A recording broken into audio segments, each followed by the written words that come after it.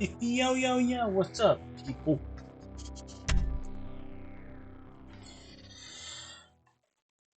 Sorry, it has been a week since I went live. I have been busy with work, mentally drained, and helping my family.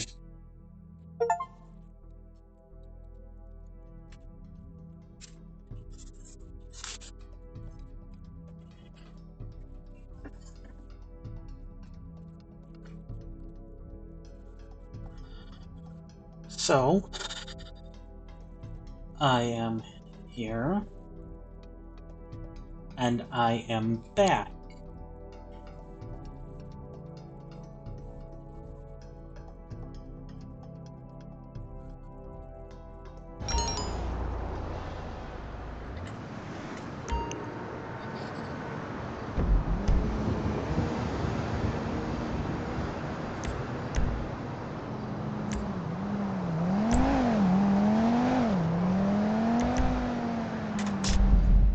I will not be dealing with any players today,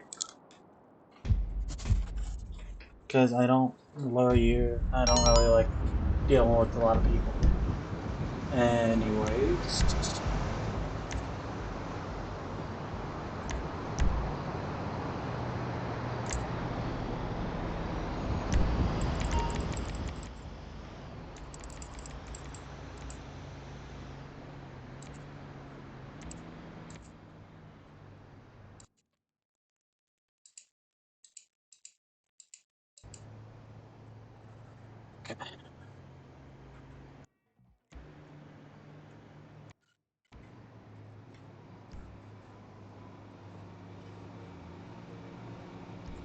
Yeah. Also need to fix the sensitivity.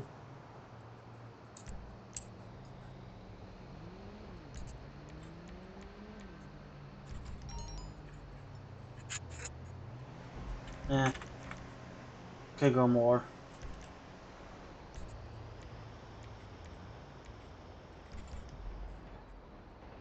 Perfect.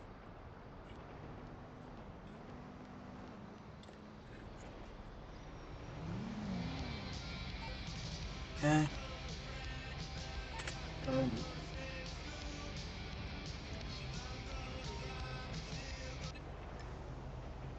Turn that off. Do not want to get copyrighted. Okay.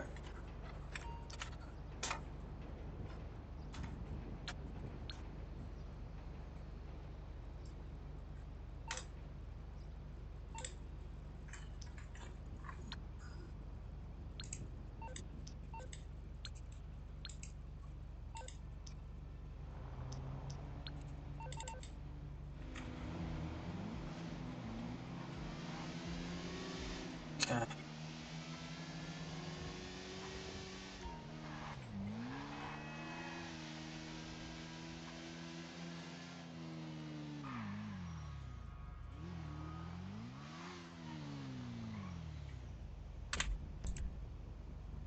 Okay. Ah, it's in Doom today. Okay.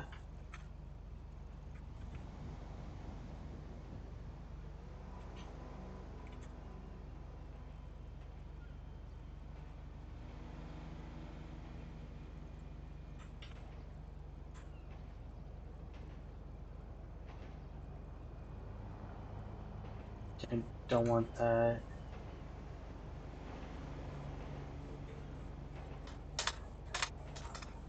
Oh, I'm messing everything up today.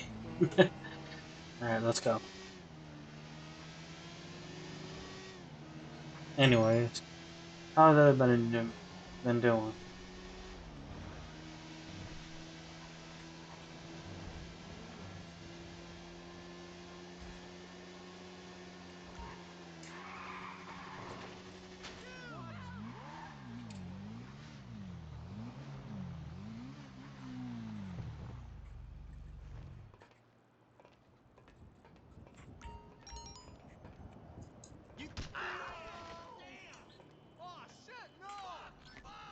and looked at me funny.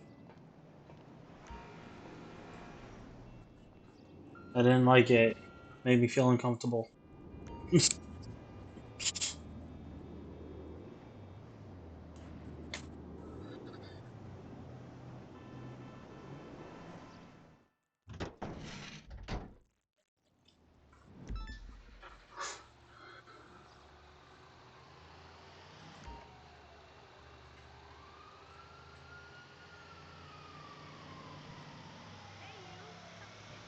Wasn't me.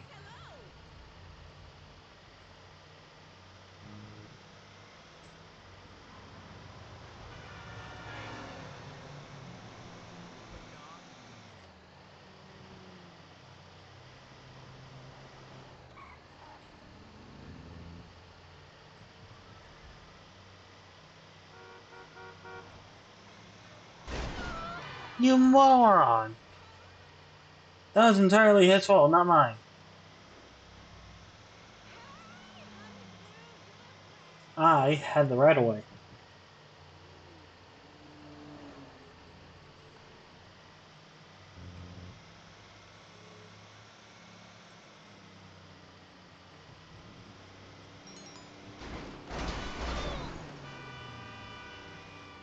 I'll take blame on that one. That was my fault.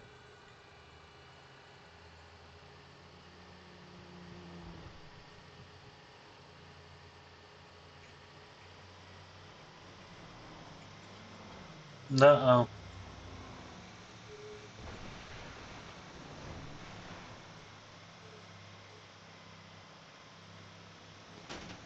No, don't get in my way!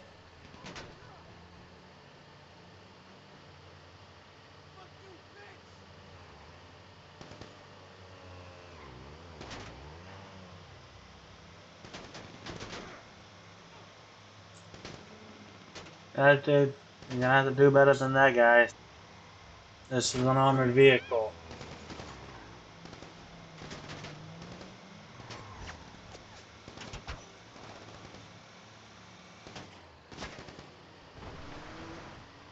Get out of the road!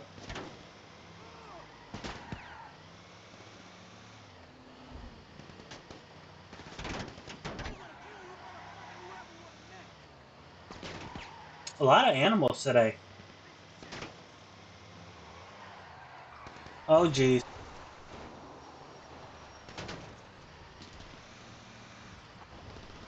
What a save.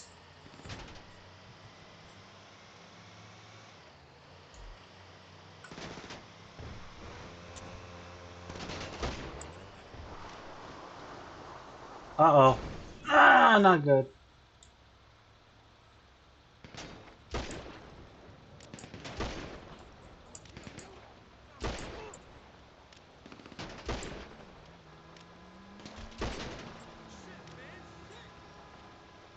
Is that man in a... That man is seriously in a track. That is absolutely crazy.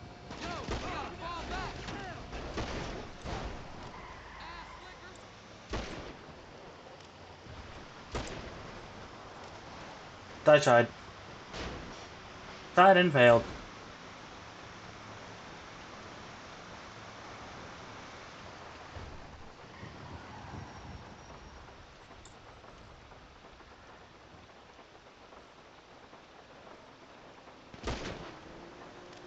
Dang, bro, I just took his hood off.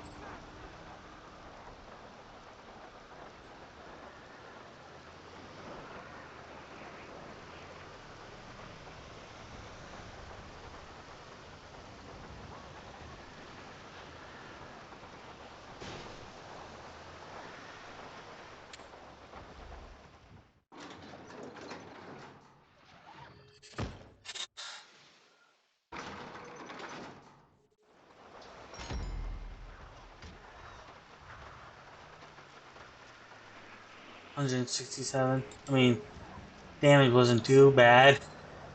Could have been worse.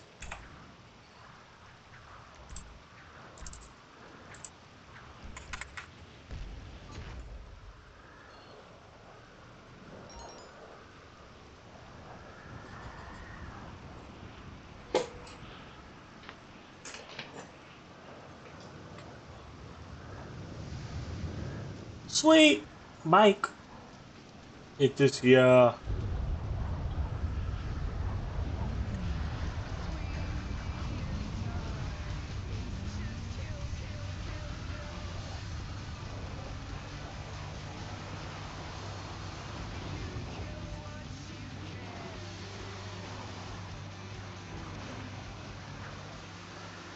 Vinewood Boulevard Radio right here. The anti-bottle service of radio.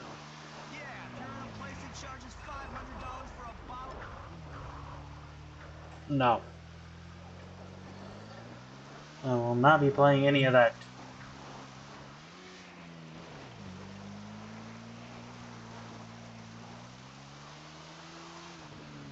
Oh! Nailed it. Look at that.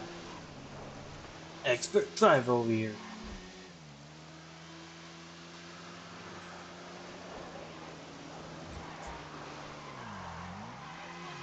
Oh, okay. Spoke too soon. Spoke way too soon.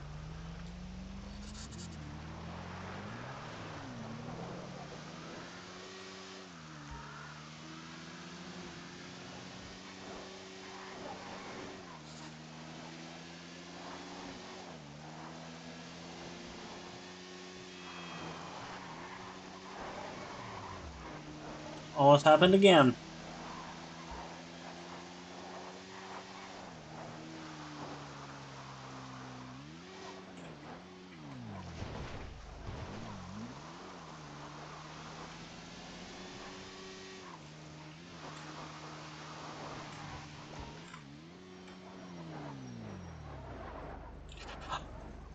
Oh!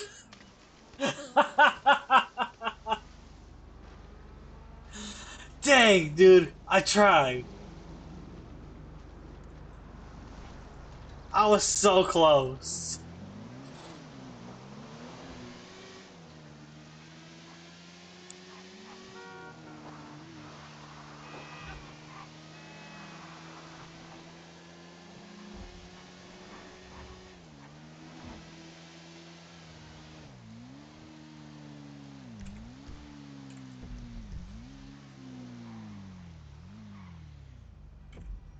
What is this? What's this?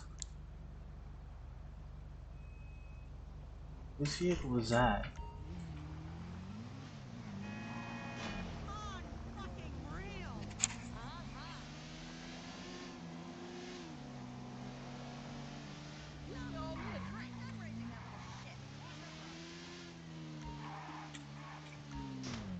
Oh! My face. Oh, I'm abusing my girl. Tell me what you see. Turismo Ooh! Classic, right? Wrong! That right there is the future on four wheels, baby. A whole new class of upgrade, courtesy of how Special works. Stripped down, stripped out, and rebuilt for just one thing. Speed. All I need from you is that perfect exhibition lap. You set the time to beat, people gonna start talking. And that's all the marketing I need. In return, your first upgrade is all on me. Say less. See, you ain't even ready for this. Hey, darling, Keep me I on ain't the been line. gone forever. Let's go.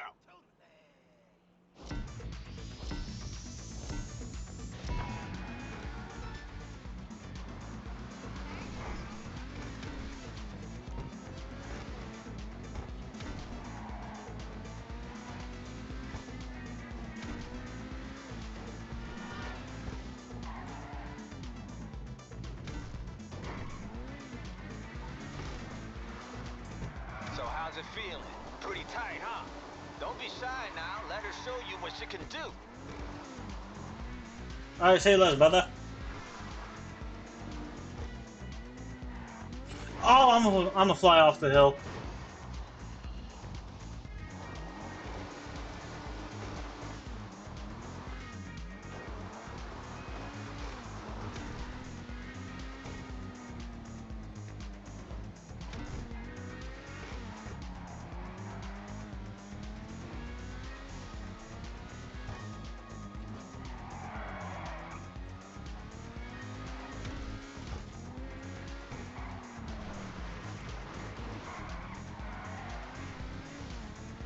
All good, all good, all good.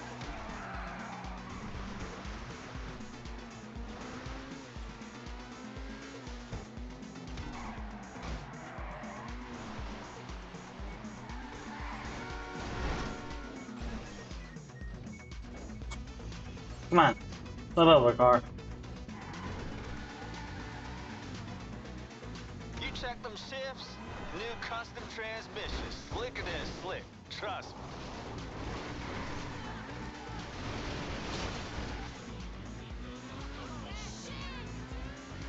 I will say it's a little hard on PC, okay?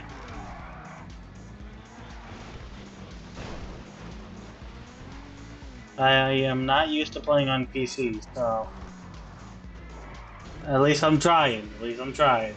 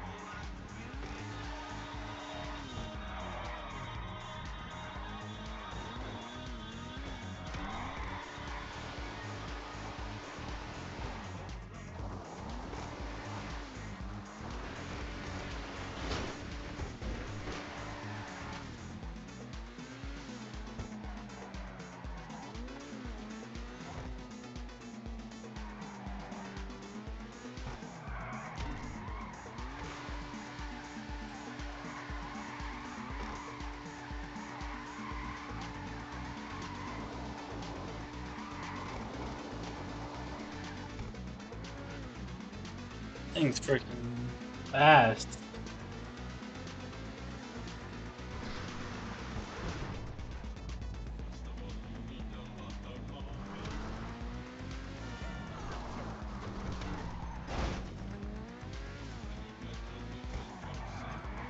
Suspension is next level, right?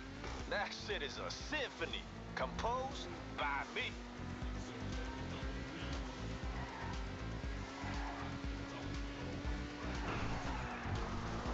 I'm gonna hit a tree.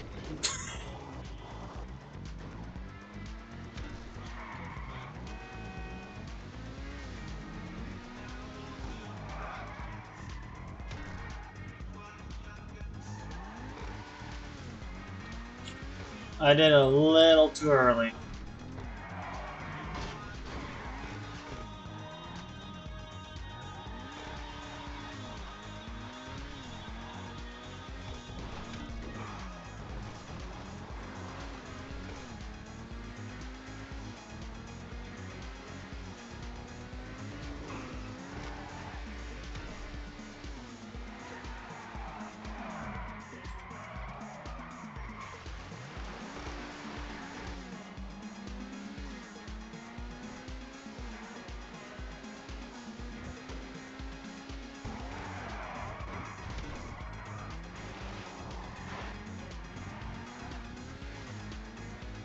Almost. Almost did that.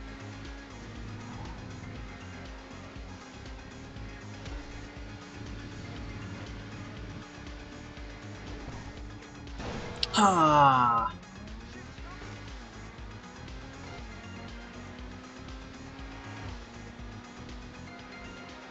You touch the brakes yet? All new. Get ready to feel some G's.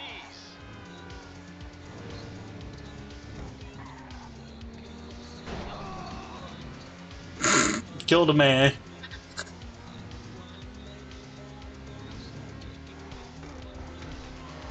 Oh, snap.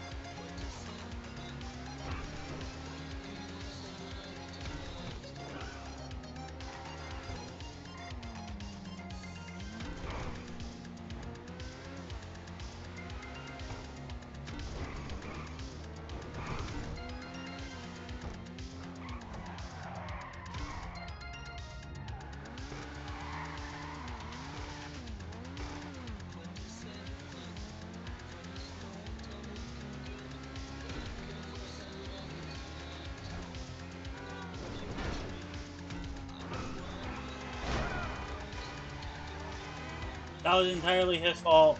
Just wait till you find a straight and open up. You driving the revolution, yo.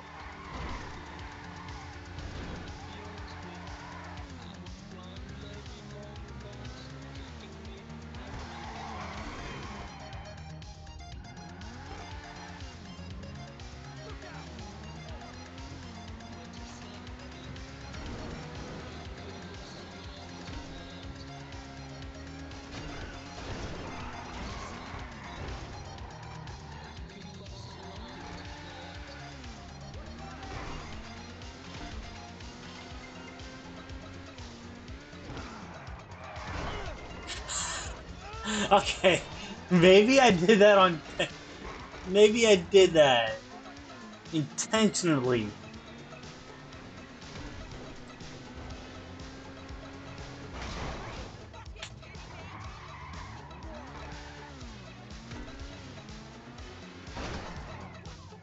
That one was my fault.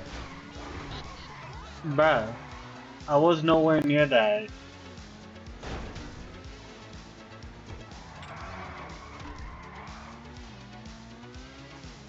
Smooth drift. Now put it all together and let it take you someplace. Serious. If you're driving something with that HSW badge, the only limitation in that car is you.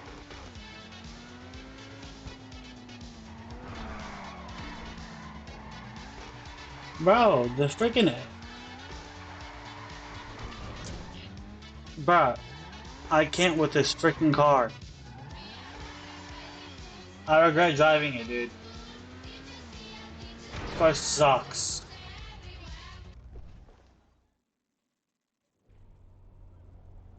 Hey,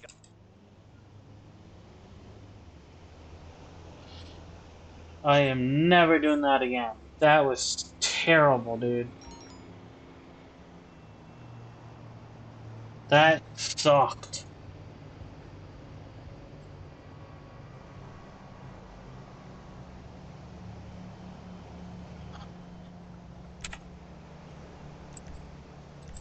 Hola? What the fuck, dude? Damn, man.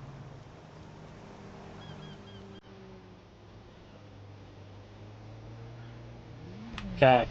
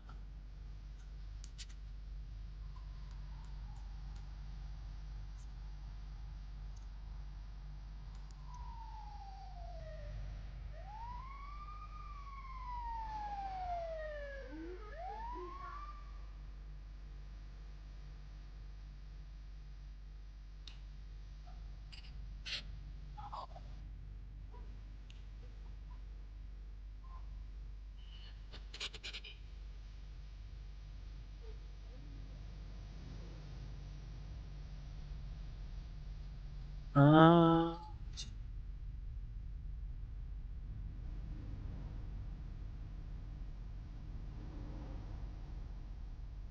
uh-huh.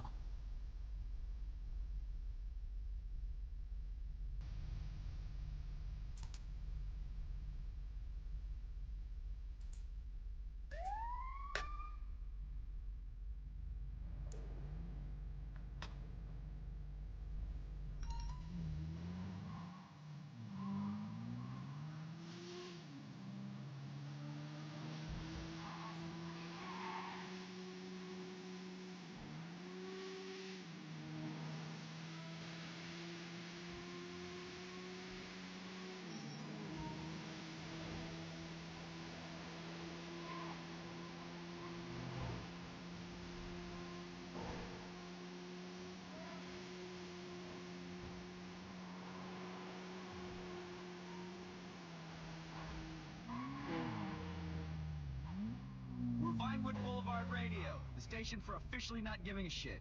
Not posing with your homies or worrying.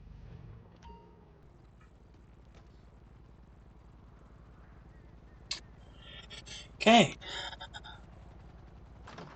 Oh, yes, come in, come in. It's, good to see you again. Been a while.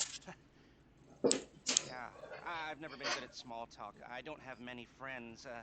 I do sometimes meet people online, and then I arrange to meet them out in the real world, and then I go there, but I hide, and I watch them, and I think, wow, now you are experiencing 1% of what I felt my entire childhood when I spoke to a girl. Wow. I've never told anyone that before.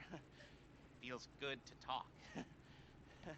So, Lester, I know the you've been creep. complaining, but you weren't ready. Now, I haven't been complaining. maybe you are ready to do real work. I mean, are you interested? Because if you are, I have a few things I'm coming ready down to the nuke the wire world. soonish. If you Not want, literally. I'll contact you. But don't let me down on this. I'm putting my neck on the line, and I like my neck. I First don't. feature. Aside from my sparkling conversation. Screw you too, creep.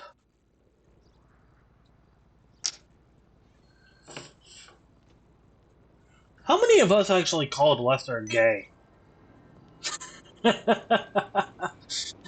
like, like seriously, how many of us called Lester gay? I'm very curious. And no, this isn't a joke. To make okay, dude, can I just? Is there a way to? Wait a minute.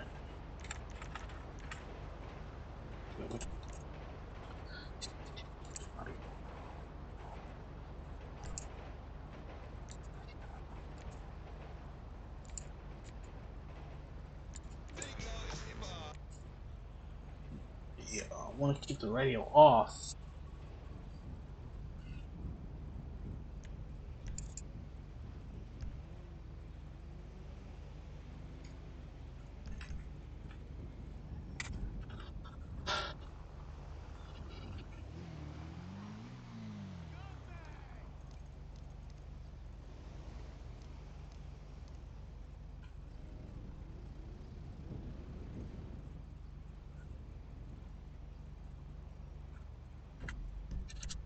Okay.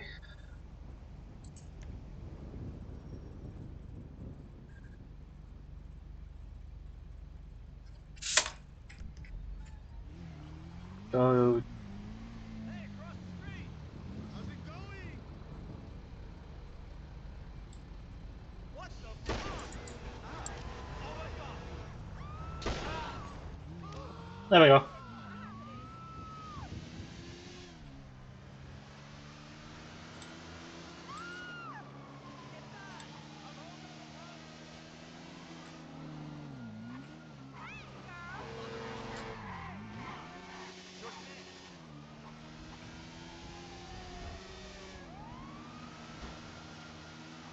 See you, chump.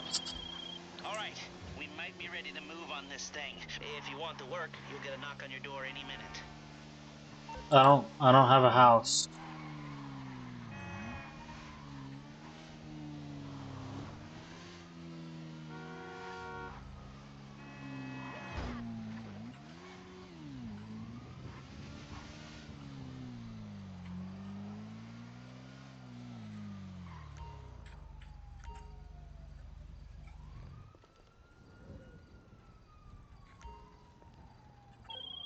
Hey, I know we've got that other thing. You're still working on that, right? Right? Great.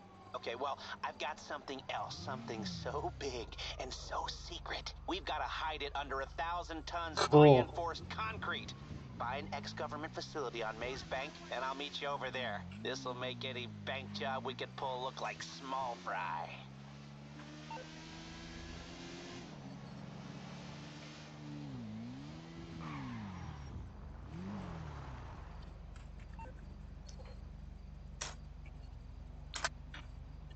Okay. Uh,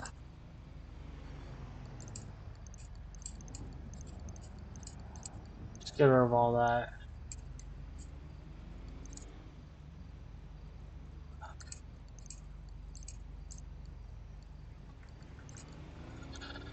There we go. Facilities. 2.9 mil.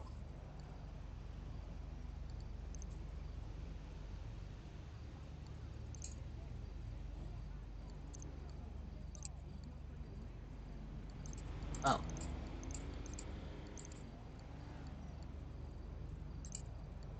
Uh,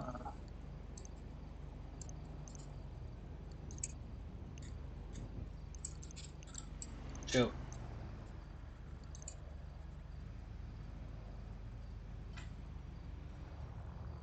Pushing all the wrong buttons. So, it is normal.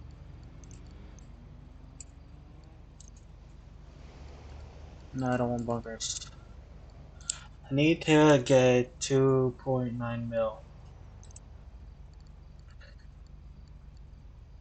I mean, I don't really care about the color.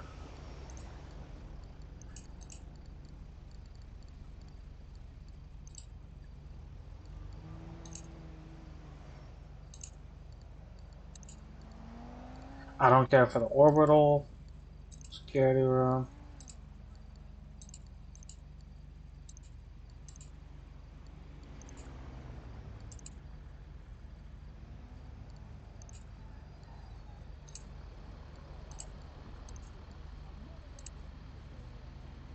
So I need 4.1 mil. That is going to be a while. Anyways.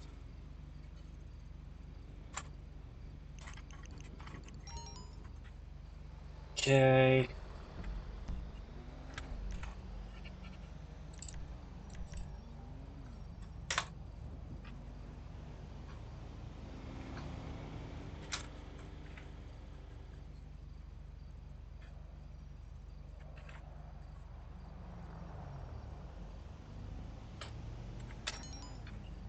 Do today too. Okay, I need to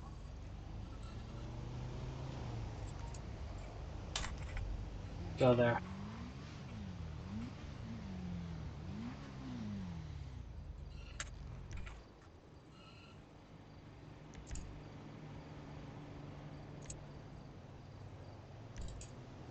Okay. Nope, did not want to do that. Oh, wait.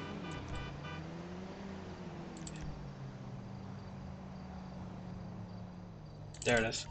Buzzard! Let's go. Okay, let's see how well I do on flying.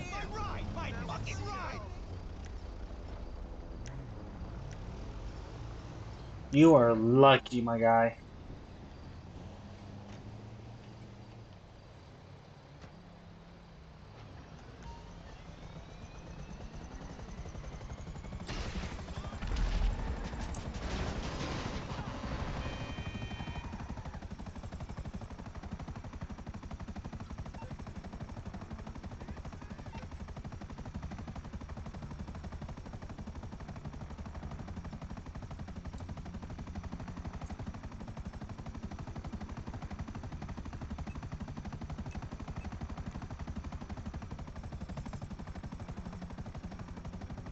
Okay.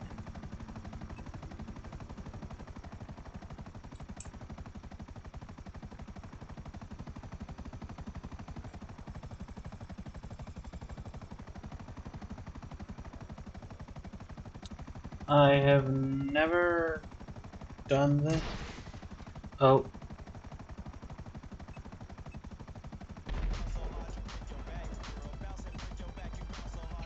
No, I don't want the radio.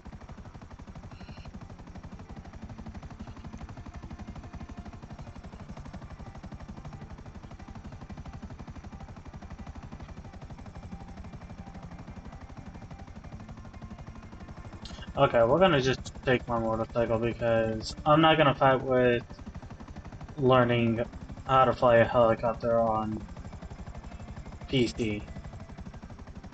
I don't got time, nor the patience. Oh.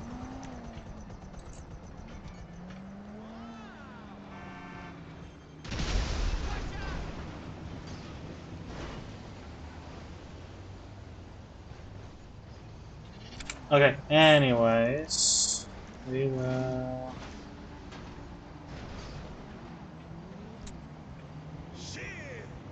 We'll enable this.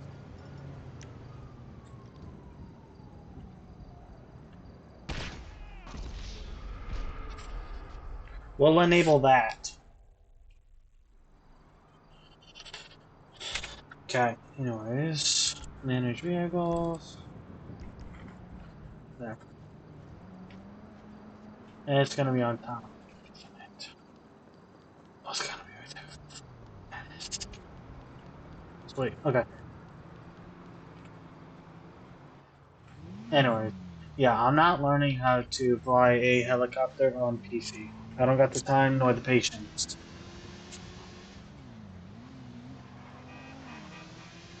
I was nowhere near you guys. Again, nowhere near you, dude.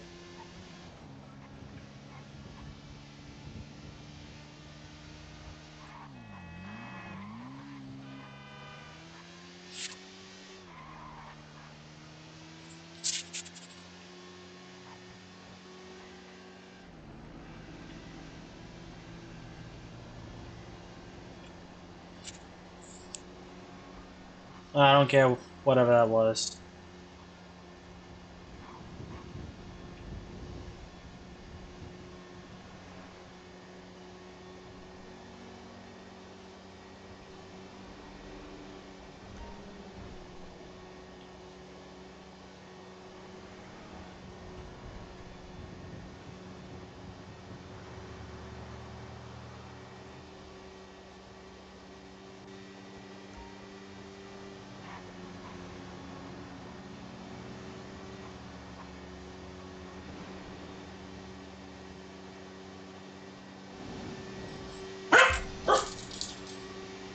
Sorry about the loud noise, guys.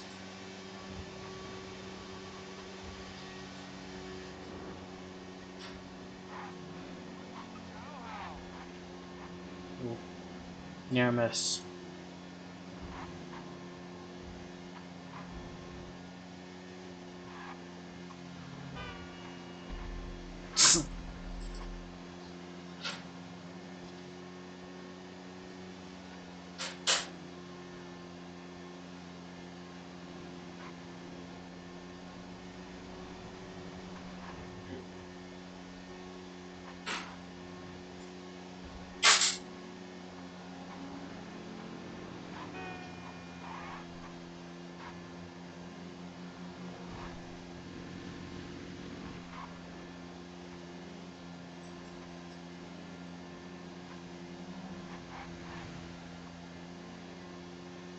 Almost to the bunker.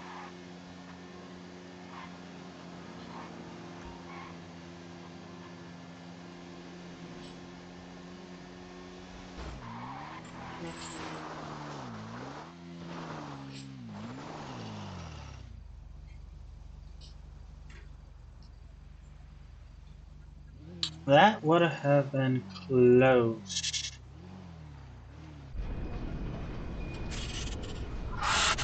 That was crazy. I almost destroyed myself and my vehicle.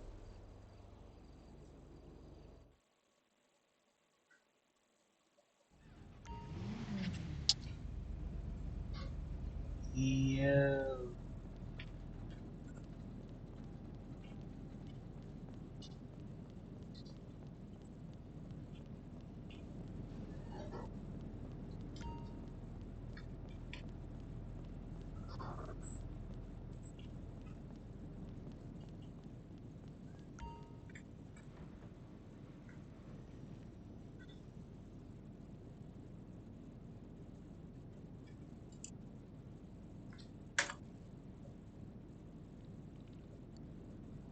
Okay, setup's complete. You can get started. You'll be resupplying the lab so they can research new weapon technologies or manufacture arms for you to sell. Full disclosure, this is kind of a gray area legally and a red flag to bad actors, so expect attention. Make sure you can handle it and utilize security upgrades as they prove necessary. Your goal, as well as ours, is making this a profitable business. Yes, sir.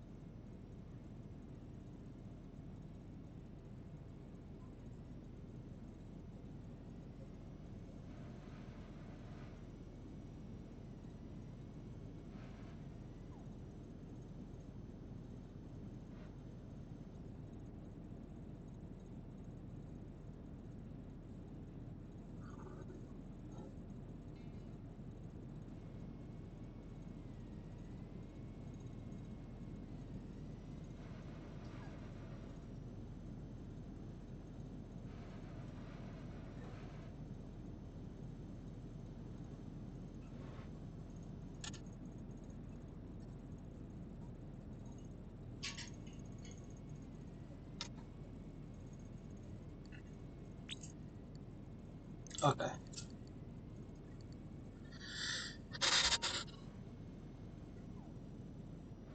I'm not gonna sell you yet.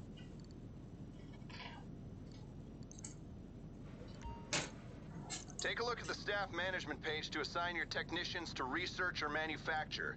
If you use your supplies for research, you'll gain access to unique modifications for your vehicles and weapons. Current research progress can be tracked on the research page along with the records of all the schematics you've developed.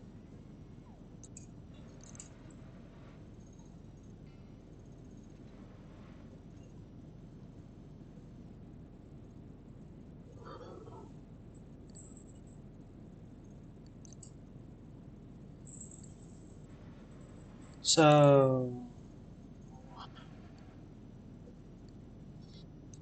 I'll do this one.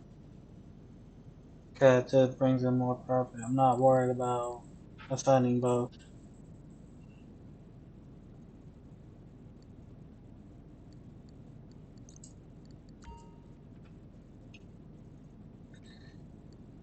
Right now I'm a low level, so I can care less for all this.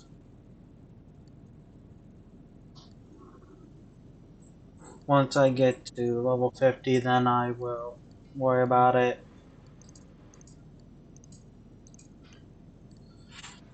But for now, I don't want to touch the money. I also want to get a nightclub. Um,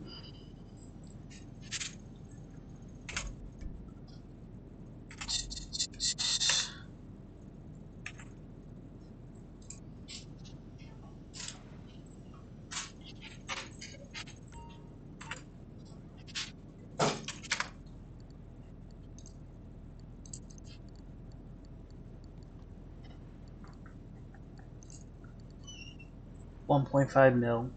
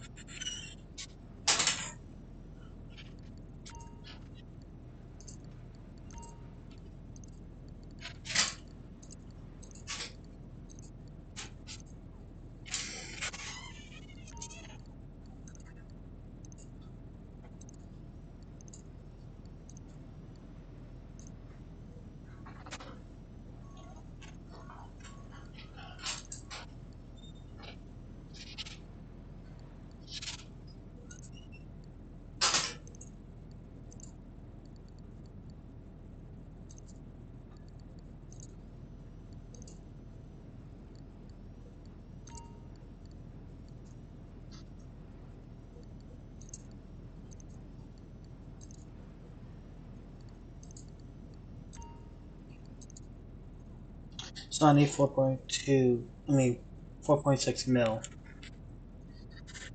But like I said, I'm not worried about overage. So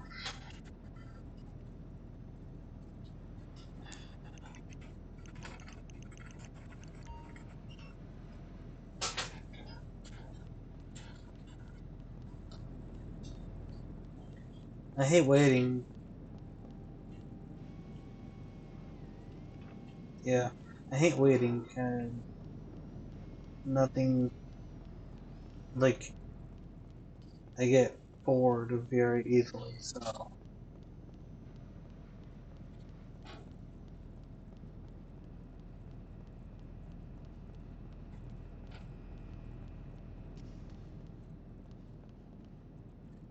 and I don't want to do like actual jobs because they don't really give me anything.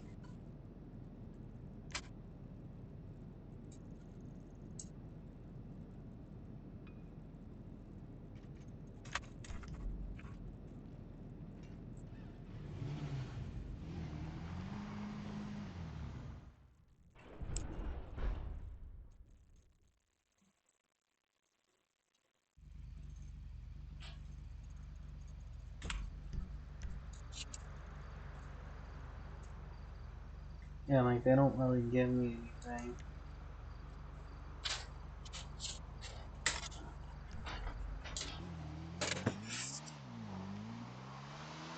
Gonna go to my apartment. What? What time you work tomorrow? 9. All right, I go in at 8. So I'll wait tomorrow before I leave. Or I'll wake you up when I get out, Okay. which will be 5 o'clock. Okay. No, it won't be that early. 5, you can get out, and then you just stay awake.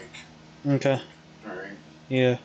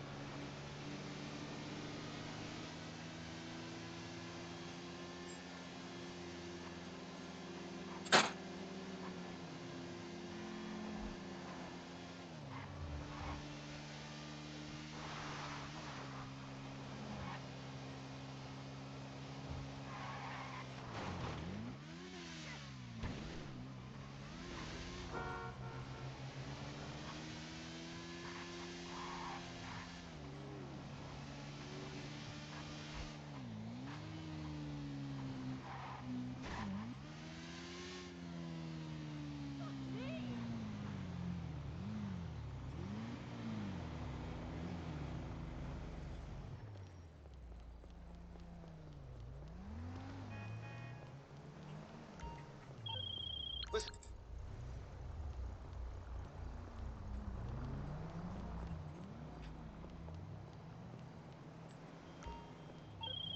listen, this is Tony Prince.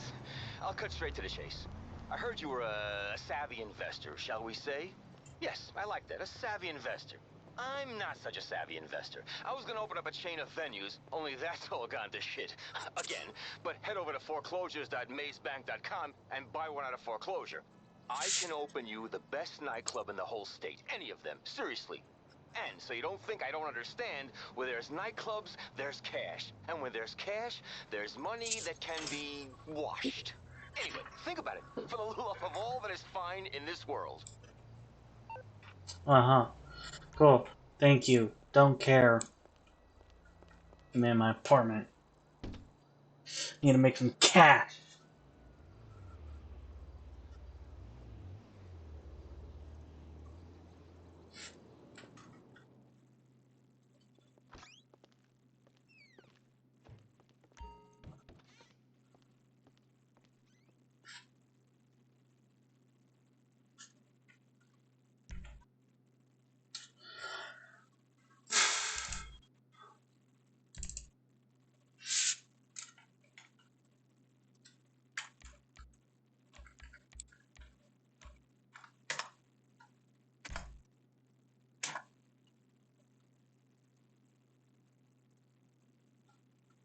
Oh, okay, there we go. Sweet.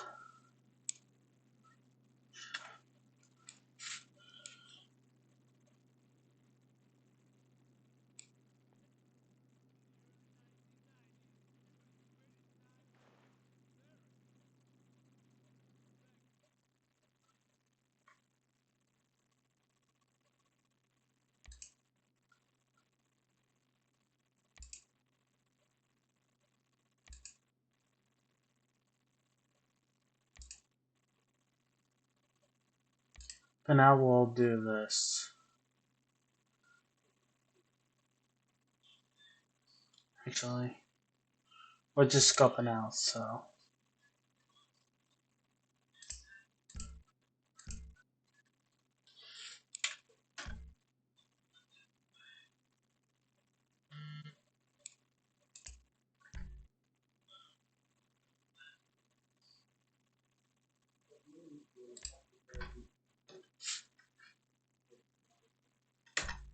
Oh, come on, really?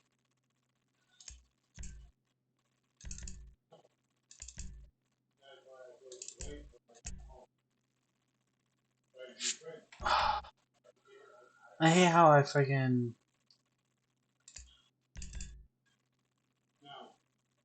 I feel like you should be able to freaking play without anybody. Like, you should not need any more players. Can't even freaking do this. So stupid.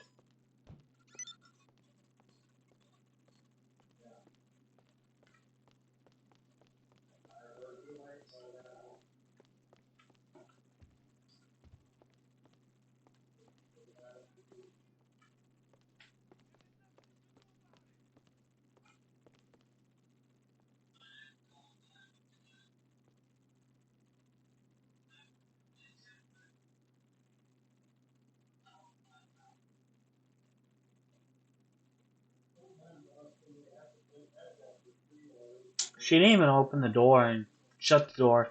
That's insane. I'm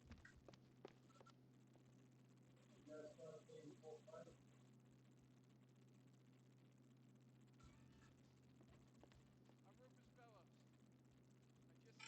I just signed Jack as a client. This is our first big meeting. First one, number one. I gotta warn you, I'm a little nervous. Every time I gotta meet a star, my nerves get going. Mostly up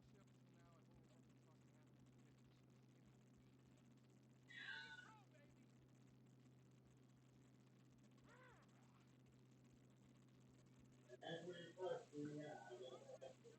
and pigeons. You know. Bring it through, baby! Whoa, hey, Jack. Jack, whoa, lower the piece, bro. Hey, Rufus.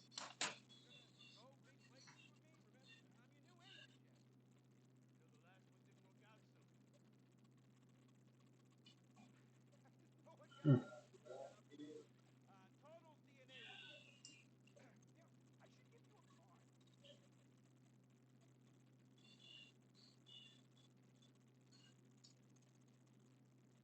a card. What can you do for me? And what can you do for me? Give me some tough love for stars. Are those jars of urine in there? Hey, stay out of this. Now the road is out. What's with crystal see-through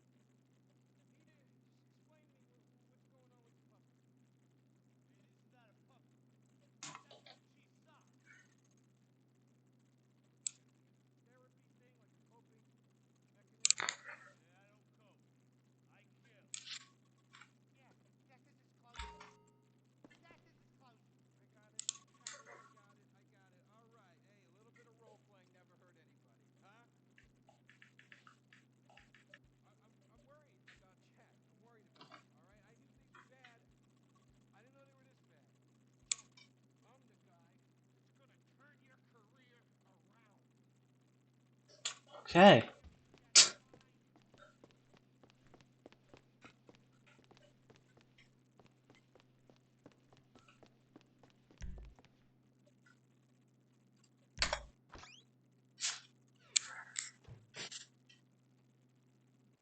I've been dying to talk to you. God, I was stuck on Haywick Avenue yesterday. No Um. way. Really? I'm truly, truly happy for you. Oh no, I didn't want that property. Congratulations, you deserve it. Sure. Bye.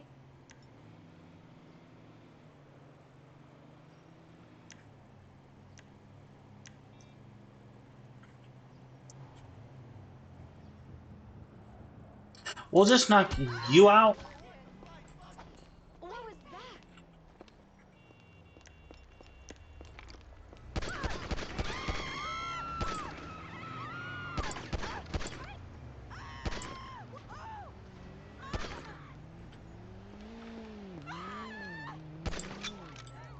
Bruh.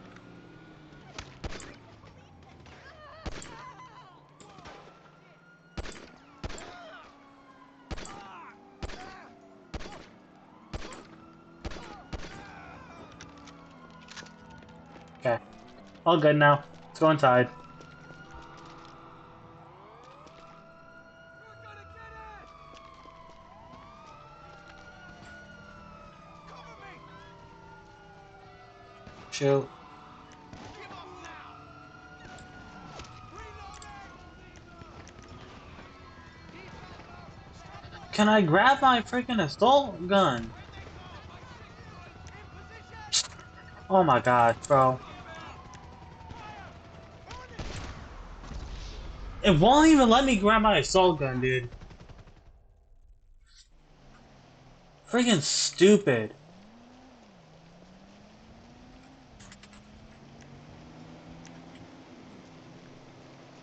Like the amount of times I've tried to freaking grab it.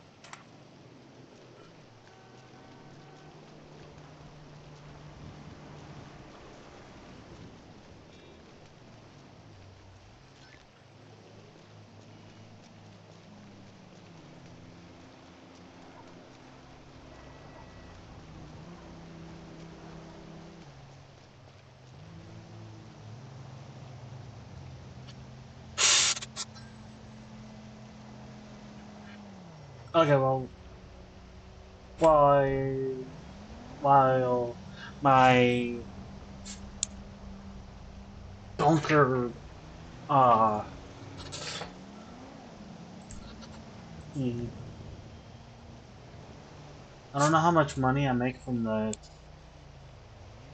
I don't know what is double money and double RP.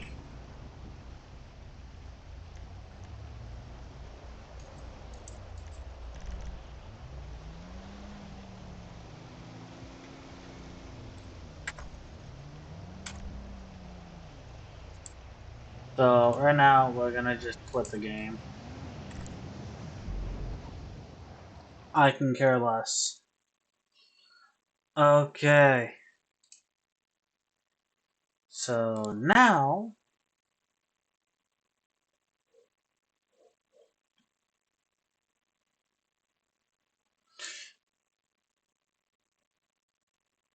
we're gonna watch some stuff because why not?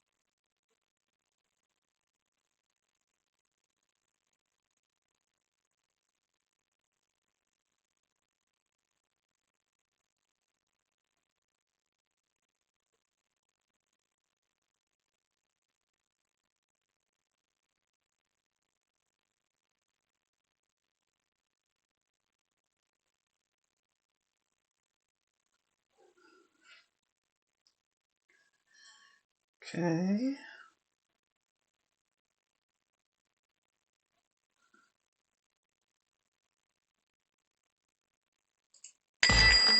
Papa Louie has decided to travel the world to discover new pizza toppings for his restaurant. He's smart though. He's leaving his pizzeria in our hands. All we have to do is make sure the place stays afloat while I unlock all decorations and clothing, complete all the mini games, and do mini challenges to unlock all 90 achievements in the Steam remaster of one of our childhood games. I can't lie, this game was a tough grind. The creator of this somehow captured what it's like to work in retail perfectly. I hope you all enjoy my suffering. Hey Dave, Skies is promotion. Deserved. Delivery boy Skies.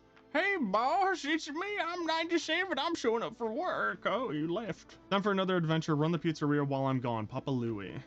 Oh gosh, but I'm so old and I want to sleep. Okay, so I purposely made my guy look as like sad and old as possible, just so that like when people come in here, I'm really hoping that they'll like take pity on me. Holy crap, a lot of rating. Oh, yeah, I'm gonna make you guys real happy with this one. Welcome to Papa Pizzeria. Let's get, okay. Go copy down each customer order onto an order ticket. Okay, so switch to build mode to start making a pizza. Kingsley wants a traditional crust for his pizza. Click on the traditional crust. Wants classic marinara. This pizza needs Papa's cheese blend. Wait until the meter is centered and click the Papa blend button. Yeah, it was close enough.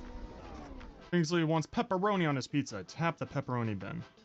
Start clicking on the pizza to add them. So the symbol means he wants pepperoni to cover the entire pizza. Space them evenly so each quarter gets the same amount. No, is it actually? Oh, okay. So yeah, no, it's actually like depending on where I click it exactly. Okay, got it. Press the finish button to send the pizza to the oven.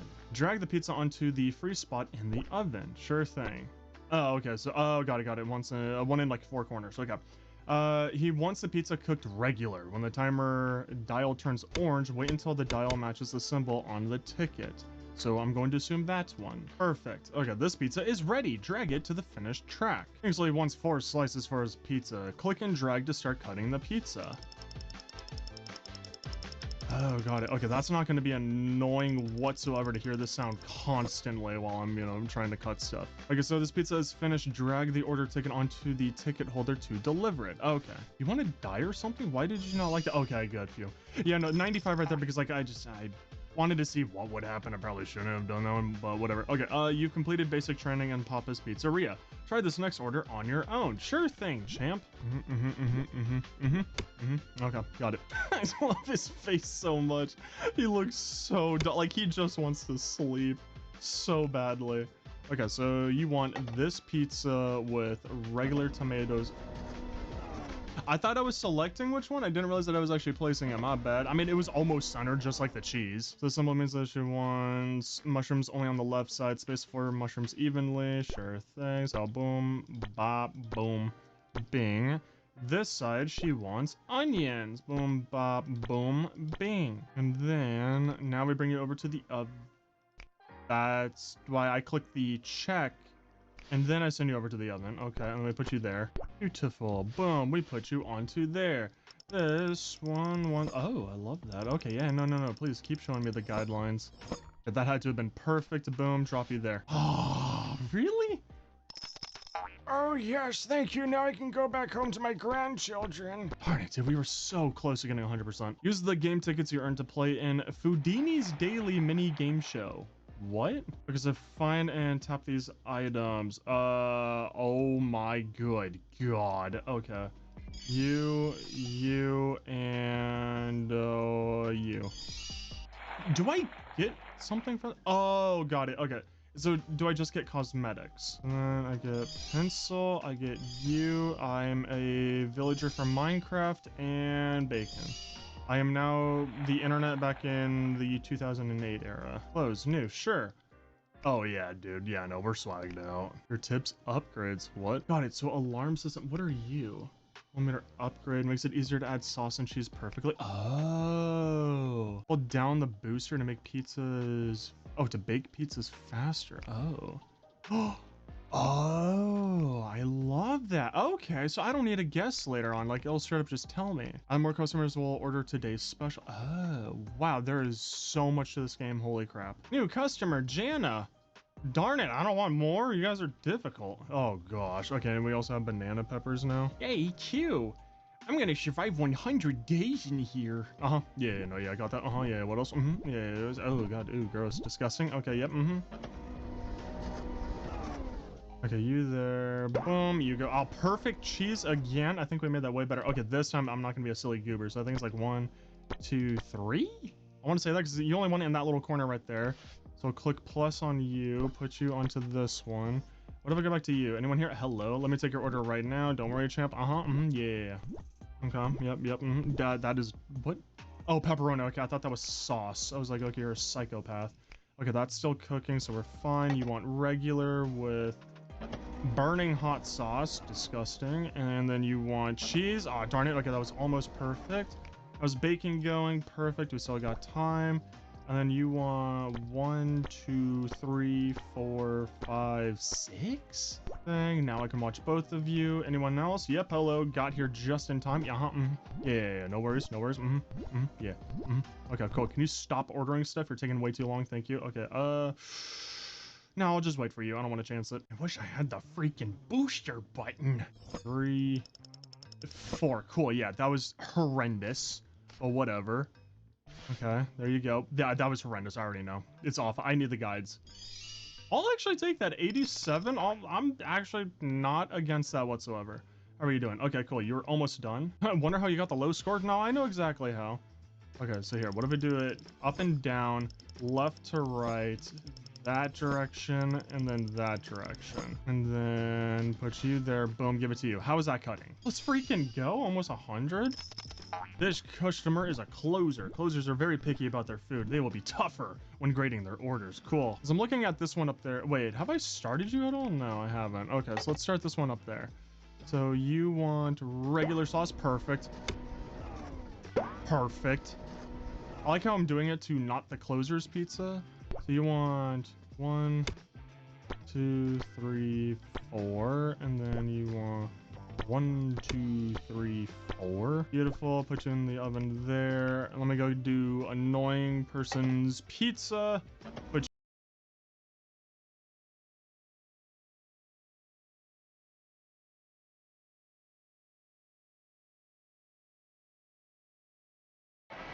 Hey, AT&T just gave me their best deal on the new Samsung Galaxy S26 Ultra. I'm telling everyone. Barber, dentist. I got a hardware. In today's video, I'm 100%ing Hill Climb Racing.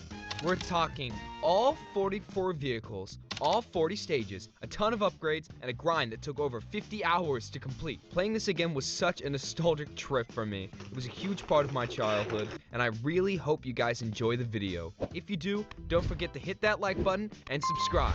Anyway, let's get into it. We're kicking things off with the car selection screen. Right now, we're gonna start with this janky red car to begin with. I'm not gonna lie, it's kind of not really good. It's kind of bad, but don't sweat it because there's a ton of really cool rides later on down the road that we're gonna unlock during this playthrough and during this road to 100% completion. As you guys can see, we're already going down the road. We're picking up some materials that we're gonna need along the way, but as you see, road kind of bad, but don't sweat it because there's Dollar store, Mr. Bean. This is what a dollar store Mr. Bean would look like.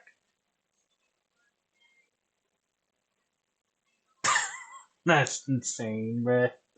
I can't.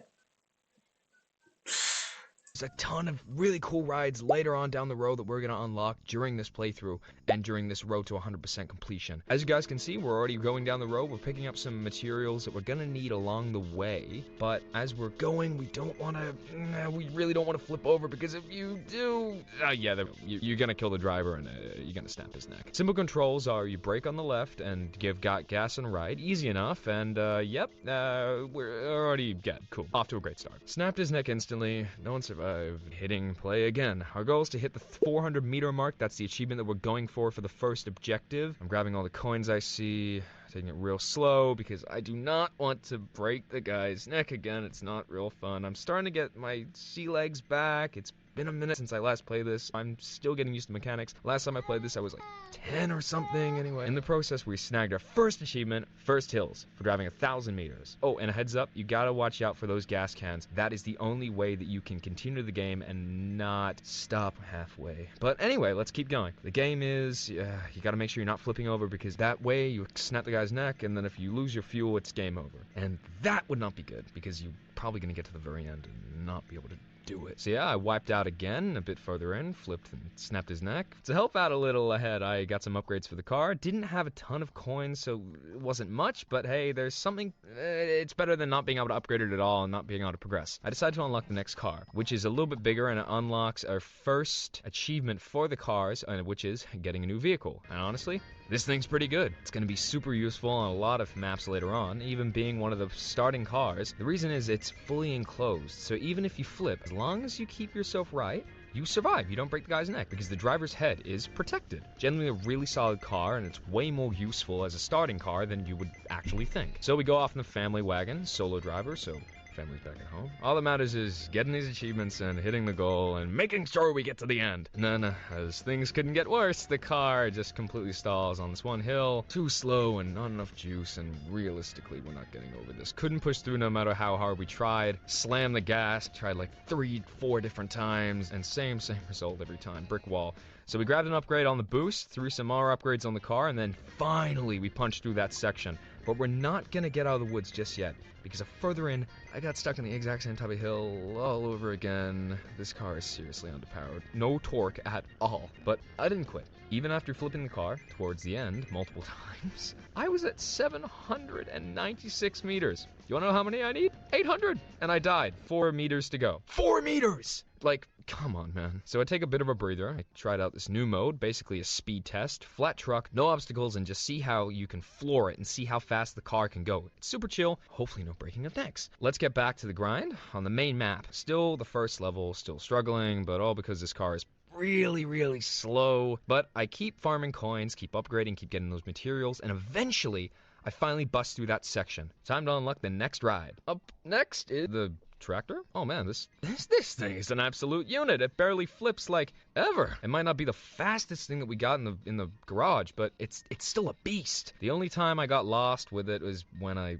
ran out of gas. Otherwise, I would have easily cleared that level if it weren't for the fact that this thing absolutely chugs gas. Next, I tried the motorcycle, and yeah, hard pass. You literally just breathe on this thing the wrong way, and it sends you flying, and then you constantly, yeah, you die a lot on this thing. It's really not safe. The guy that doesn't even, what is the hat for? It barely protects him. We went back to the family wagon, and finally, we got our first 1,000 meters with it. Unfortunately, right after that, the car got stuck on the hill and could push through, so I had to bail on that idea. Rest in peace on that one. Tried the bike again? Nope. Dude just faceplants immediately every time. Immediately dies. I also tested out that event mode, the only one where you could pick 3 cards and each of them applies a modifier on your run. One of them had gas down, meaning the car always accelerating, no brakes. Another had traction rush, which cranks up the speed and it's almost like you're on ice. Literally constantly at full speed, and the snow makes everything slippery. But the map was pretty flat and it was manageable. Even though the car struggled on the hills, get up to 2,000 meters before dying. Not bad, I gotta say. Honestly, back to the main game. Throw some upgrades on the bike and try it again. Still didn't work, this thing sucks. It flips immediately right out of the gate multiple times, made it to 400 meters, then 500, then still wiped out and died. This bike is by far one of the worst things I've ever touched in this game. So we're officially done with that thing. It's going into the trash, where it belongs. Whoa, time to unlock the hippie van. Bro, this thing has some stoners chilling in the back, bruh. The whole van is painted in this wild rainbow tie-dye situation. I really like it. Unlocking it also gives us an achievement for unlocking the first 5 vehicles. Quick little side note though, I'm not going to be showing every achievement going forward. For some reason, most mobile games on my setup have this issue where achievement animations don't always pop up on the screen. So I've already unlocked way more than we're going to be showing, probably 15 or so. So I'm just going to focus on the gameplay itself. The main goals are unlocking the cars and the maps and maxing out the upgrades, and that's where the real fun is. Alright, testing the hippie van, got 2 passengers in the back. Let's try and keep them alive, and honestly, the van's not bad. Handles pretty well and not a ton of rollover risk. Very chill to drive. It's just kind of sluggish. But other than that, it's solid, of course, and that doesn't last very long as the whole roof gets ripped off and now the dudes in the back are totally exposed. One wrong bump and it's lights out for them. But we keep on going. Eventually, the van's wedged up against this ledge on top of a hill, and that's game over. Running out of gas again. Tried to get up there. Didn't work. Tried it in event mode, going for 4,000 meters, but the van is worse than the family wagon, and it only makes it around 500 meters or so. Next up, we unlock the seasons map. Really like this one. It cycles through 4 seasons as you drive: winter, spring, summer, fall. Super cool concept. Use the tractor to try and push through it, but it couldn't pull it off. The tractor just wasn't cutting, unfortunately enough. So we unlocked another vehicle, the monster truck. Now this is solid. This one is wild. It made it much further and through the ice sections, which no other vehicle can do it. Then we unlocked the desert map. Literally a candy-themed level with lollipops sticking out of the ground. It's bizarre and I love it, and it's easier than most maps too. Made it through the first couple checkpoints with the tractor, but I also ran out of gas before the end. Tried the monster truck too, and that one also unfortunately did not make it. To push through, I finally unlocked the Carantula. Car tarantula? Which is less of a car and more of a mechanical spider robot thing, and honestly, it sucks. Like, genuinely one of the worst vehicles in the game. The only upside is that it rarely flips, so if you're going as slow as a snail, you won't die from that, but you will run out of gas. And then, to make me eat my words, I immediately died from flipping it. Lucky me. Classic. Never thought my ability to lose in the most embarrassing way possible was going to happen. But anyway, we continue. Next, we unlock the Super Hill Climber, a big gnarly Jeep, and this thing goes really fast, tears through everything, no obstacles, no problem. But of course, on one massive hill, it flew backward, and you know the rest, because of course I did. Then I unlocked the Mega Highway ramp, and this one might be my favorite so far. It's got these giant swords raining down from the sky, and visually it's so cool to look at. It's stunning. Easily one of the coolest looking maps in the game. First attempt, I made it 1,000 meters, which is solid for the first run. Tried the hippie van too, but it ran out of gas right before the next checkpoint, and this van kind of sucks fuel. So we dropped 200,000 coins on the trophy cup. Expensive, but worth it. This thing has a massive suspension, but as it bounces all over the place, it's hilarious. Tested it on the seasons map, which is still one of my favorites, but I had a blast until the car flipped and face planted. Then I tried it on the ice map. Got close to 700 meters, but ended up flipping out again. Tried a bunch of different cars on this map. Nothing was sticking, so I moved to explore other levels. At this point of the game, I'm not really trying to go for 100% yet. I'm just vibing, testing out the different cars, really having fun with it, and we're not going in it right now. Tried the highway map with the bike, and this actually was pretty easy compared to the others. The fact that I'm using the bike, which I always die on, and it sucks, which I was able to make it to 1,000 meters, and it says a lot. Even the 1,200 meter checkpoint. But then there's this super steep hill, and the bike just doesn't have the power to climb it. Wiped out on the way back down, snapped the neck, who would have known. Unlocked the cave map. This one's trickier. There's a lot of ceilings in this section, which if you're going too fast, you're gonna clip it and you'll die. It's just something that you gotta watch out for. This is actually where the family wagon shines, since it's fully enclosed and can take those hits no problem. Made it to the 700 meter mark on where the bike flipped before, then switched to the family wagon. Way smoother. No flippage, didn't have to worry about it, but then got stuck on a hill with no power. Game over. Moving on. Then I decided to try the one-wheeler.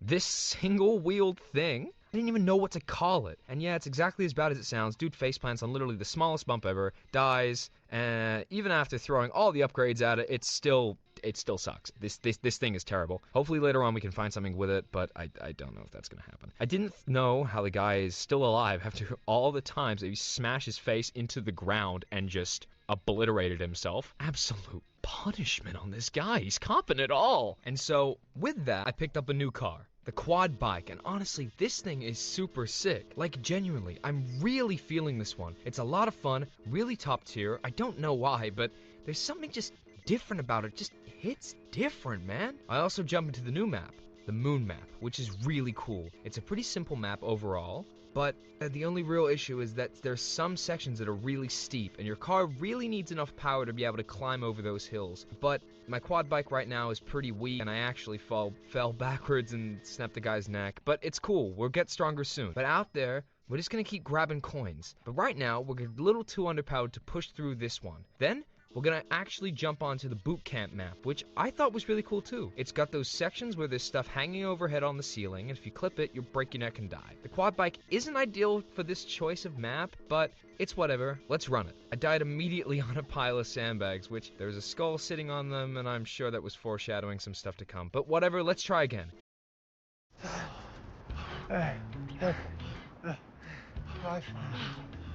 And when you get iPhone 17 Pro on Spectrum, you get the same seamless connection you love at home. On the go. Get the new iPhone 17 Pro, now available on Spectrum.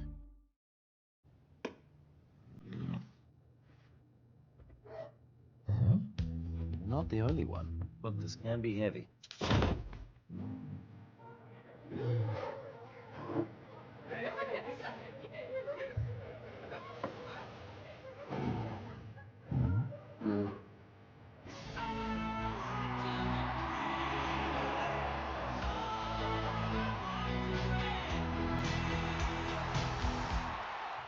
Getting further in, you start hitting those sections where I mentioned there's a ceiling above you, and you can't go too fast or you'll slam into it and, yeah, hurt yourself. That being said, this map is actually way fewer of those spots than you'd expect. It's more relaxed overall, and there are only some areas that are an actual danger. So the main challenge in this one is really all that stuff scattered on the ground. You have to roll over tires, for example. If you try to drive over them, you lose your momentum, you're going to not make it through, you're not going to have enough power, and you're going to die. You have to just commit and send it on one clean go. And honestly, a little luck doesn't hurt, because either way, you're gonna make it or you're not. After that, I went and unlocked the Mars map, and this one is a really cool map. It's one of those simpler maps again, where the main difference is basically just the texture of the terrain in the mountains. It doesn't really bring much of anything widely brand new to the table. It's pretty similar to the Moon map previously, it just has some small bridges that you now have to cross here and there. There are a lot of standout features, but not on this map. Now I will say this, further into the video you'll see maps that are genuinely really creative, and they bring a lot of new elements, but this one is more pretty straightforward. Which makes it tricky is that the low-hanging ceiling bits are basically everywhere on this map. Like, the entire thing is structured like a long cave. That makes it really rough to use a vehicle like the quad bike since it's open top and your rider's head just keeps getting obliterated by the ceiling, man. You really have to be in a fully closed vehicle for this one, like our favorite, the family wagon, which is way easier on this one since it has a full roof. The quad just struggles here, and it's really not a great fit, unfortunately. Then I unlocked the tour bus. 3 passengers in the back, and I'm already telling you this one, these 3 are not surviving. Absolutely no chance, but we're not going to tell them that. The driver here is a bit on the crazy side, but it's alright. Let's take our tourists on a little adventure across the moon map, picking up coins and diamonds along the way, and oh man, what a terrible vehicle. This thing is just awful. It's massive, it's incredibly slow, and the size makes it a nightmare to control. It's just bad. It's really bad. And the gas is almost certainly going to run out because this thing absolutely tows itself along the ground. And to top it all off, you got these 3 passengers in the back that are somehow responsible for keeping you alive. If you hit any of these guys, it's a game over. There's probably an achievement in somewhere for keeping them alive for a certain amount of time. But right now, it just trying to make it as far as I can possibly. I'm not focused on completing anything specific, just getting a real feel for things with this vehicle. Because honestly, your boy might need to go and get some actual driver's license before operating any of these vehicles. I'm a menace on the road.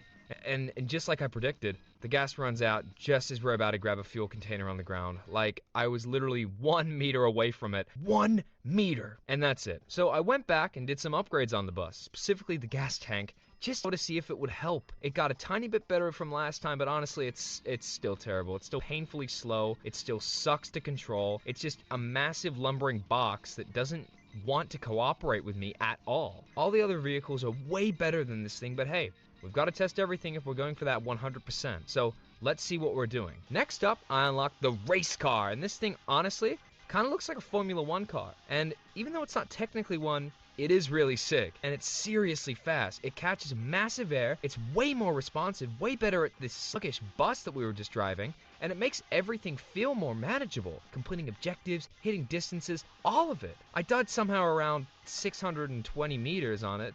Yeah, I know, your boy is not exactly dominating right now, but I'll get through these maps eventually. For now, I'm just going to be testing the vehicles, and we're going to see how these feel. And then we unlock the police car. Pretty cool vehicle, and it actually does break off at certain situations. Out of every car we've tested, the family wagon is genuinely the only one where the roof stays completely on no matter what. So you drive directly into these cave ceilings, you can smash into overhead obstacles, and the family wagon doesn't break. The police car does not hold up the same way. As soon as you get it, we flipped it upside down, and the whole car just crumpled apart, and the dude just instantly died. It's honestly pretty fragile. I genuinely don't understand why the family wagon is built the way it is, considering it's a family car, and this is a police car, but it just seems completely indestructible. Like, the only way you can actually die is either by flipping it fully upside down and not being able to right yourself, or running out of gas. You will never ever snap this guy's neck in this car. It will not happen. Alright, moving on. The Super Diesel 4x4. And oh man, this thing is an absolute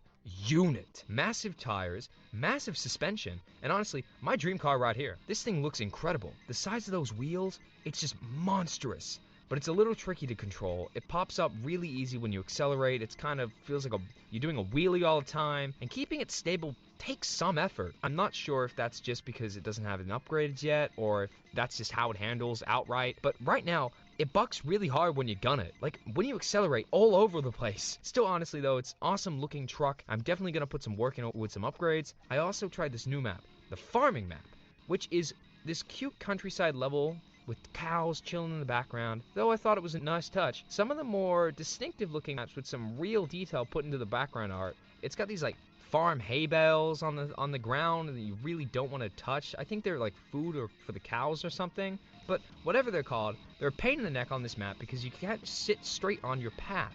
Your car doesn't have enough clearance to roll over them. You flip backwards, and yeah, as you just saw, it's exactly what happened to me. I just died. And we're now unlocking the ambulance, which honestly makes a lot of sense given that we're snapping the driver's neck out here. Let's be real, I am genuinely the worst possible candidate to be driving an ambulance. Like, I can barely keep myself alive at this point. So imagine what's happening if to the patient sitting in the back. Look at that leg at the back door. The back doors are flying open every 2 seconds. That poor patient has zero chance of surviving and actually making it to the hospital. And this road never ends. We're actually never going to arrive anywhere. And by the time we're going to get there, there's going to be nothing left of the guy. And just like I warned you, we don't make it. At 277 meters, we crashed and absolutely totaled the whole ambulance. Both of us died, me and the patient. Nobody made it out there. So now, the next car that we unlock is generally one of the best ones in the game. The rally car. This thing absolutely slaps. It's super fast, it's surprisingly easy to control, and it makes everything feel easier. Hitting objectives and just clearing everything. Man, I love this thing. And honestly, after getting this thing, I decided that this is the first car that we're gonna go for 100% for the clearance of all the maps. The rally car is just going to be essential for that. The first map already cleared. It's one of the easiest ones in the game, obviously, you know. Doesn't require a crazy distance.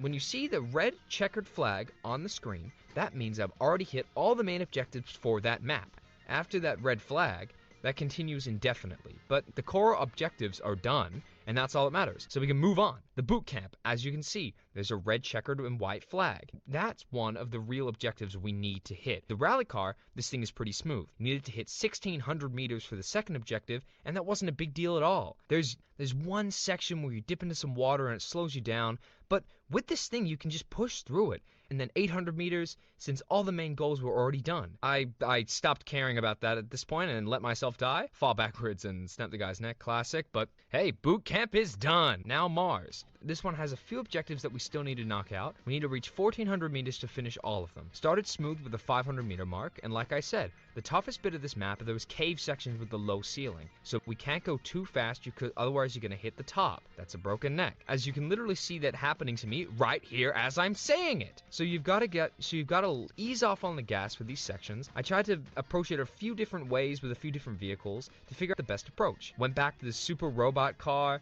but this thing is, again, terrible. It's too slow, it's too clunky, can't make it work. Tried the motorcycle, and that just makes it even worse. The bike accelerates too fast, and it just keeps clipping the ceiling every time, no matter how careful you try to be. So I ended up falling back to our old reliable classic. You know him, you love him, the family wagon. And I'm telling you right now, this car is basically indestructible. It pretty much is able to go through the entire way and nothing happens. It basically makes navigating these cave maps so much less stressful. I was still creeping all the way through slowly because I got nervous, but at least I wasn't dying from the ceiling. The only real issue with this map with the family wagon isn't the ceiling. It's that the car is slow. So some of the hills out here are really steep and it can't completely push through. I tried over and over and over, but hitting these sections where it got stuck and refused to move no matter what. Tried the trophy truck as a backup. It still broke the neck of the guy. Tried the police car. Also caved under the pressure.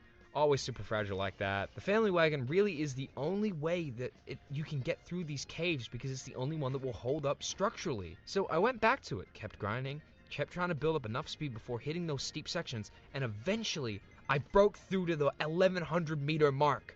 Still needed 1400 meters for that last one. The solution I found was nitro. I bought a handful of boost charges and saved one for that section where the car always stalled, fired it off, and it absolutely blasted through, hitting that 1400 meter mark finally getting it done with Mars. The car instantly ran out of gas after that, but moving to the point where I genuinely did not care. Map cleared, moving on. The super countryside was next, and we needed 1,000 meters to wrap up the objectives. I started doing it with the family wagon to see what it could do. Didn't do good. The obstacles on this map just kept flipping us over and over. So basically I went back to the rally car, which has become my default at this point for most of the maps, given how good it is. Even with that, the obstacles in this section, they gave me a bit of a hard time. But the extra power lets us come through and ramp up through these sections and just go through everything. The bridge section got me though. I broke mid-run and fell into a gap below, and once you're down there, you basically can't get up. It's basically a game over. It's almost impossible to climb out of it. Restarted it, a few more solid attempts, but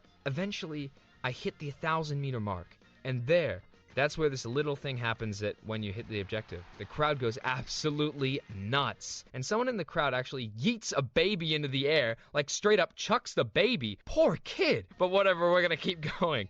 I ended up hitting the 1,300 meter mark, but since I wasn't pushing anymore, the important stuff is done here. Next we move on.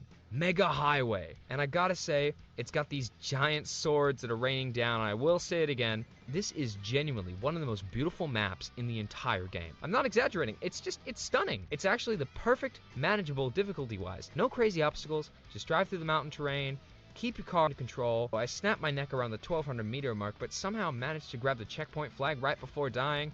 But it wasn't exactly enough. I still had 2 more objectives, so I ran through it again with the rally car. This map isn't that hard. It just comes down to keeping your composure and not overcorrecting on the hills. I hit the 1,500 meter marks for Check Park 1, and then I hit the 1,800 meter mark for the final one.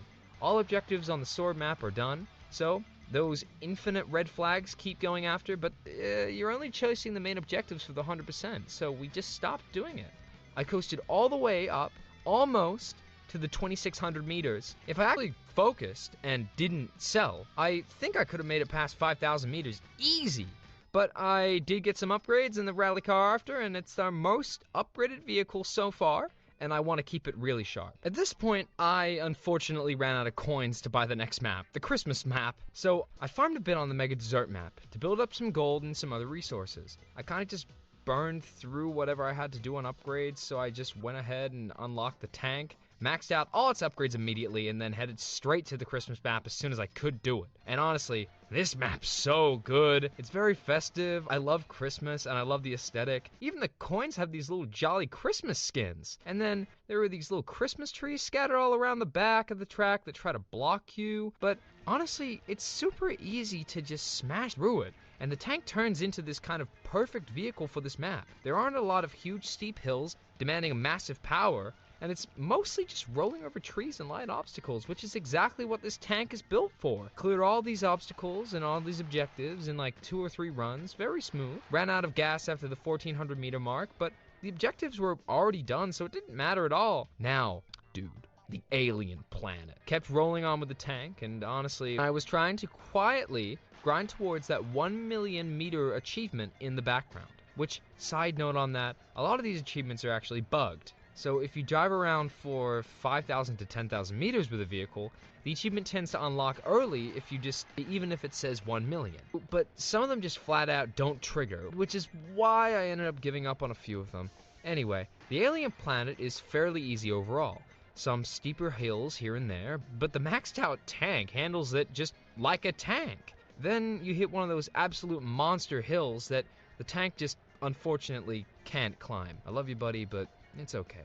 So I pushed through on the last remaining upgrades on the tank, which finally made it my first maxed out vehicle in the garage, which popped the Collector's Edition achievement, and the difference is genuinely noticeable. The fully upgraded tank is way faster, way more responsive, and it's able to master you fully getting up that hill. But unfortunately, it lied, and it just did not work. Some hills are, unfortunately, just too much for this thing, but beyond that, the tank couldn't handle it on its own. But we bring in our good friend Nitro, and it can. I bought 10 of them, and the thing went absolutely airborne, flying over every huge hill like it was nothing. Just launched into the sky, blazed through the 1,400 meter mark, and knocked out every single objective on the alien planet comfortably.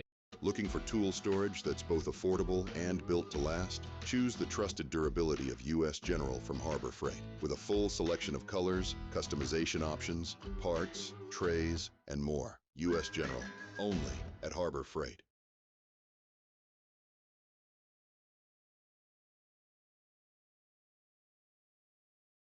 Harbor's check engine light is on, but a friendly AutoZoner runs a free FixFinder scan and refers her to a local shop.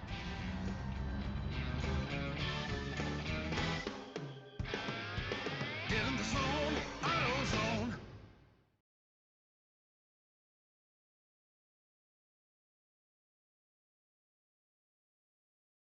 Now, we're gonna move on to the ice map next. Pretty manageable overall. It's got these low-hanging ceilings again, but the icicle-type things hanging from the ceiling don't actually kill you. You actually just can avoid them. You just have to avoid the solid ceiling sections. I kept going with the tanks since I was chasing that 1 million meters on it. But it's honestly not the ideal pick here. It really has to crawl through this map, wrong move, and a little too much speed, and you're going to eat the ceiling and snap the guy's neck for about the 1 millionth time on this run. So I made it through the entire objectives and got to the 4th checkpoint. I got to the 5th, which required 1,400 meters, and things suddenly started getting harder. So I tested other vehicles to find something better. Tried the electric car, maxed it out, and took it for a run. It's quick, but honestly, it's a little too quick, and I immediately smashed into the ceiling and destroyed the top of half of the car. Miraculously, the neck didn't snap. Also, as an electric car, we're picking up batteries instead of gas, which is kind of cool and a really neat detail, but ultimately, it doesn't matter, and we kept clipping the ceiling, so it wasn't the answer. I tried the rally car, insanely fast, but the speed is actually a liability on this map, and I hit the ceiling almost instantly. Now, it's not impossible to use an open-top car here. You can do it, it just requires a lot more patience and self-control. But actually actively hold yourself back for not going full speed, which, given the rally car is so cool, it's the instinctual idea. But it's doable. Eventually, I went back to, you guessed it, say it with me, people, the family wagon. It's the only car with an indestructible roof. Maxed out all the upgrades and helped with the hills, but before doing that, I ran into some upgrades on the one-wheeler, which, just to tick it off the list, finishing the upgrades triggered another achievement called Golden Sample for fully upgrading a total of 5 vehicles.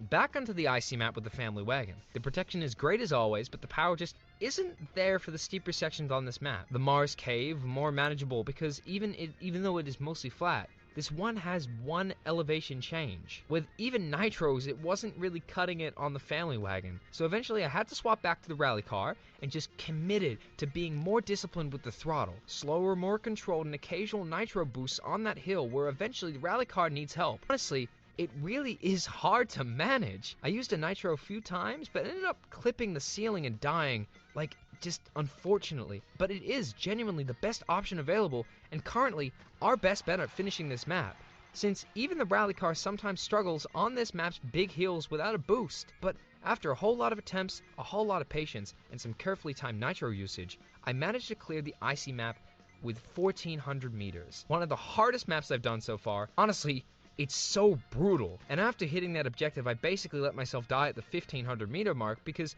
I was completely done with this thing and I didn't want to play it on it anymore. Anyway, let's move on. The forest map. Switching back to the tank, this map is basically full of trees, and the tank is absolutely perfect for that, just rolling over everything in its path. Died once early from losing control, but the faith in the tank never wavered, and this thing is dominating the forest, catching huge air off the hills, steamrolling every obstacle, used a nitro around the end to completely launch off the ground, and I hit the 1200 meter mark, no problem.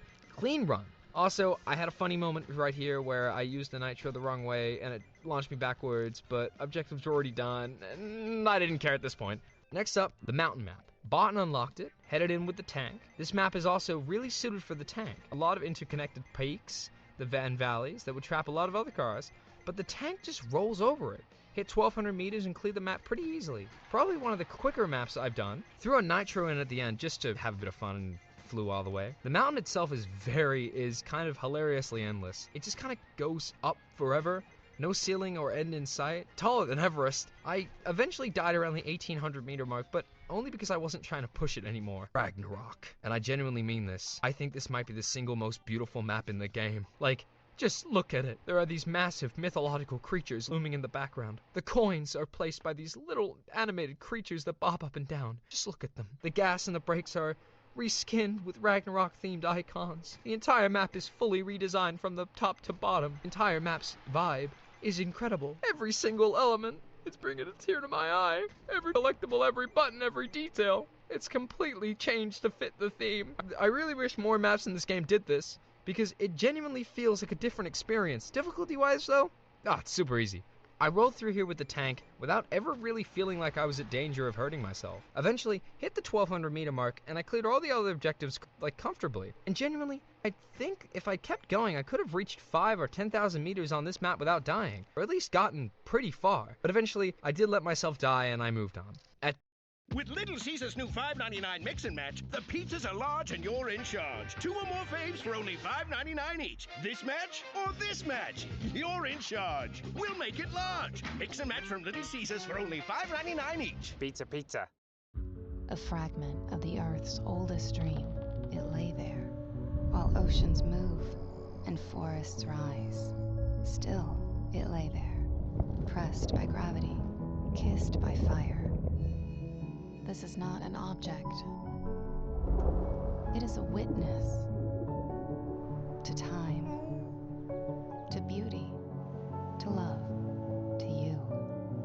Natural Diamonds, eternally yours. At this point, dun-dun, I hit the 1 million meter achievement with the tank. Only swapped off to it. The new ride, the Moonlander. Maxed out all its upgrades immediately, and obviously got it ready to go. Then I unlocked the Mud Pool map, which is kind of this swampy, gross muck that kills your speed if you fall into it. Now the Moonlander's whole deal is that it can literally fly, since it's designed to be on the moon. It has thrusters built into it, and the mechanic is if you hold the gas and the brake at the same time, you launch forward into the air. The only thing is, fuel is pretty limited on this vehicle, which is a good thing, because without the limitation, this thing would be completely broken, which, I'm gonna be so honest, I kinda wanted it to be, but realistically, I know why it's not. It would make this entire grind completely a joke, but we're gonna move on. You eventually would never lose with this thing, and as long as you watch your fuel carefully, this is the one most fun and controllable vehicles in the game, really enjoyable, and the Mud Pool map was basically a joke with it. Cleared it easily and got to the 1200 meter mark in my first real attempt. The Volcano map. Everything is red. Everything is on fire. There is lava everywhere. Fall into the lava, stay too long, and you die. The Moonlander basically dismantled this map. 1200 meters done. It really wasn't even close. I'll be honest though, in terms of pure fun factor and how it feels to drive, I'd rather do the map with the rally car, but for getting through the main objectives and completing maps efficiently, the Moonlander just genuinely might be the best in the game. The real way of losing is running out of fuel. The beach map. Still running the Moonlander since we're trying to get to that 1 million meter grind for it. And yeah, cruising through the first try again, hit 1200 meters without any drama. This vehicle is just genuinely ridiculously good. If used on every single map, I'd probably clear almost all of them on my first attempt. It's kind of absurd. Finally died at 1500 meters after the objectives were wrapped, just to get to the next one. Factory map. This one has a bit more going on. It's an indoor factory level, so the low ceiling throughout, pipes to duck under, spinning gears and machinery, crates that fall on you, toxic waste zones you can't sit in too long, and if you're clipping the ceiling too hard, your neck snaps. But since the Moonlander can fly, the toxic zones are basically a non-issue. Just float straight through and around everything. The main challenge is just managing your speed and around the ceilings. Still pretty easy though, and I cleared it. Got around 1,700 meters after the objectives were already handled. The Roller Coaster. Love this map. It's got a great 360 loop. Very classic roller coaster energy. Outside of this, it's pretty much just steep hills with no major objectives. The hills you can catch on if you're not careful. The Moonlander just floats over them though. So the only thing that really got me was running out of gas near the end. If that hadn't happened, I truly think I would have never died on this map, but luckily, the gas never ran out, so I grabbed the main objective and didn't have to replay it. The night map. Visibility is lower here. Everything goes dark, you're basically just navigating by headlights. But it's not actually harder because of this. No wild obstacles, just hills and mountains to roll through. The Moonlander makes those literally a joke. I'm just putting this vehicle on the top of my 3 of all time. Honestly, maybe top 1. The only real management skill is fuel, as we've said before. If you're flying constantly, the tank drains fast, but if you're using it smart, you're never really dying. Hit 1,200 meters for the final objective and wrapped it up without much stress. Rooftops. You're driving across rooftops of city buildings. Though, I did think that this map was kind of annoying, honestly. There are these small little ramps that you would hit at the right angle and you would flip over, but despite this, I loved it. It actually cleared pretty fast. 1,200 meters done. Kept going past the target all the way to 2,600 meters. Just cruising, man. Junkyard. Wrecked and smashed cars everywhere. Some bumpy, uneven terrain that you can flip up on. Got pretty close on my first run, actually. Hit 1,200 meters, and I ended up sitting at around 1,090 meters. So, pretty good. And then the gas ran out, unbelievably so. So, we went again, used some nitro, fired it off, blasted past that mark we needed, and done. Construction map. Similar to the rooftops, ramps, platforms, industrial stuff everywhere, but only a step harder. Just because it got annoying, because the metal scaffolding and the building material you have to navigate over fell completely off the map once, which is essentially an instant death. But after a few solid attempts, I cleared the 1,200 meters, though a little tougher than the rooftops, but manageable. The Rainbow map. Okay, this one actually is kind of tough. The platforms here have these disconnected rainbow arches that don't really line up cleanly with each other, so you're kind of having to be careful that you don't drive off into the edge, just into literally nothing. Lots of gaps, awkward elevation, differences between the arches, and because you're all floating at different heights, sometimes one will be above you and you'll bonk your head on it and just die. Really annoying map. Died a few times more than usual, but got through it realistically pretty easy. Eventually, I hit the 1,200 meters and died at around 1,500 meters after that. It's worth mentioning.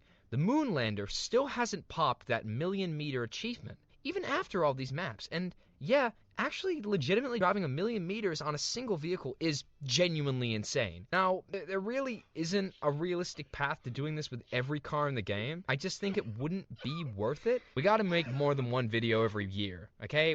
Time management has to be the key in order to get this done. And I'm just hoping that this bug eventually just kicks in. Haunted map. Halloween theme, little graveyard sections, jack-o'-lanterns to dodge, a bridge made of bones, walking skeletons wandering around the map. Great aesthetic. I love Halloween. One of the most entertaining maps just to vibe in, but it has some real obstacles that can catch you off guard and kill you if you're not paying attention. It took a good number of attempts to get that 1,200 meters done. The North Pole, icy mountains, snow-covered trees, widely very wintry. Kind of a mix between the ice map earlier and the Christmas map. It's got those rooftop-style sections mixed in, so you've got the hybrid of 2 gameplay types on this map. The combo isn't super challenging between these two, though there isn't a ton going on difficulty-wise. To compensate for how smooth it plays, the distance required is longer, with around 2,000 meters. But even though it is pretty comfortable, I genuinely think that if I kept going, I could have hit 5,000 or 6,000 meters without dying. Just going and kept getting easier. The nuclear plant. This one, I hate it. This is my least favorite type of map in the entire game. It's one of those indoor industrial layouts with low ceilings the whole way through, and if you're going too fast, you die. I snapped my neck at around 300 meters, just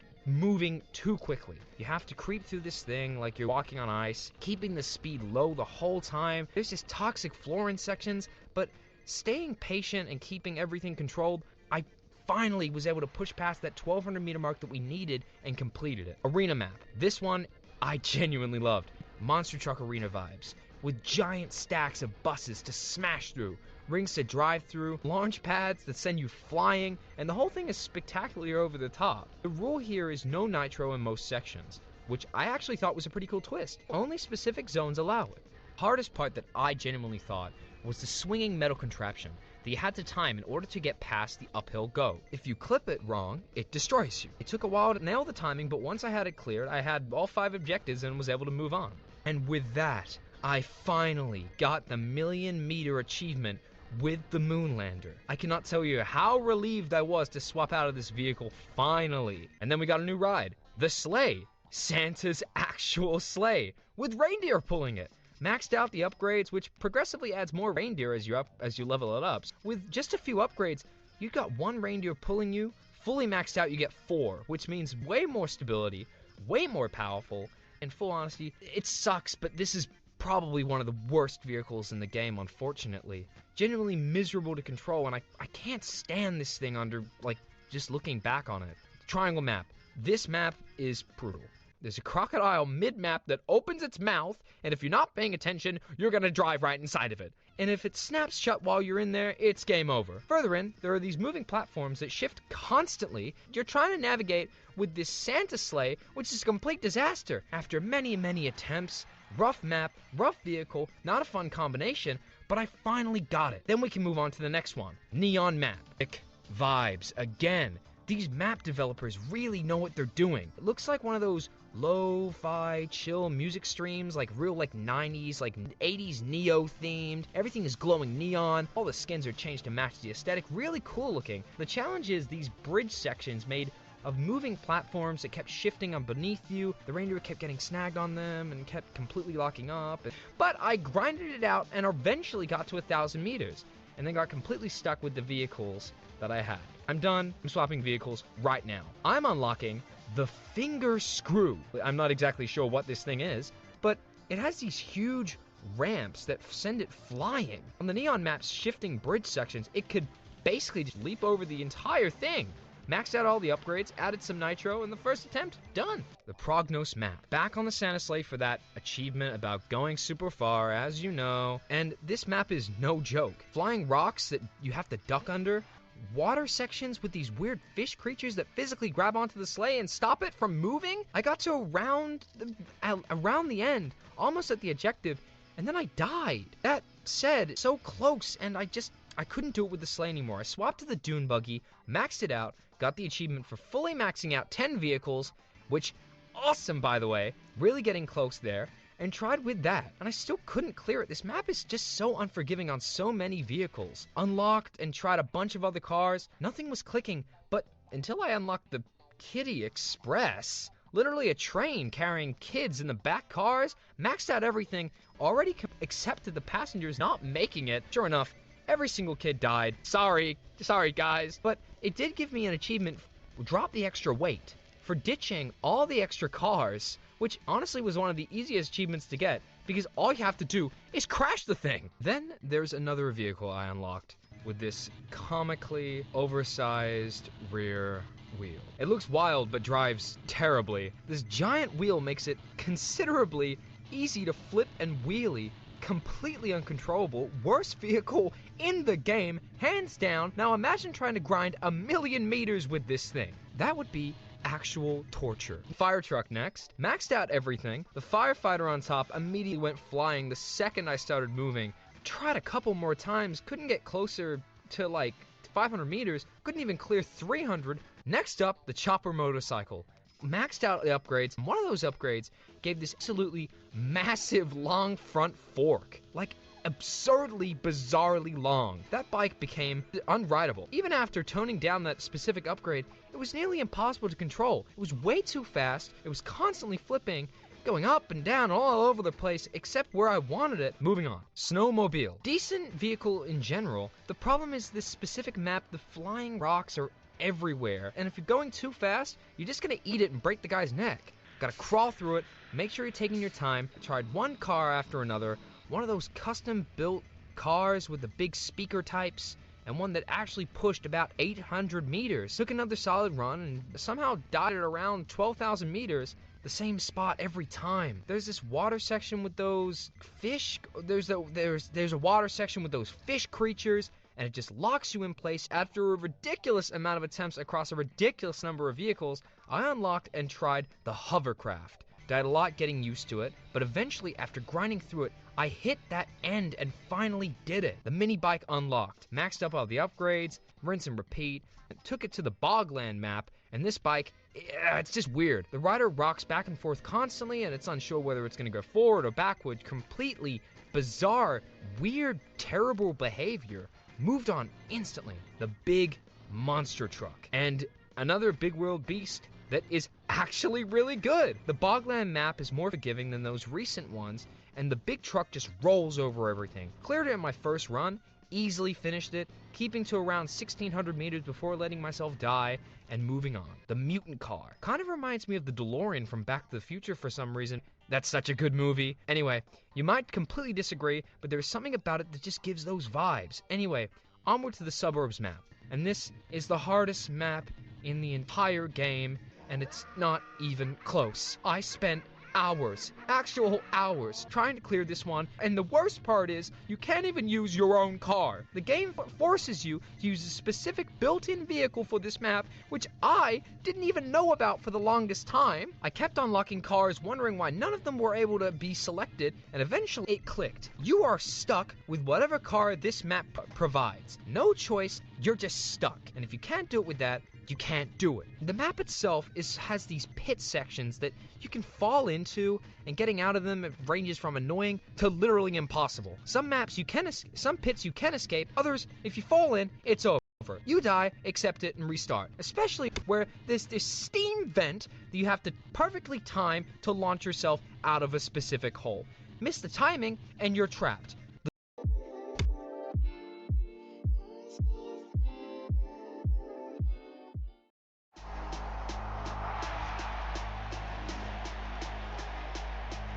Imagine for a second you wake up on the beach, on an unknown land, surrounded by the undead. And as you run for safety, you find yourself climbing aboard a giant bus. A bus filled with empty seats and potential. One that you could upgrade, enhance, and live within over the days to come. Encountering challenges aplenty, the undead, sprinters, and even other survivors. But we've got a bit of work to do before all of this. I awoke suddenly in an unfamiliar shoreline, having spent most of my time up to this point in Louisville, West Point, and everything in between. This location was clearly beyond my knowledge. All I could do was move forward one step after another. The first house I snuck into, I looted for basic essentials. Foods, a measly knife to use as a weapon, some canned goods. These were the bare minimum, but it was a start. Equipped with my bread knife, I made my way outside, planning to move to the next house on the proverbial chopping block. Not cool. I took out a shambling zombie before sneaking around between houses and onto the road. If you're unsure why I'm approaching this with such caution, every single zombie had a chance to be a sprinting zombie, and without a proper melee weapon, that was an extremely dangerous encounter this early. As I crossed the road, I laid eyes on my future, a school bus. Finding it so early was definitely a bit of luck, but it wouldn't be without its downsides. At first, I couldn't even hop inside the bus since a few wayward zombies approached. But since they were just walking zombies, I was able to work my way through them, picking up a satchel that would no doubt come in handy. A few more undead approached, but again, nothing out of the ordinary. After taking a quick look around and not immediately finding the key for the bus, I headed inside the house it was parked in front of, opting to loot some more food and any essentials I'd find. So far, this town was quiet, untouched. If there were survivors out here, they weren't exactly nearby. And there were definitely survivors out there. Finally, with the zombies cleared, I was able to hop inside the bus and take a look at the space I was working with. By no surprise, it was much what you'd expect. Several rows of bus seats and tables. A more homely option than perhaps I'd have thought a school bus would have had. But I never went to school and I can't read, so I wouldn't know. Initially, I wouldn't be able to remove these seats without a sledgehammer, but the tables could be picked up and removed if need be. But I couldn't get ahead of myself. In order to get my moving base up and running, I would need gas and the keys. Two things that could either either be conveniently nearby or extremely difficult to acquire. My profession for this run was lumberjack, so hot wiring was not in my skill set. For now, I moved into the first larger building I spotted, as I explored my nearby neighborhood and what secrets awaited. I don't know what kind of building this is. It's a food market. It's all good and fine, but I don't really need food. You got any tools? I'm just gonna end up carrying a bunch of food around with nothing to do with it. That's kind of the problem. Gas station over there. Gas station could have tools and gas. Although again, it's kind of pointless without keys. Oh god, I'm so afraid of sprinters, man. With a gas station in my sights, my future was looking bright for once. I shoved over the zombies in the car park and stomped them with a satisfying crunch, before heading inside the back door of the gas station itself. Ideally, I'd be looking for a gas can. I could transport gas with a bottle, but a gas can would just save me a little bit of time and fiddling. Unfortunately, inside the gas station was mostly just snacks and drinks, so I instead grabbed all the water bottles inside and headed back out. Now, heading back towards the bus, I finally took some time to search the nearby bodies. If these zombies... Oh, there you go. Okay, we're in business. There is the key. Now we need gas. Which I can get at the gas station. I don't know why I didn't pick it up while I was there. I don't really know, like, where I am or where anything is. I need to take care of these. I can't just leave them. Hopefully they're not sprinters. Oh, that's a police station. Oh, shit. Okay. All right, so we get the bus set up. We bring the bus over here. And we go into the police station. That could be really big. Now the old brain was forming a plan. Get the bus up and running and bring it round to this police station I'd discovered. A proper start to a long and exciting journey. Unfortunately, even though my brain said I could pour gas straight from the bottle, my game didn't seem to think the same. Okay, please tell me I can... Can I not fill it into a thing? Now, I don't know if I'm stupid or it wasn't working correctly, but it's fair to assume normally it's the former. So I definitely needed a gas can, but no matter. Such things can be acquired from many different places. So I opted to search the nearby garages before going any further. Shit. And this would have taken less time had I not woken up my first small horde. Just as long as I don't run into a sprinter. Which the odds are low, but not impossible. But without any sprinters involved, I would be able to deal with these zombies easily enough. Okay, that was a little cagey. I'm a little rusty, but we got it done. I headed into the nearest garage to start my search. Oh, gas can, perfect. With a gas can acquired, I checked the nearby zombie bodies and picked up a lighter, which will come in handy later. Actually, we'll take the lighter. I forgot we took smoker. And then keep an eye out for cigarettes as well. Are we gonna start to get nervous? And a walkie-talkie. I'm still oh, walkie-talkie. That could come in handy. I don't know if there's anyone living out here. These things were not necessarily at the top of the list, but they were things I'd need in the future. The lighter, since I had the smoker trait, and the walkie-talkie, so hopefully if I found any survivors, I could keep in touch. But again, no signs of life so far. I filled up the gas can at the gas station and headed back to pour it into the empty gas tank of the bus. And now my bus was officially on the move. The moving part of the moving base was accomplished. I filled the bus up at the gas pumps and parked it in front of this police station, hoping to acquire my first substantial weaponry. This required clearing out a few wandering undead, but that wasn't too much trouble. Once again lucky not to have a run into a sprinter. Inside I found not much of value since it seemed like most of the good stuff was hidden behind the locked door. Fortunately, I was a pretty good carpenter, and the only thing I lacked to dismantle this door was a screwdriver. Not sure how to deal with that problem, I instead wandered around outside looking at my options for stores. What have we got here? Bait and tackle. That might have tools in it. I don't know what's over here. What are you? Across the road was what first appeared to be a clothing store. Clothing store and groceries. Hold on. But I immediately recognized as a general goods store based on the layout. So I headed inside and lo and behold, found my first screwdriver. Screwdriver. Okay. This adventure so far had been convenient, but in a large part that was due to me knowing exactly what to look for and where. Even in an unfamiliar town, you can see the signs and layouts of buildings, which will indicate to you what they contain. After looting a bunch of stuff from the store downstairs, I headed upstairs to what I knew would be a small housing space. And after clearing the inhabitants, checked the containers here for any other valuables. The most precious find being some cigarettes from the desk inside. Cigarettes, perfect. Since my anxiety had started to climb. I lit up my first cigarette of this adventure and checked the bookshelves, grabbing any valuable books that seemed urgent. On my way out, I had an idea. A plan to acquire some easy storage for my bus. Oh, you know what? Can I pick these up? Chance to break 75, but it's still possible. That could be huge for us. I think let's try it. 25% chance. Do you like those odds? Got one. We still have to check this place, but I just want to get some storage down in the bus. All right, Straw Hats. Here we come! Okay. So can I disassemble these chairs? Can I not? Oh, I can pick them up. Pick up this long table and place the crate instead. Okay, so before we do that though, we should secure this because we don't know who's going to be turning up here. Alright, ammo, no gun. Oh. Oh, nice, okay. There we go, that's more like it. It's not the best gun, but I mean it's a gun. By the way, if it wasn't apparent, this recording started early in the morning, so please excuse my charming, manly morning voice. This police station didn't exactly pan out the way I'd wanted, but it was at least a gun. Given that I didn't exactly know my way around this landscape, I wasn't sure how many gun stores, police stations, or army bases were even stationed here. With the remaining daylight hours, I headed across the road and started to funnel some key loot out of this general store. Food, tools, anything valuable to add to my collection. The best find across these shelves was actually all the way in the back, a trolley that would help me lug loot back and forth. Oh, that's really good. I spent substantially more time looting, funneling through the grocery store and housing upstairs.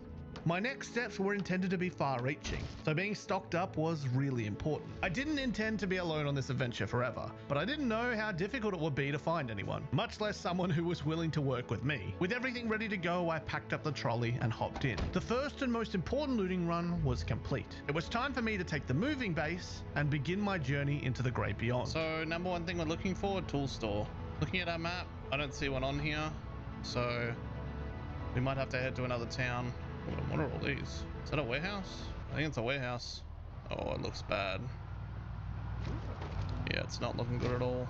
I think it might be worth though. I searched for a while to navigate a way into the building, but every door was completely locked. And some of the neighboring sides were completely swarmed with zombie hordes, so I had to be patient and creative. I took some time in my bus when night first fell, but eventually got bored, missing the benefits of the fast forward button. At a nearby door, a zombie was trying to break its way out, and for a while I waited, hoping it would do the work for me. But eventually I conceded defeat and took a tool to the door. Oh my god. Knowing this was probably the most foolproof way to get inside. Getting some essential tools like this early on in a run was a worthwhile investment of time. Though it took far longer to navigate inside than I'd have initially liked, it was at least a worthwhile task. But I had faith that given this was an industrial area, I might still find more tools nearby. And if you've played enough Project Zomboid, particular building shapes and layouts can become retained information. So I knew, for example, that the building across the road was actually likely to be a far more stocked warehouse, matching the shape of the warehouse outside the LV checkpoint I'd visited in the past. The only thing in my way was that there was a huge chunk of zombies out the front, far more than I could deal with using tools in my bare hands. So despite the unfortunate damage it would do to my bus, I took the hit and used it as a weapon, rolling backwards over the horde again and again and dealing with as many as I could. Especially given the dark night surrounding me, fighting on foot would leave me way too vulnerable for sprinters. After about an hour of clearing, I was finally free to enter this second building. We'll open it up, we'll bring the bus straight in. We're about to, oh yeah, this is gonna be the mother load.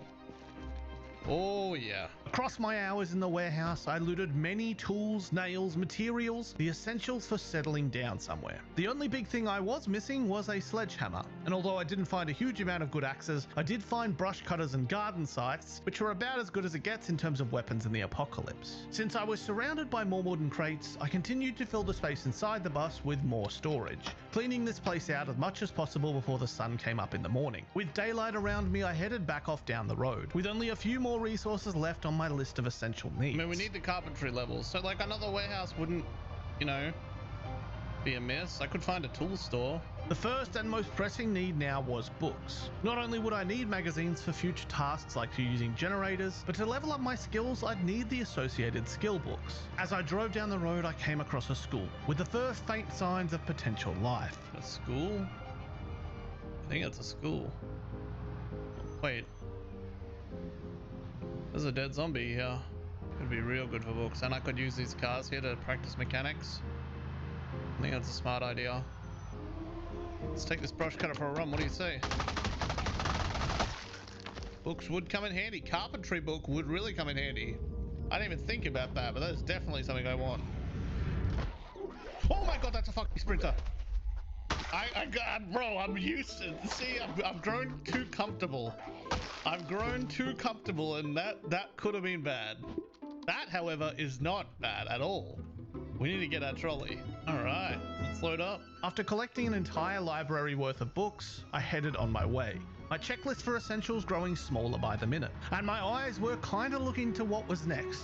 I've hinted at it a few times, but if there were survivors out there, finding one would be a pretty nice bonus to my efficiency. So I'd be on the lookout for any signs of life. As of yet though, only the one zombie body, and even that didn't seem particularly promising. I passed by a boarded up survivor house and decided to check it out for some extra loot. But just clearing the surrounding zombies took longer than I'd care to admit. There's going to be a little bit of fight for this, but I think it's worth. Nonetheless, with my garden brush cutter, anything could be accomplished. Unfortunately, after funneling through the house, I didn't find much of value, my main goal being a better gun. So I continued on the road, this time for a much longer trek. Whoa. What's that? I just built a bunch. Following side roads, dirt roads, highways, past residential areas, stopping only a few times. Once to clear out a horde so I could snag some nice armor off of a wandering zombie's body, and a second time because I encountered another police station. And this police station had a much better option for firepower, a shotgun, which I unloaded with all the ammo into my bus. On the next leg of the journey, I drove through what appeared to be an airport. All these areas being new to me, I could only kind of ballpark what I was looking at, but the large hangars and the runways were an indication that this was indeed an airport. As I continued my journey, I spotted a fire department, which, as many of you will know, is one of the best places to find axes. And though I had a decent weapon, if I planned to settle down, being able to cut up trees for logs was a necessity. Unfortunately though, in this fire department, I got a little bit too confident. Oh my god. You gotta be kidding me. Okay. A laceration. Though this wasn't ideal, I was alive for now, and this injury wasn't a guaranteed infection. There was still a risk of that, but in Zomboid, every decision tends to be a risk of some kind. Some just far more dangerous than others. That was... yeah. That's what happens when you rush into places, man. The dangerous ones, of course, being the ones I choose to follow through with more often than not. At this point, I'd been on the road for hours and hours. A full day had almost passed from when I left the initial warehouse in the morning. And despite the amount of distance I'd covered being astronomical, I had not seen a single sign of life or humanity in my travels. That was until I arrived at the outskirts of a town I'd never been in before. Bunch of warehouses over here. Wait. Someone's been here. Someone has definitely been here. These small fragments of what I considered to be tracks were just the start of a hunt. No, not because I was going to eat the first human I came across. We didn't have that mod installed at the time, but rather the hunt for at least some sign of life in this endless wasteland. It would mean a lot at this point just to be able to talk to someone other than my own thoughts. But try as I might, having searched through the whole town, all I saw was more and more tracks. At one point, even finding what appeared to be an abandoned vehicle on the river. Car out there. Park this here? One that definitely could only have been put there by a human, but despite that, no humans were inside. I searched for a while longer, but started to lose hope. Finally conceding defeat on following the tracks and continuing my journey. I followed the coast for many more miles, the night growing ever closer, and still nothing. At this point, even if I didn't find another survivor, I'd be happy to find a worthwhile looting location or somewhere to stop for safety for just a little while. But it became clear I'd entered a much more built up area, what appeared to be a city of sorts. What it was called and how far it reached were beyond me, but after even more hours of searching, I did at least see a faint glimmer of hope. Not for humanity, but rather one of the most essential tools I needed, one that I'd been searching for some time. Oh my god, sledgehammer. I have to clear, I need that, that's huge. As many of you will know, a sledgehammer is one of those need-to-have items for any run. So my checklist for essentials was now almost completely clear. There's so many there. Just grab the other one, go to the other one. Got it, let's go. I had tools, food, materials, and a few guns. But at this point, there was still only one thing on my mind. I think I should head back around where I saw evidence of someone being. There's a chance of meeting a survivor out here, then that's probably the best hope we have for at least getting a safe kind of group going on. It'd be nice to have someone watching my back, that's for sure. On the way back to my destination of the town I'd visited prior, I spotted a zombie wearing a large backpack.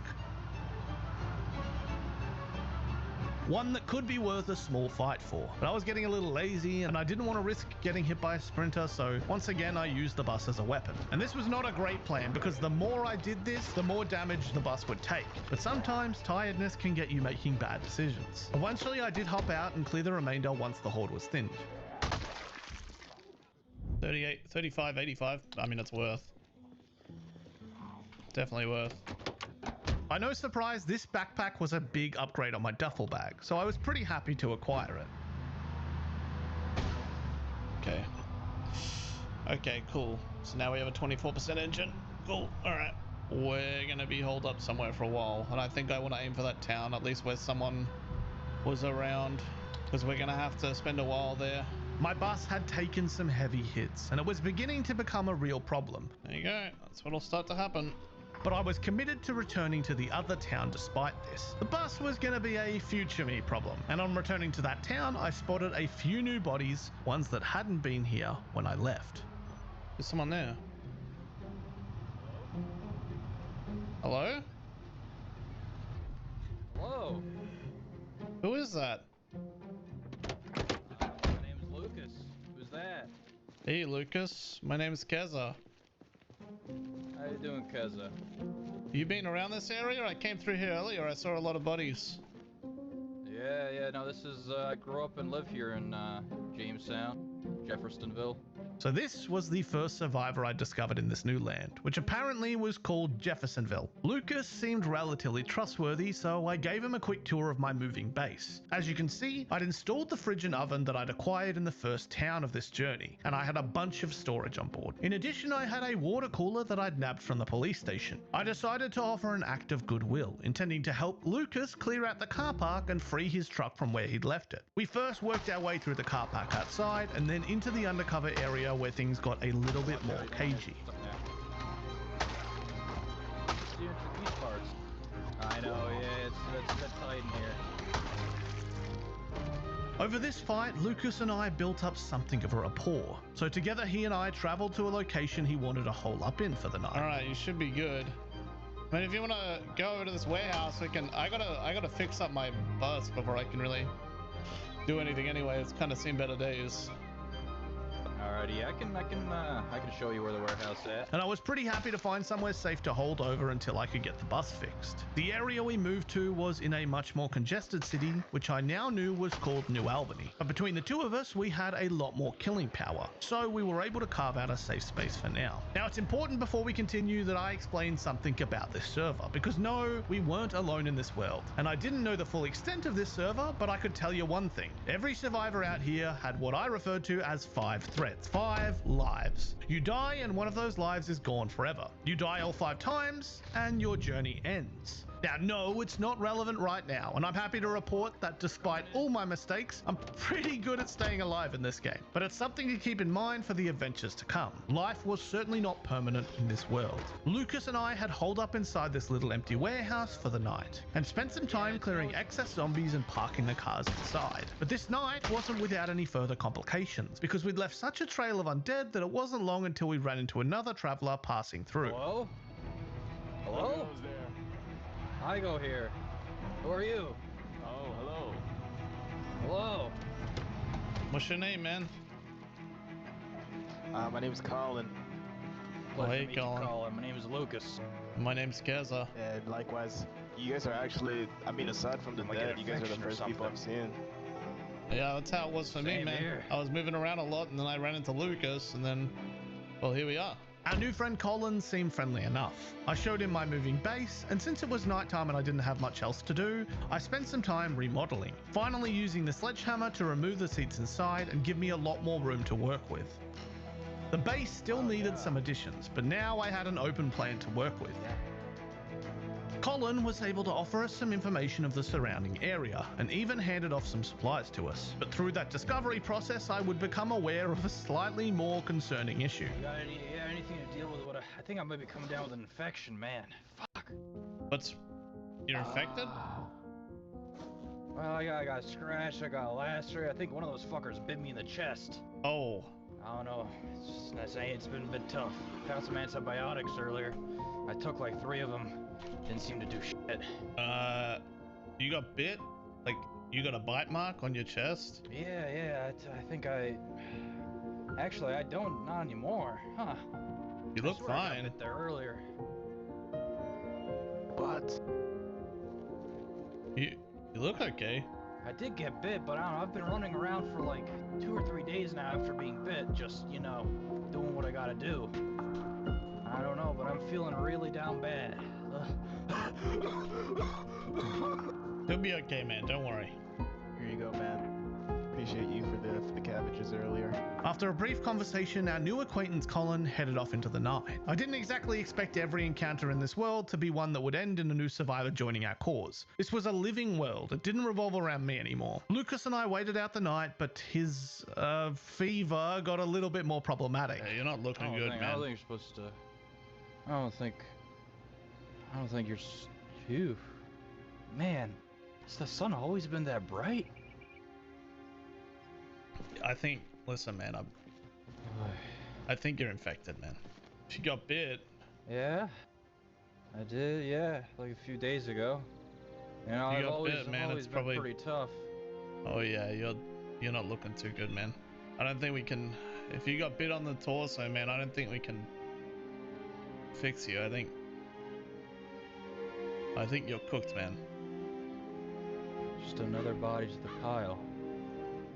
Well, you'll make it through, but way to go, Al. You're one step closer to the long night, as they say.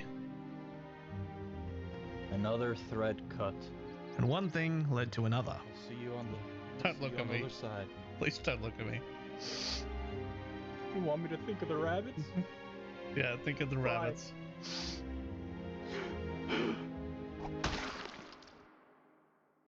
Every adventure starts a little lonely.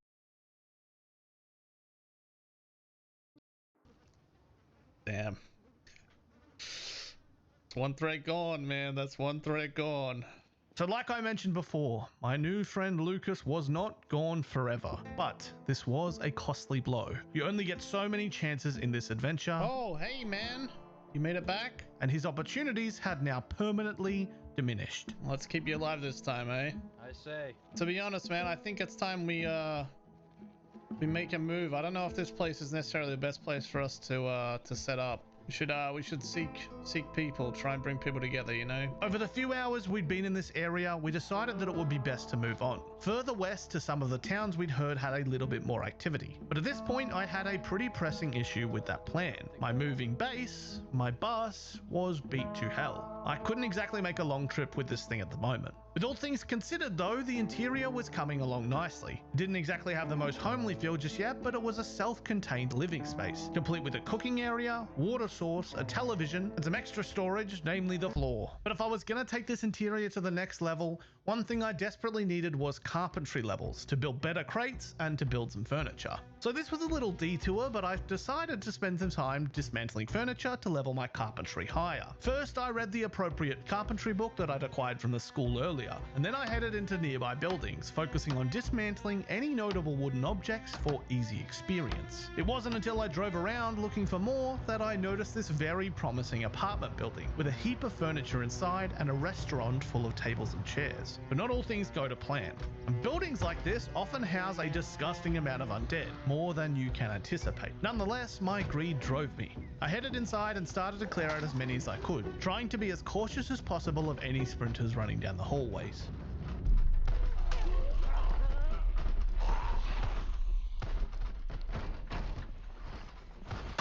Oh my god.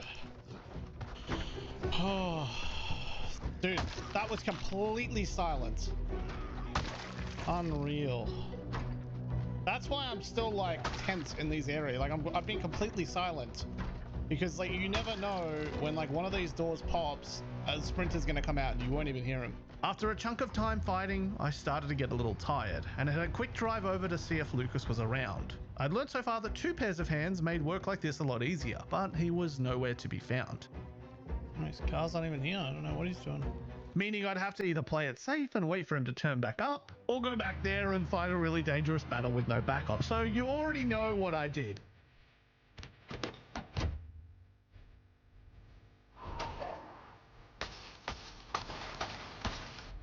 I have to know if I had here, to be honest.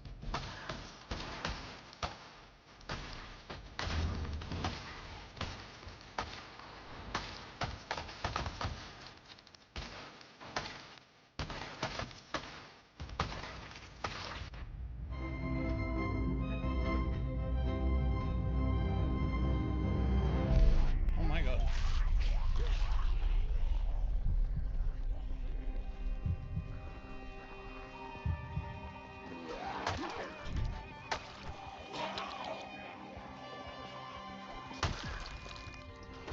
Oh my god. Not good. Not good. That's what I mean by in over my head. With a laceration that hopefully wouldn't lead to an infection and a bit of fear shot back into my system, I headed back to the temporary warehouse base, spending time training mechanics so that hopefully I could fix this bus up before the big journey. Spending some time taking it easy now would be for the best. The laceration on my arm meant that I wasn't as strong in a fight right now. So after working on mechanics, I headed around and continued dismantling stuff for my carpentry. Some stuff in a nearby factory and then a bunch of stuff in a residential area nearby. I was able to climb to level 4 carpentry, which allowed me to build a new type of crate with more storage. So I spent some time remodeling my moving base to include a bunch more storage, since these crates were superior to the initial ones I looted. I opted to remove those initial crates and make some more space for now. With the carpentry grind satiating me for now, I moved back to mechanics, hitting every parked car that I could find in the town. I didn't exactly want to do this grinding, but again, the bus was in pretty terrible shape, and our next trip would be a long one. It's important to remember though that mechanics grinding was exponential, so the more stuff you unlocked the ability to remove, the faster you could gain more experience. Now, full transparency, I did unfortunately lose a lot of footage from this recording. My software decided to not play ball. So instead, I'll have to give you the footnotes of our next chapter. Together, Lucas and I went to explore a local car yard that I'd passed earlier in my adventure. Beside that car yard was another bus. And I'm not exactly a romantic in situations like this. This new army bus had sirens, meaning I could be a moving rave. So I decided, out with the old and with the new, transferring all my belongings and furniture into the interior of this new army bus. With my updated, upgraded, unleashed moving base, Lucas and I took to the highway, traveling far beyond our initial starting town, until we came across what will become a very important home base for the future, complete with plenty of space, and with a future plan in mind, meet the Georgetown Drive-In. And that is where you will rejoin our adventure, as Lucas and I settle down in our new base of operations. Oh, and don't worry about that door banging, that is just our employee moving some boxes in the back. Oh, good morning.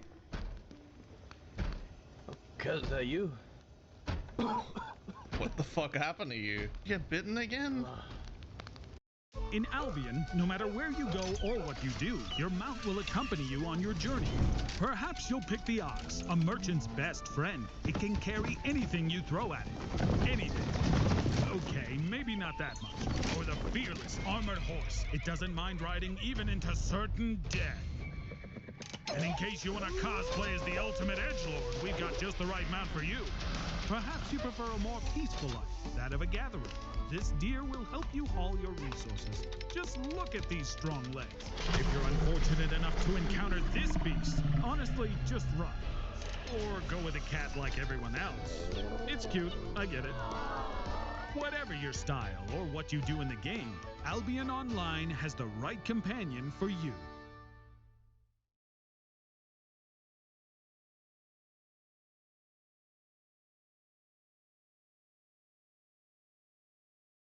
I dare you to let me build you a completely free e-commerce store preloaded with 20 handpicked products that are trending all over the world, basically validated by AI from a trending product database from one of the top vendors on the planet. And the reason that we can do this... Just a scratch, man. It was just a scratch. God damn it. It was just a fucking scratch. Fuck. I thought I told you not to get hurt again, man. How many threads you got left? I'm on my second right now, so 3 after this. Oh my god. Do you want me to, I got it. This time, I'll be strong enough. You know, this fire, it's tepid in comparison to what burns within. I'll be back soon, Keza. I'll be back soon.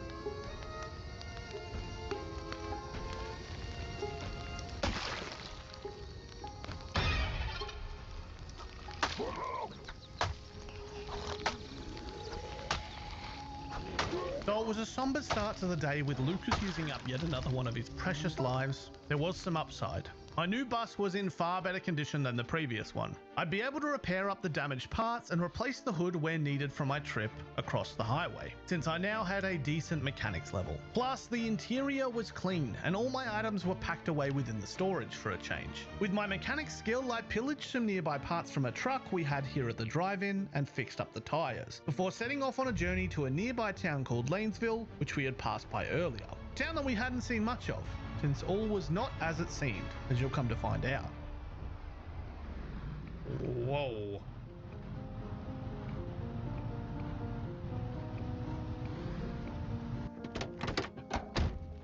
Someone's in there. Hello? Ruby! Ruby! We've got somebody at the gates! Who is it? My name's Keza, man. State your business. I just wanted to, you know, see if you guys were friendly, I guess. I mean, we're friendly with the right people. Well, we here own this town, we own this gas station, we own all of the gas around here. You need any gas? Actually, I do need some gas, actually. I just replaced my gas can. Oh, he needs gas, I'll go put the kettle on. Calm down. Calm down. It's like you've never seen a person in your life. Well, there's very few of us left. It's kind of exciting when you do see. Yeah, it doesn't mean that they're nice. They could be real mean. Suffice it to say that when I thought people would be few and far between in this world, I couldn't have been more wrong. These folks and their new hub in Lanesville, or as they called it, Ruby Town, seemed friendly, if not, unusual. Have you guys seen any other survivors out here? It's just kind of you four. You know, I saw this girl. She said she was allergic to fruit, then she just ran off. What? But it was good to know who was around, even if I couldn't exactly trust them fully. But they did have something to offer me, which I was very interested in, since making physical upgrades to the exterior of this bus would require metalworking skills that I didn't have, which led to an interesting proposition. Are you good at metalworking then? I would say I'm about. Is he good at metalworking? He's the best metalworker you've ever seen this side west of Indiana. How good at metalworking like a 6 are you? out of 10. Like a 6 out of 10. Oh. He's a 10 out of 10 in my book. Oh yeah, I guess you kind of have the skill to upgrade my bus here. Yeah? What is it? What do you need on that bad boy? Oh, I wanna make sure this thing is, you know, apocalypse ready. Oh, okay. Well, this looks like it's gonna be quite expensive. Well, yeah. Do you think if I could get the stuff for it, you'd be able to fix it up for me? Okay. Well, hang on. Hey, come here. We gotta talk about this. Come here. Hang on. We're going to a family meeting. You ain't just gonna make a deal like that. We gotta talk about this shit. Wait, they do this often. He's already got full premium stuff. Yes. Oh, all right. We've talked about it, and we would like for 24 this contract. tea bags. What the hell? That is not what we talked about. And no, we can throw in tea bags, and we'll get you your tea bags. We would like matching drippy outfits. Yeah. Can you barter me some medical supplies? I thought you were. All right. Oh yeah, I don't know. Matching outfits, huh? Good. Matching outfits. We don't want to look silly now. Yeah, I mean, they don't need to be perfectly matching, but we just gotta be like complimenting each other as the barons that we are. Okay, matching outfits. And maybe a katana. Okay, well they're gonna be a little hard to come by. Fuck. What about like a machete? I will settle for a machete. That's like a little sword. Yeah. Some hallmarks of a true civilization are trade and community, so we couldn't close ourselves off from the idea of working with these guys. So the deal was simple. Since I'd already given them a machete, it was just 2 matching outfits, and the resources required to complete the metalworks on the bus. If I could provide that to the guys in Ruby Town, they'd upgrade the exterior of my bus. Alright, well I have a machete here for you. I'll have to probably work on the outfits. So I pinned that task for a little later, heading out of Ruby Town for now. I'll find some stuff. That's all good. Appreciate it, guys. Nice to meet you all.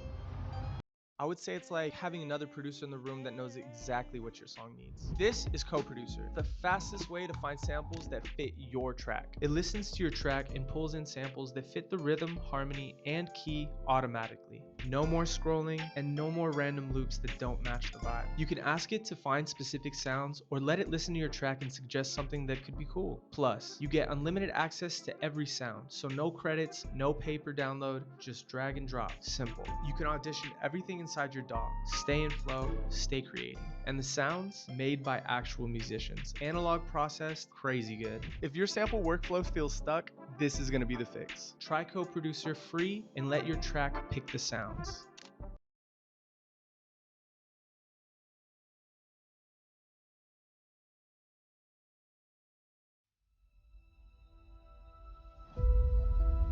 EVE Online is a vast universe, alive with the unrelenting activity and combined history of its players. Pursuing lives of adventure, warfare, and prosperity, they share this existence in the biggest single shard, free-to-play MMO of all time.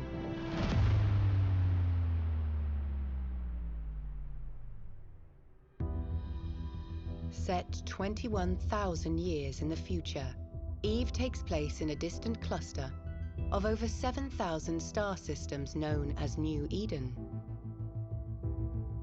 It is a rich and diverse universe, featuring densely populated havens of relative safety, governed by 4 great empires. Hostile systems, where player alliances make the rules. Even regions of anomalous and unexplored space that hold their own secrets.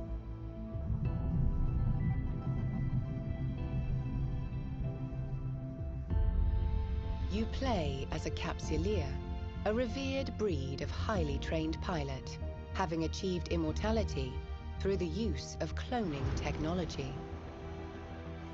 You navigate the universe encased in an armored capsule deep within your ship, where you have complete neural control and function as one. There are hundreds of ships to fly in EVE.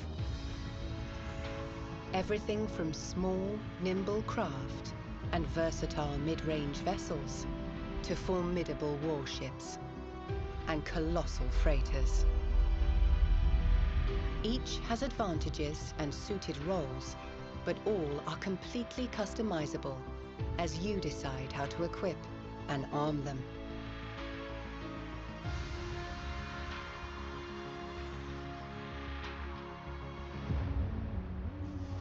What you do in New Eden is entirely up to you. EVE's immense sandbox gives you the opportunity to choose between multiple professions and activities.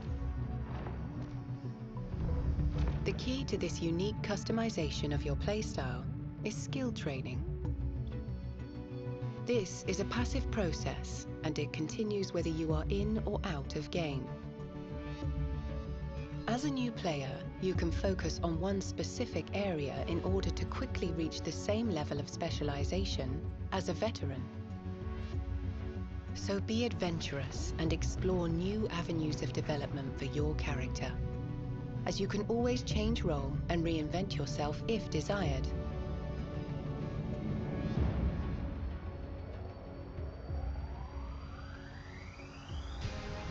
If you want to fight, combat in EVE can involve solo missions against non-player adversaries, or small group skirmishes, while for some, it can even be the thrill of fleeting up with thousands of fellow pilots and battling over disputed territory.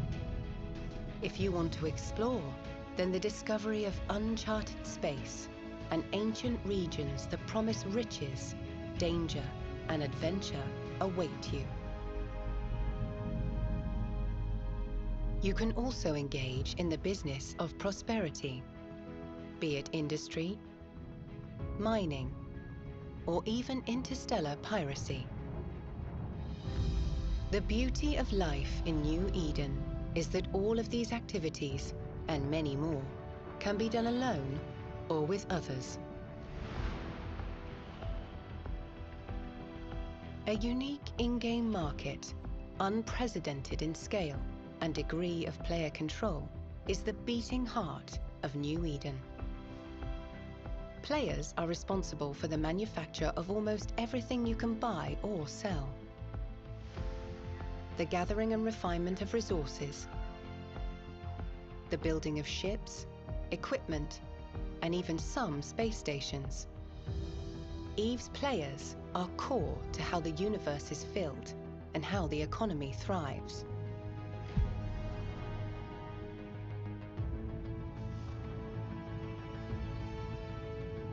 Players in EVE can band together to form corporations where they can enrich their experience, learn new elements of gameplay.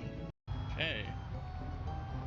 These guys are weird. Since I was a ways away from home after I left Ruby Town, I headed south to explore some of the nearby residential areas, mainly looking for some nice furniture to install in my new bus. But I got a little caught up fighting a small horde, which would have been a problem if it hadn't led to an encounter with another wandering soul. Hello? Hello? I thought you were a zombie. Nah, well, I look like one. I'm pretty skinny. Yeah. Are you what's up, okay? What are you doing all the way out here?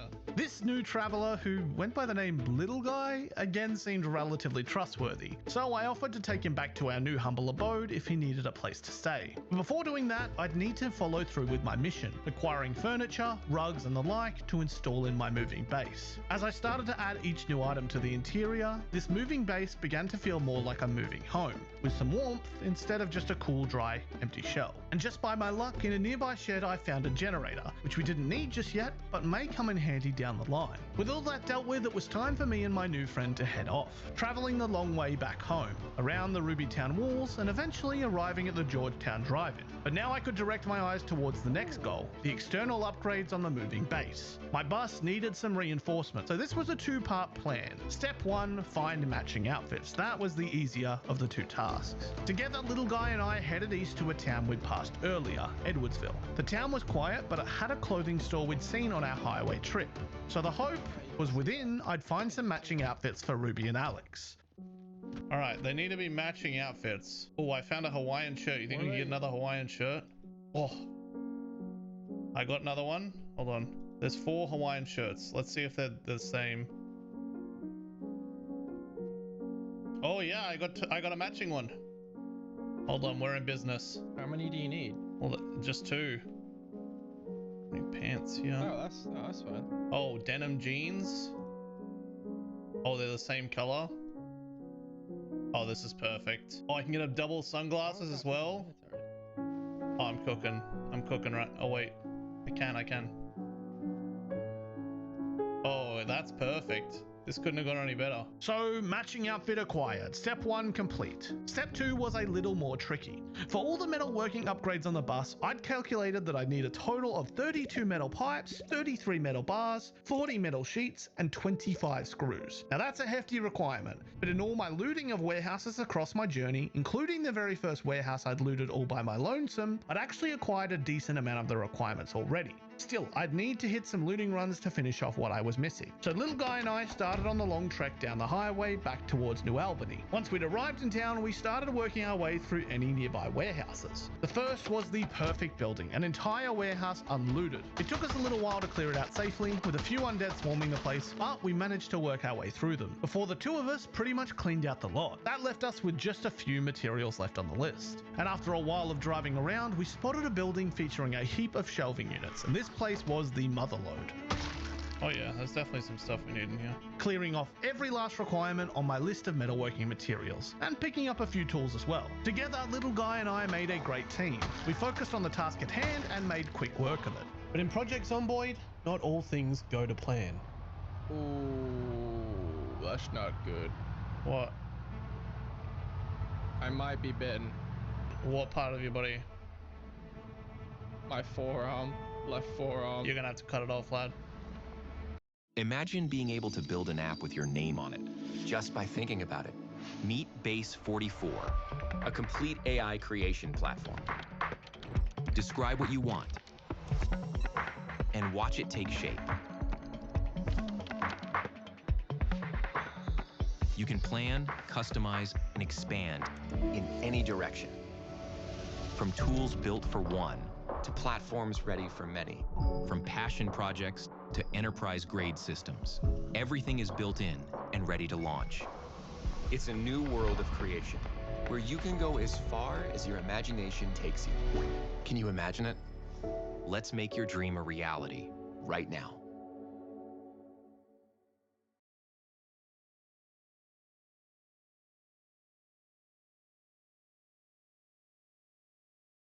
I'm Steve Ballmer, former Microsoft CEO and a basketball fanatic. But more than anything, I'm a data guy. That's why I created USA Facts, to bring you unbiased and nonpartisan government data on issues impacting the lives of Americans. I'll share with you the facts and data, all from our government. You make up your own mind. Who is responsible? Federal, state, or local government? There are 90,888 government entities across America. Whew! I sure didn't know that before we started. And I wondered, how is that even possible? What do all those governments do? How much does it all cost? It's our government, so let's explore it. The most recent nationwide data from 2022 tells us we have one federal government representing the whole United States of America, which does turn 250 years old in 2026. We have 50 state governments, 3,031 counties, 19,491 municipalities, which actually also includes Washington, D.C., 16,214 townships, 12,546 independent school districts, and 39,555 special districts like public transportation or water and sewer authorities. That adds up to 90,888, a number that does not include U.S. territories like Guam and Puerto Rico, which have their own governing structures. Let's break it down. County governments exist in every state except Connecticut and Rhode Island, which assign local functions to municipalities, or the state retains those itself. Two states have county-like entities with different names. Louisiana refers to them as parishes, and Alaska calls them boroughs. Municipal governments are local governments that are often called cities, towns, or villages, depending on the state. Townships are a subdivision of counties. You'll find them in 20 states, primarily in the Northeast and the Midwest. I grew up in a place called Farmington Township, just outside Detroit. Importantly, townships are not the same as towns, which are small municipalities. Municipal and township governments do overlap in 11 states, where residents can wind up paying taxes to and receiving services from both the township and other local government. That covers about 43% of the government entities in America. Now let's look at the remaining 57%, which fall into two categories: independent school districts and special districts. Independent school districts run public elementary and secondary education within specific geographic areas. We count them as government entities because most, though not all, operate independently of county and municipal governments. Finally, we have something called special districts, which typically govern a specific type of government service, such as hospitals, electric utilities, garbage collection, industrial districts, and, my favorite, mosquito abatement. Across America, people are subject to the jurisdiction of multiple governments simultaneously.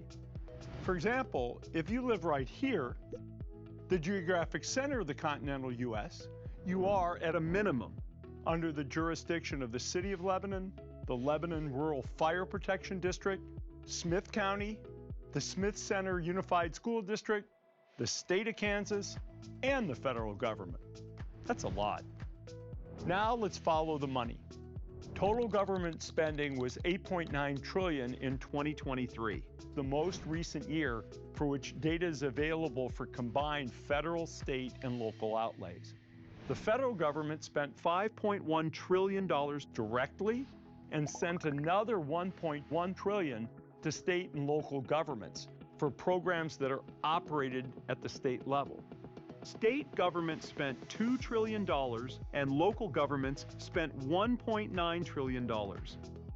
Both of those numbers include the transfers that they got from the federal government.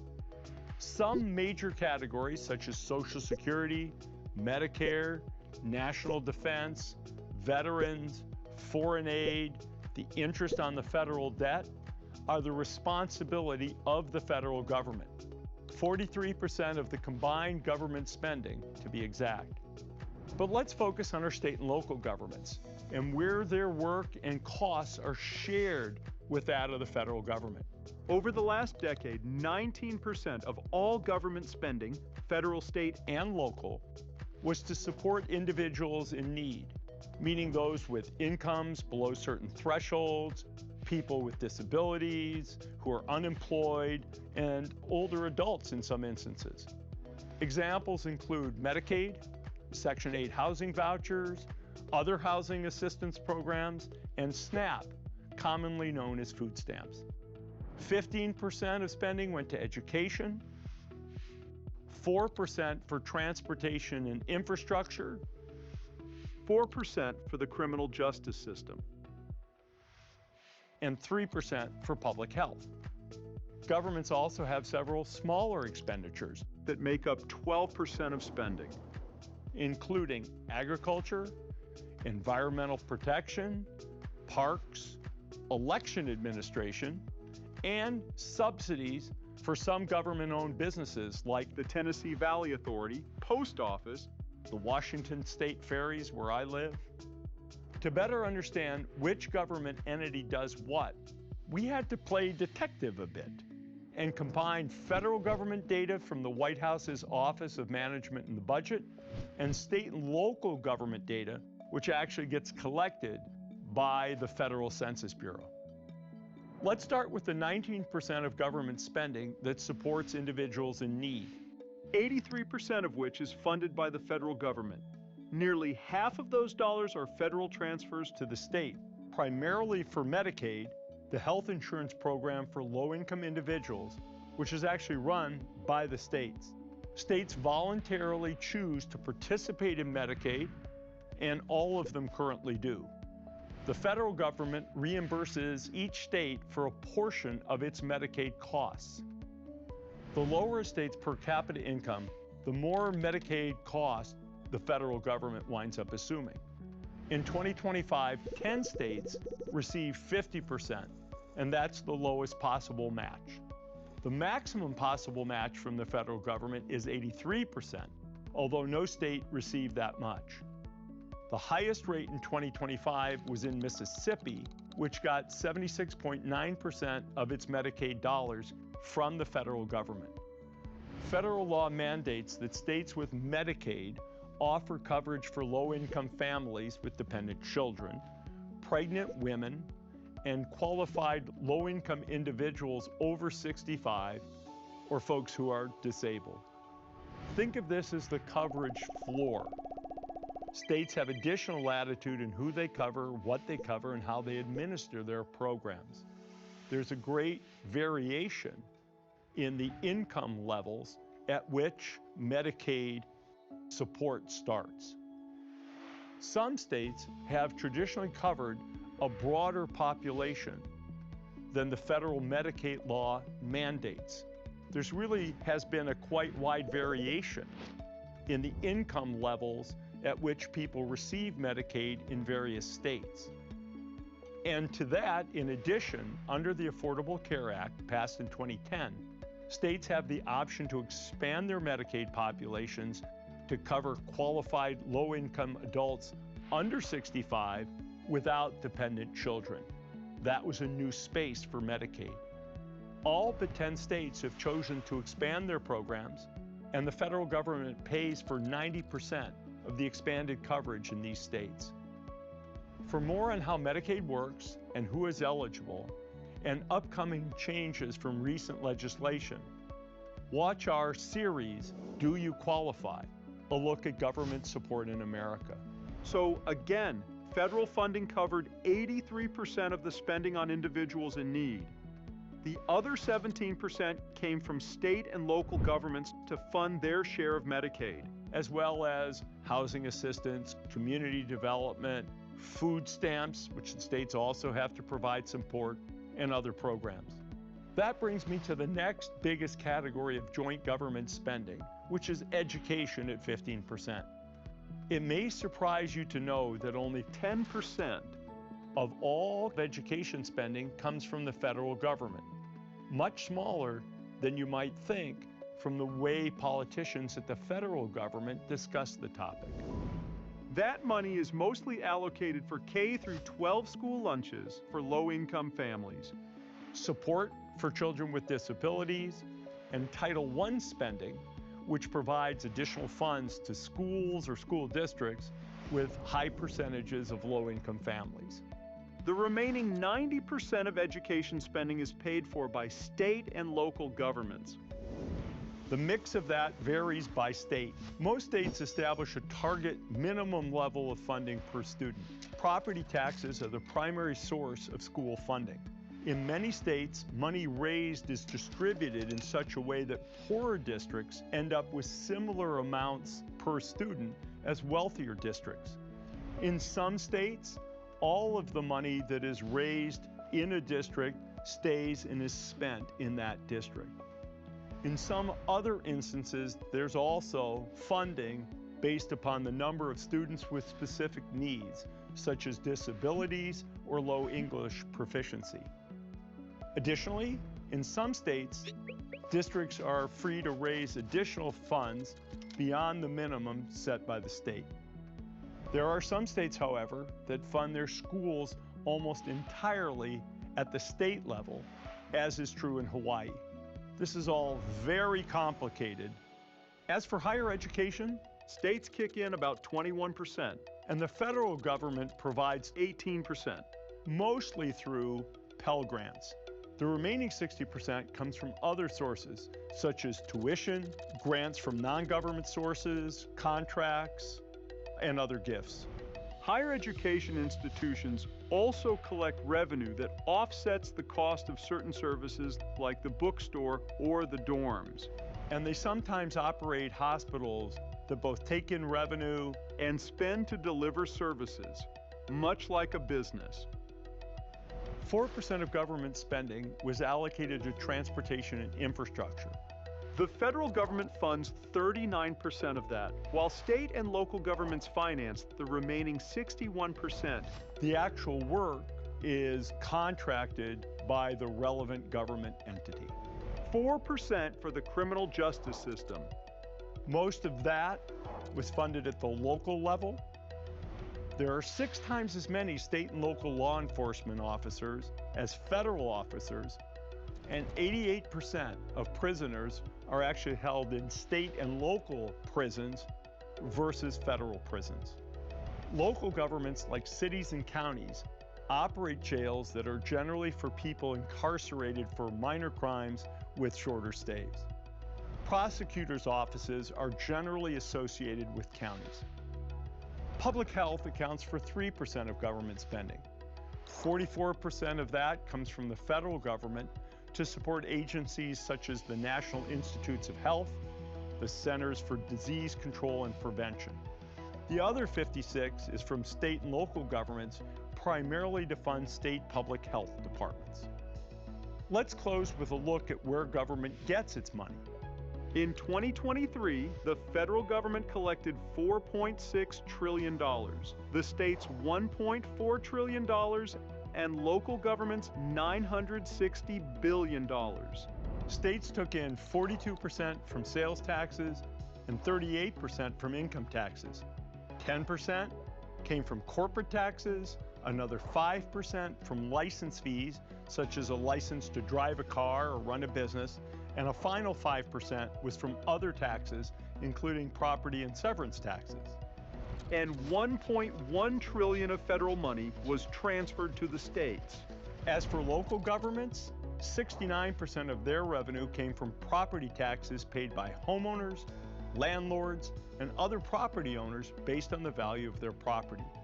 Another 18% was from sales taxes, followed by 5% in income taxes. The final 8% was severance taxes, licenses, corporate income taxes, and other taxes. State tax rates vary, although 9 states have no income tax: Alaska, Florida, Nevada, New Hampshire, South Dakota, Texas, Tennessee, Washington, and Wyoming. 5 states have no sales tax: Alaska, Delaware, Montana, New Hampshire, and Oregon. The highest average rates for property taxes are in New Jersey, Illinois, and Connecticut, while Hawaii, Arizona, and Alabama have the lowest. Okay, so now let's step back and look at the big picture. Here's a painting that nicely summarizes the relationship between federal, state, and local governments. In other words, it's a set of shared policy and financial ties. A bit messy? Is it good art? Is it good government? We'll let you decide. You may have noticed discussion about the federal government withholding some funds from state and local governments, and some of that is currently being litigated in court. And the One Big Beautiful Bill Act, signed into law in July of 2025, will shift some financial responsibilities from the federal government to the states as those changes are phased in. Stay tuned for updates. What's your take on this interconnected system of government? It lies in our Constitution. All powers not explicitly given to the federal government are reserved for the states. It's messy, but that's our system. At USA Fact. No. Yeah, hop in the back. You're not gonna like where this is going. But it's always happened bad. I don't know how bad it happened. You need a tourniquet and bandages in your inventory. You're gonna need a saw. Oh my god. Do you see the option to amputate? Oh, yeah. Yeah. You're gonna need to cut off the arm, man. Oh, okay. Do I do anything after that? What do I use? Yeah, you're gonna use the tourniquet. Oh, I don't wanna watch. I love my new rug. Oh, oh no, no. Oh man, I don't wanna watch, but it's good content. Oh, oh, you're gonna need a tourniquet. Yeah, we need to make sure it's all citrus hot. Oh, deep wounds. Oh shit. Bandage it, bandage it, bandage it. I need to stitch that. I can't. How do I? It's. Don't panic. Don't panic. Oh my god, I'm panicking. I'm panicking. I'm panicking. I think I need thread. I need to rip up some clothes. Just stay there. Eat a bunch of food. Eat a bunch of food right now. With no thread in storage, we were now in a battle against the clock. If I couldn't find some in time, little guy would lose a life. At first, I zoomed through the city looking for any kind of medical facility. But even though I found one, there was no thread within, leaving me only the one option: ripping up clothes.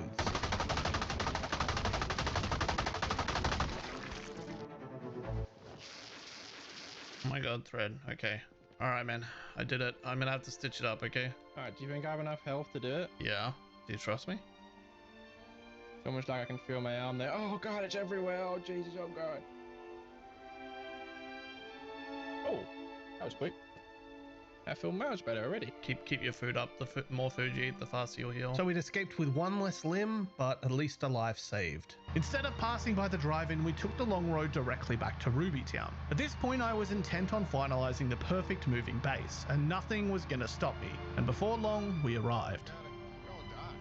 Oh god, this place looks like so many cars. Hey, Ruby? What the hell? Perfect timing. Hey, I'm back. Oh yeah, anyways, I've been working on those things we talked about. Got all that stuff how for the those outfits upgrades. coming? Oh, yeah, I got your outfit. Do you want to get your friend out here or? Yeah. Hey, jackass! Fuck the cattle, get out here. We gotta check our drip out. God, these guys seem to be aggressive, man. Oh my God! Don't worry about Get it. the hell! You're embarrassing are. me right now. You don't understand how embarrassing you are. This is you. Wait, no, this is you. And you want to conquer the world of Albion? Here's what you have to do. Craft a pickaxe, gather some more, smelt the ore, make a set of armor, craft a... Huh? No, now's not the time for fishing. Go and craft a sword already. Now that you're all geared up, find a dungeon, kill the boss, get some loot, go to the city, enlist into a faction, conquer an outpost. Well, stop petting your enemy's wolf. Get back into the fight. You might learn some discipline by joining that guild. Follow the orders of the wise and noble guild leader. Perhaps it's better to create your own guild.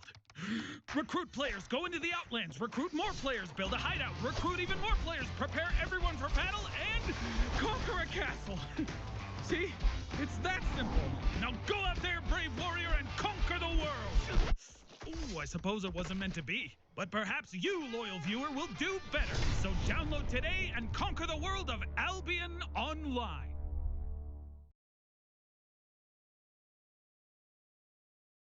Right, you're lucky it's finished, okay? Right, can't do anything without a good couple.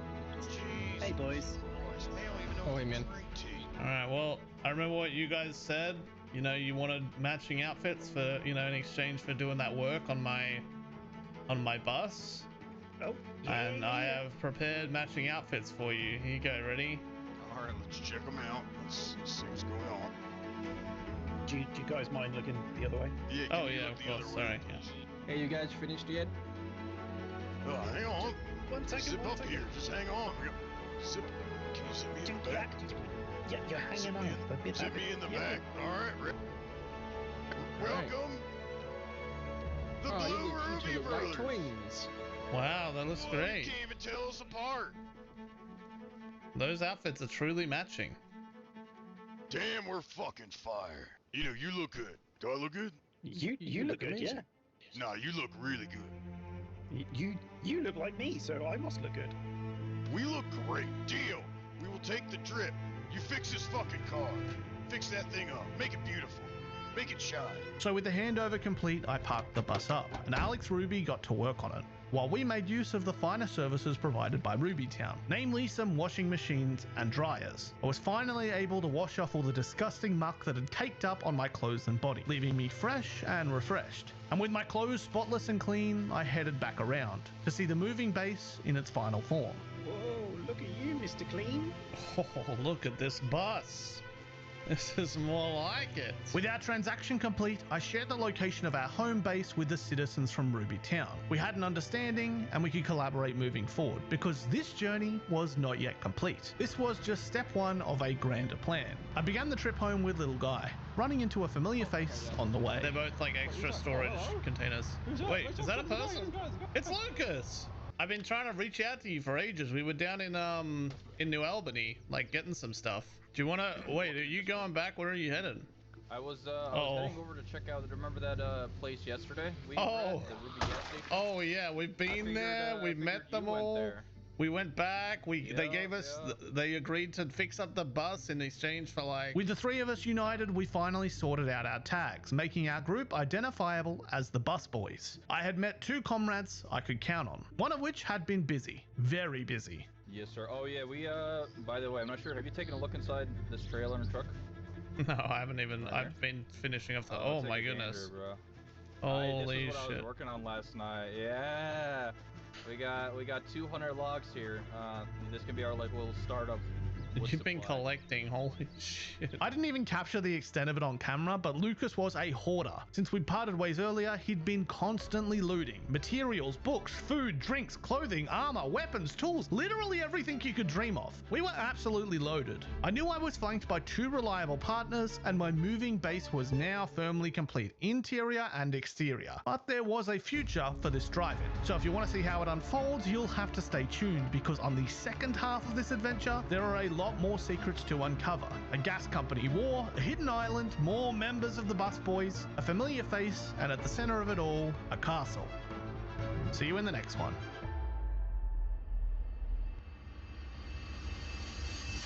Now we gotta go help people customize and save hundreds with Liberty Mutual. Maybe where's the golf cart?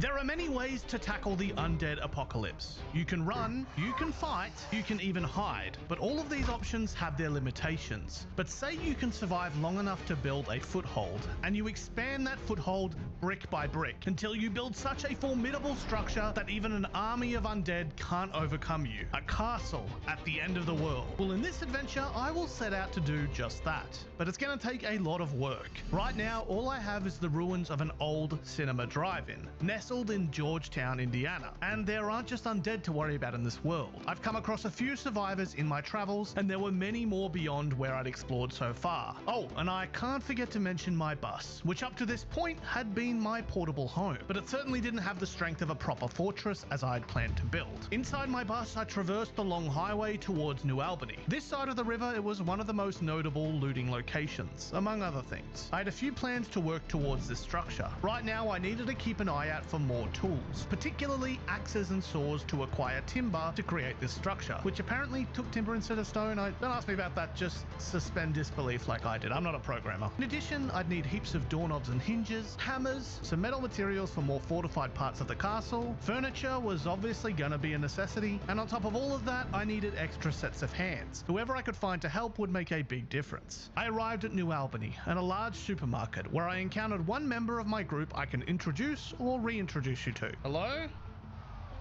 Hello? Hello? Lucas, our resident, hoarder. Wait, have you looted this place? Majority of it. It's ripped clean. Yeah, well, yeah. Look, man, I don't go light when I do this. Oh my goodness. I mean, I do wonder if there's more places that just haven't been looted at all, you know, further east. I'm willing to bet, man. There's not a lot of people started out on this side of Indiana. Now, Lucas was a great asset for our castle plans, since he had a habit of ripping places completely clean of all their loot. But for now, we were taking things one step at a time. On my way out of the Gigamart parking lot, I spotted a fire engine, which to the average person might not seem that useful, but it turns out a lot of emergency vehicles and military vehicles came equipped with ham radios, ones that we could install at our home and use to contact survivors far, far away from us. And there was at least one group we'd encountered in Lanesville, but we'll get to them a bit later. Given that this is a pretty general looting run, I drove through New Albany looking for any promising locations, and spotted a metalworking factory that seemed like it was worth a look. Unfortunately, this place wasn't exactly clear of undead, so I had to spend some time freeing the area of any threat. The factory didn't have much to offer, but these metal sheets would come in handy down the line. If not for the castle, then they'd be useful for repairing cars and the like. Having cleared through this place, I unloaded everything into the bus and moved on once again. And luckily, before long, I found another Genfac building. These buildings were known for their metalworking supplies, among other things, particularly tools. Once again, I tackled the local population before heading inside, grabbing a bunch of crafting materials, powders and concrete mixers, and of course metalworking supplies. Pretty much anything that felt like it might come in handy down the line. I even found some useful weapons, like a machete. On the way through the main street of town, I also dropped by and collected some books from the bookstore and some medical supplies from the pharmacy, before setting out a plan for the next steps in this adventure. Like I'd mentioned earlier to Lucas, there were probably a couple of small towns east of us, further down the coast, ones that we hadn't exactly cleaned out in our earlier travels. And we knew that people down this side of town were few and far between. So since we were together on the road, we thought it'd be a good opportunity to work our way down and explore beyond where we'd previously visited. You can see from my map that I'd come a long way from where I'd started, from a town that I think was called Utica, all the way up to Georgetown where we now resided. But it was worth checking further down, in the parts of Utica that I hadn't seen, and in the town all the way at the end, Charlestown. So that's exactly what I did to start with, working my way further and further down the highway, eventually discovering that there was pretty much shit all here. Just a few factory buildings that were empty, a gas station, and a whole lot of forest roads. So I looped back around and headed back through to Utica to see if I missed anything from my early days in this venture. I'm back at the house where I started. But after not finding much of value, even after checking police stations and the like, I decided to cut my losses and call this a explorer's journey. There was no loot, is what I'm trying to say. So I headed home, which was a long, long trek for me. but mere moments for you. With an initial looting run under my belt, I look forward to another part of the plan to construct this castle, the extra sets of hands. I wanted to make sure wayward survivors seeking refuge and recruitment had a signal of our existence, so I spent a few hours leaving signs, driving through nearby towns and roads, and leaving large arrows made of ripped sheets, directing people back to our drive-in. Eventually, the castle construction would be hard to miss, but for now, this was a stopgap, to make sure if people were looking, they'd be able to find us. And by the way, it was easy enough to find ripped sheets. If you remember earlier, Lucas was building quite the stockpile through his tailoring efforts. While I was on this trip, however, I came across something left behind in the Fossoil in Edwardsville. Outside a whole bunch of metal and welding tools and nails. A whole bunch of random crap.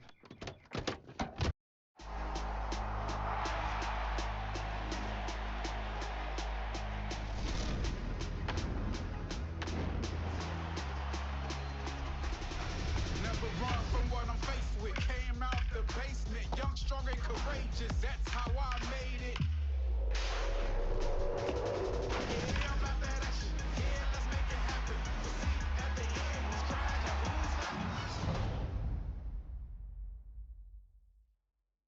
Communicating project status and timelines can be challenging.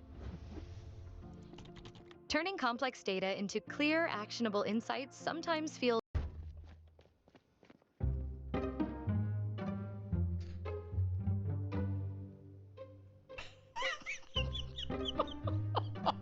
Now, I'm not going to bog you down with a whole lot of roleplay lore. This server was filled with a bunch of survivors, and many of them had stories of their own. And this note without context might not make a lot of sense. You might remember I mentioned earlier a group in Lanesville. Well, let me introduce you to Rubytown, which was Lanesville. Rubytown, Lanesville, same thing. A pair of interesting gentlemen named Ruby and Alex had taken over Lanesville and renamed it to Rubytown in honor of their gas station monopoly. And in our encounters in the past, they'd made it clear that selling gas was very, very precious to them. Unfortunately, someone, not going to name names, may have revealed the existence of another gas station. There's like a Fossoil up in Edwardsville. Suffice it to say, they took that quite personally. And yes, we were perhaps poking fun at them a little bit, but this story that was brewing had a direct impact on the future of the castle. We should head down there. You know, I think they're sleeping right now. We could go down and leave a review for them.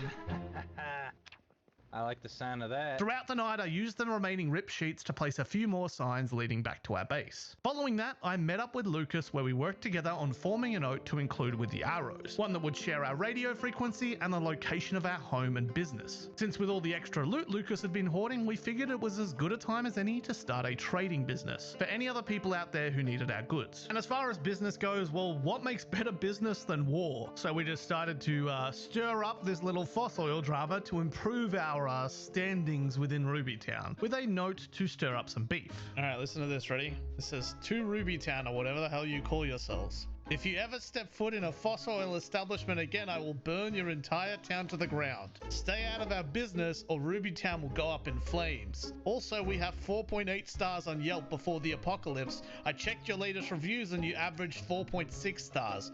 What do you think? I think they'd buy that. And one thing led to another. Oh, we could steal their tea. Oh. Okay, I got one box of tea bags. I'm gonna run them dry, man. I'm gonna take everything if I can find more. They deserve it, going around threatening hard-working shops like Fossoil. So we didn't take much, but the tea bags, ironically, were the #1 thing these survivors were after, so they'd be a valuable currency down the line, even if they would be buying back their own tea bags, but they didn't have to know that. Nonetheless, we had to refocus on our task, so I spent some time sitting in the drive-in and reading through the next carpentry book. The better I could get at carpentry, the more I'd be able to accomplish in building the castle. And with that dealt with, it was finally time to lay the foundations.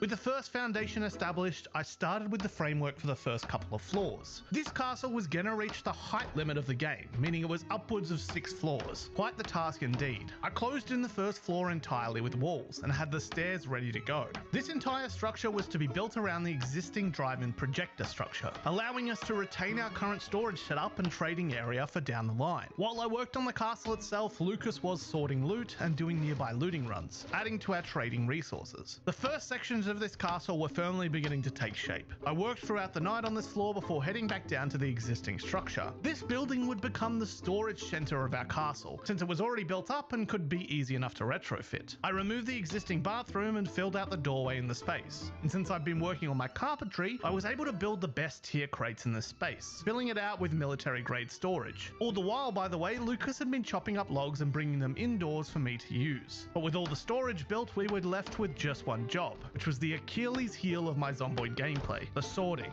Now, I have mentioned a few times how Lucas was a sortified hoarder. Well, you are about to find out the sheer extent of how much. 53 books, man. 53 books? Yeah, to sell. That and all that clothing is from one run. Remember that Gigamart? All that clothing is from that Gigamart. Oh my god. There's so much shit out here, bro. Keep like a box to yourself or a few bags to yourself. And have a I'll good, put it on my like boss, a good maybe. kit in- I just realized we haven't even taken out the stuff out of my boss. Oh, dude, no, we're not. That's a... Let's just leave it for now. Dude. That's a tomorrow problem. Yeah. But after another 20 minutes of sorting, bringing my total sorting time to practically an hour, the job was done. I'd also given Lucas a stern warning to never let me deal with that kind of thing again. With that, the night came to a close. Alright, I'm on. Fair. Catch it. I returned the next morning to a visitor. Oh. Oh, hey man. Hey, welcome to KL Emporium. What can I do for you? Well, me and my partner Lucas kind of have a little, business we've been building here actually. Yeah, I read your notes. You take cash? Yeah, we take cash, we take trade. We do all kinds of business. Why, do you need something? Yeah, man, I've been looking for books. Oh yeah, we got plenty of books, my friend. Oh yeah, well so you're set up, like you're living in a house near here? Yeah, nice little farmhouse. Oh, okay. That's a shame, man. If you hadn't set up, you could have moved in with us, to be honest. We could use a little sales employee. Shit, I might still do that. But we work... Yeah, we work a serious business here, so... What kind of books in particular are you looking for? Metalworking mechanics, you said? Yeah, mechanics, let me see here, actually. Well, look, how about this? If you're gonna work here, if you're interested in a job, you might want to think on it, because this is a serious fucking business, okay? We don't mess around here. We're in the business of making money. So, if you decide you do want to work here, how about I pay you in the use of those books? You, just you, building your app on base 44. Describe it. And it's real. One thought leads to more. Hey, that works. But the construction must continue nonetheless. So once I dealt with all the logistics, I got back to work, cutting more of the logs Lucas had collected into planks. Alright, here you go. Oh, thank you. I was thinking I was almost through. Initially, I decided that this floor plan was just not castle enough. That was to say, it wasn't big enough to deserve the castle name, so I expanded that floor plan further out, which admittedly would create more work. But we had more pairs of hands now, which would help make this castle a possibility. Speaking of which, all the while, our newest addition Frankie was earning his keep, cutting logs in the entryway of the inner walls. After expanding the floor plan one more time, I expanded it a third time. This castle was gonna be a behemoth. Even when night fell, I equipped some MVGs we had stored and switched them on, continuing the outer wall for the first floor. After completing the wall structure for the bottom floor, we had a visitor. Oh, hello there. Perhaps even an official first customer for our store, which we had titled KL Emporium. What's up? We brought some items for trade. Excellent.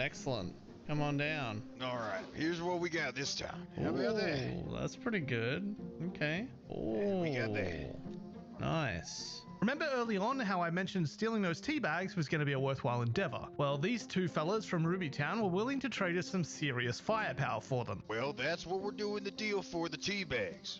We got a lot of ammo for these guns, but we're gonna need to see some outfits. That and some outfits, I guess? A trade we were happy to make for obvious reasons. We could do something. You have the ammo here with you? We do. After all, big guns was one of the main things we hadn't been able to find. In all of our looting and travel, we'd encountered no army bases and no gun stores, just a few police stations. I will say though, there is one army base out there, but we didn't know about it because, well, it was somewhere we didn't even know about existing. Alright, well, here's the tea bags. I think we can do that trade at least, and then we can talk about the outfits of the ammo. What do you say? Alright, done and done. Get your tea bags. Get them. Let's hang on. I just need to check them. Check them. Check them. Smell them. Smell them. Let me smell them. Here you go. Oh, fuck yeah. Let's have a look, see what's here. Let's see what ammo we got. And you know what? For all of That's this, not a bad amount.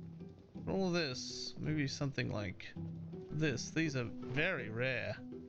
Oh, yes, nice. Oh, yeah, I mean, yes, this is fine. This is acceptable. We will do this deal for these clothes. Excellent, excellent. Happy to hear it. Alright, so you guys need anything else, or that's all you need today? You got anything else of value, or? Yeah, maybe.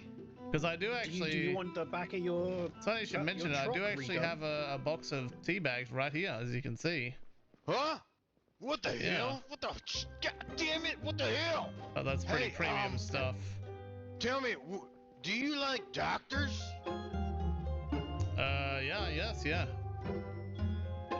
Well, we are the proprietors of a local citizen doctor in our town, so it's, you know. I just want to understand, are you suggesting that you are giving me a human? Like as some kind of... No, that's not what we're doing. Okay, yeah. However... Wait, no, that is what we're doing. No, shut up. So, if you were interested in maybe having a doctor, you know, move into the area... Oh yeah, an on-site doctor? Oh yeah, sure. That seems like a pretty fair deal, an on-site doctor just for one box of tea bags. We would have to have him sign a contract. We would need a written contract. Can we make this doctor chop wood? How's this doctor's wood chopping skill now?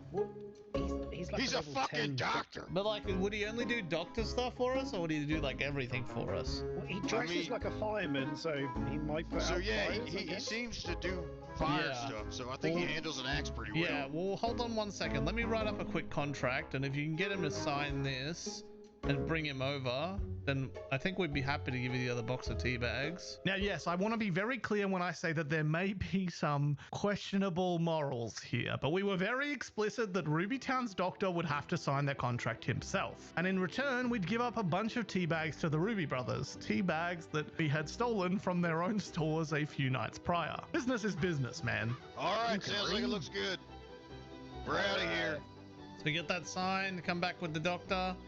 And easy peasy. That'll finalize the Ruby brothers left. We were able to focus back on the task at hand. We were officially out of logs, which was kind of crazy because Lucas had stockpiled legitimately hundreds if not thousands of them. But this was a big castle, and we'd certainly need hundreds if not thousands more. So I got to work. I wasn't above any work like this. I crossed the road in front of the drive-in and started swinging my axe at the endless forest here. Hours and hours of chopping, resting, and chopping again. After clearing out a huge section, I traversed across to the castle and began chopping them into planks, which arguably was an even more boring but necessary task. With 600 more planks on hand, I was able to make some headway on the castle construction, spending the next few hours on the flooring for the second floor, and even getting some progress done on the walls. Given the patterns of the walls themselves, it required me to work in an alternating effort, placing every second wall first before returning and filling the spaces. I spent the rest of the day cutting down more trees before logging off for the night. And in the morning, I returned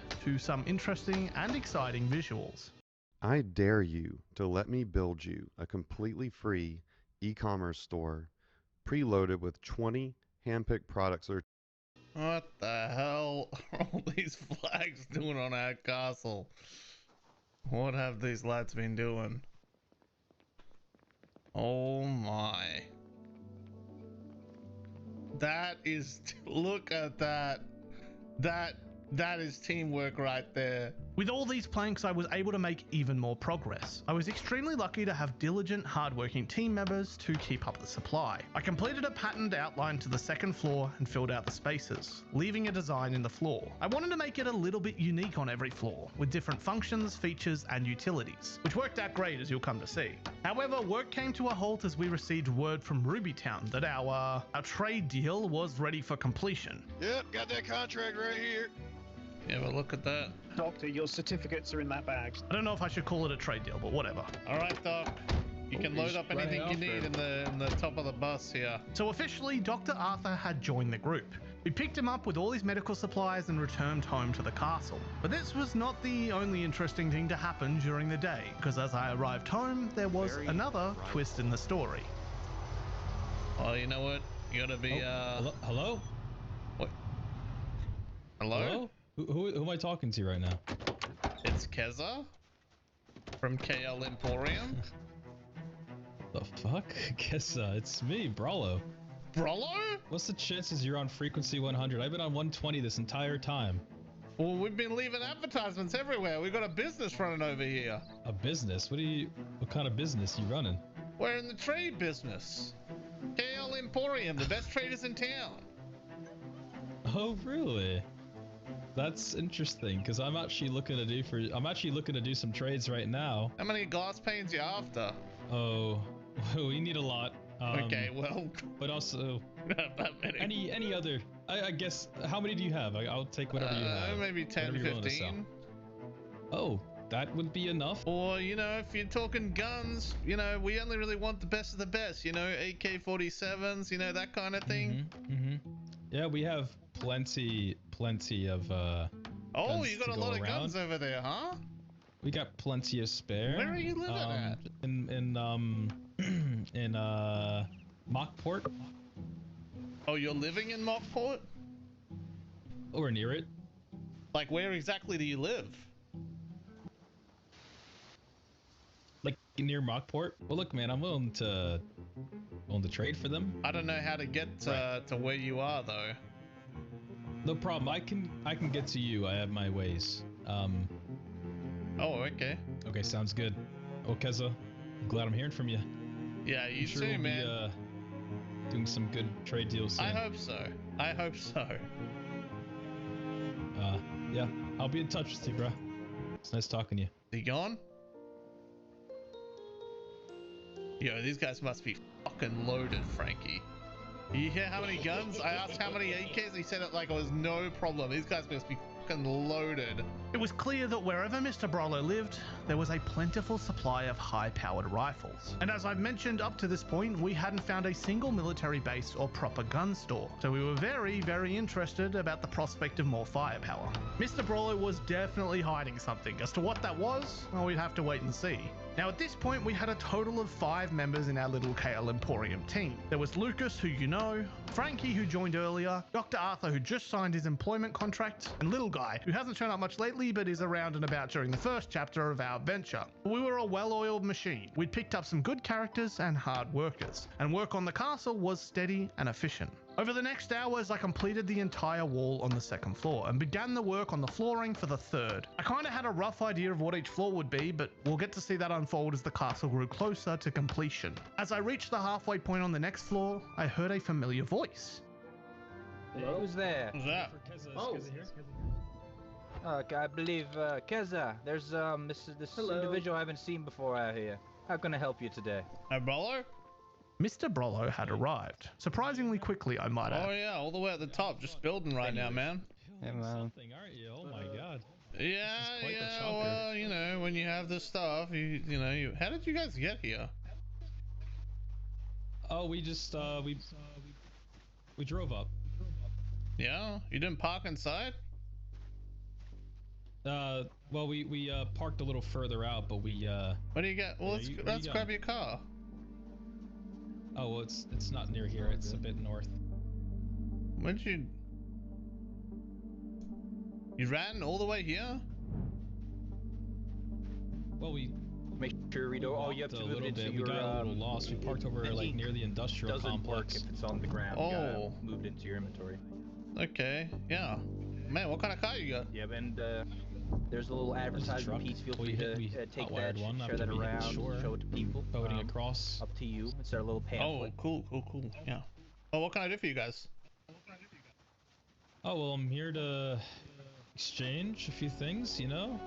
We talked on the station, and the radio station, so I was wondering if we can get those glass panes from you. Any other stuff? Maybe we can, you know, work out some kind of long-term trade deal. Well, what did you bring to trade? Oh, wow. You guys... Oh. You guys have a lot of guns. Okay. Okay. And what are we giving these fine folks? 13 glass panes. That's all that glass panes. That is, and I will let you know, since you know, I've been out there in the wasteland. Those aren't too common. That's so. I think this would be a worthwhile trade. I think. Only 4 magazines. That's not even 1 per gun.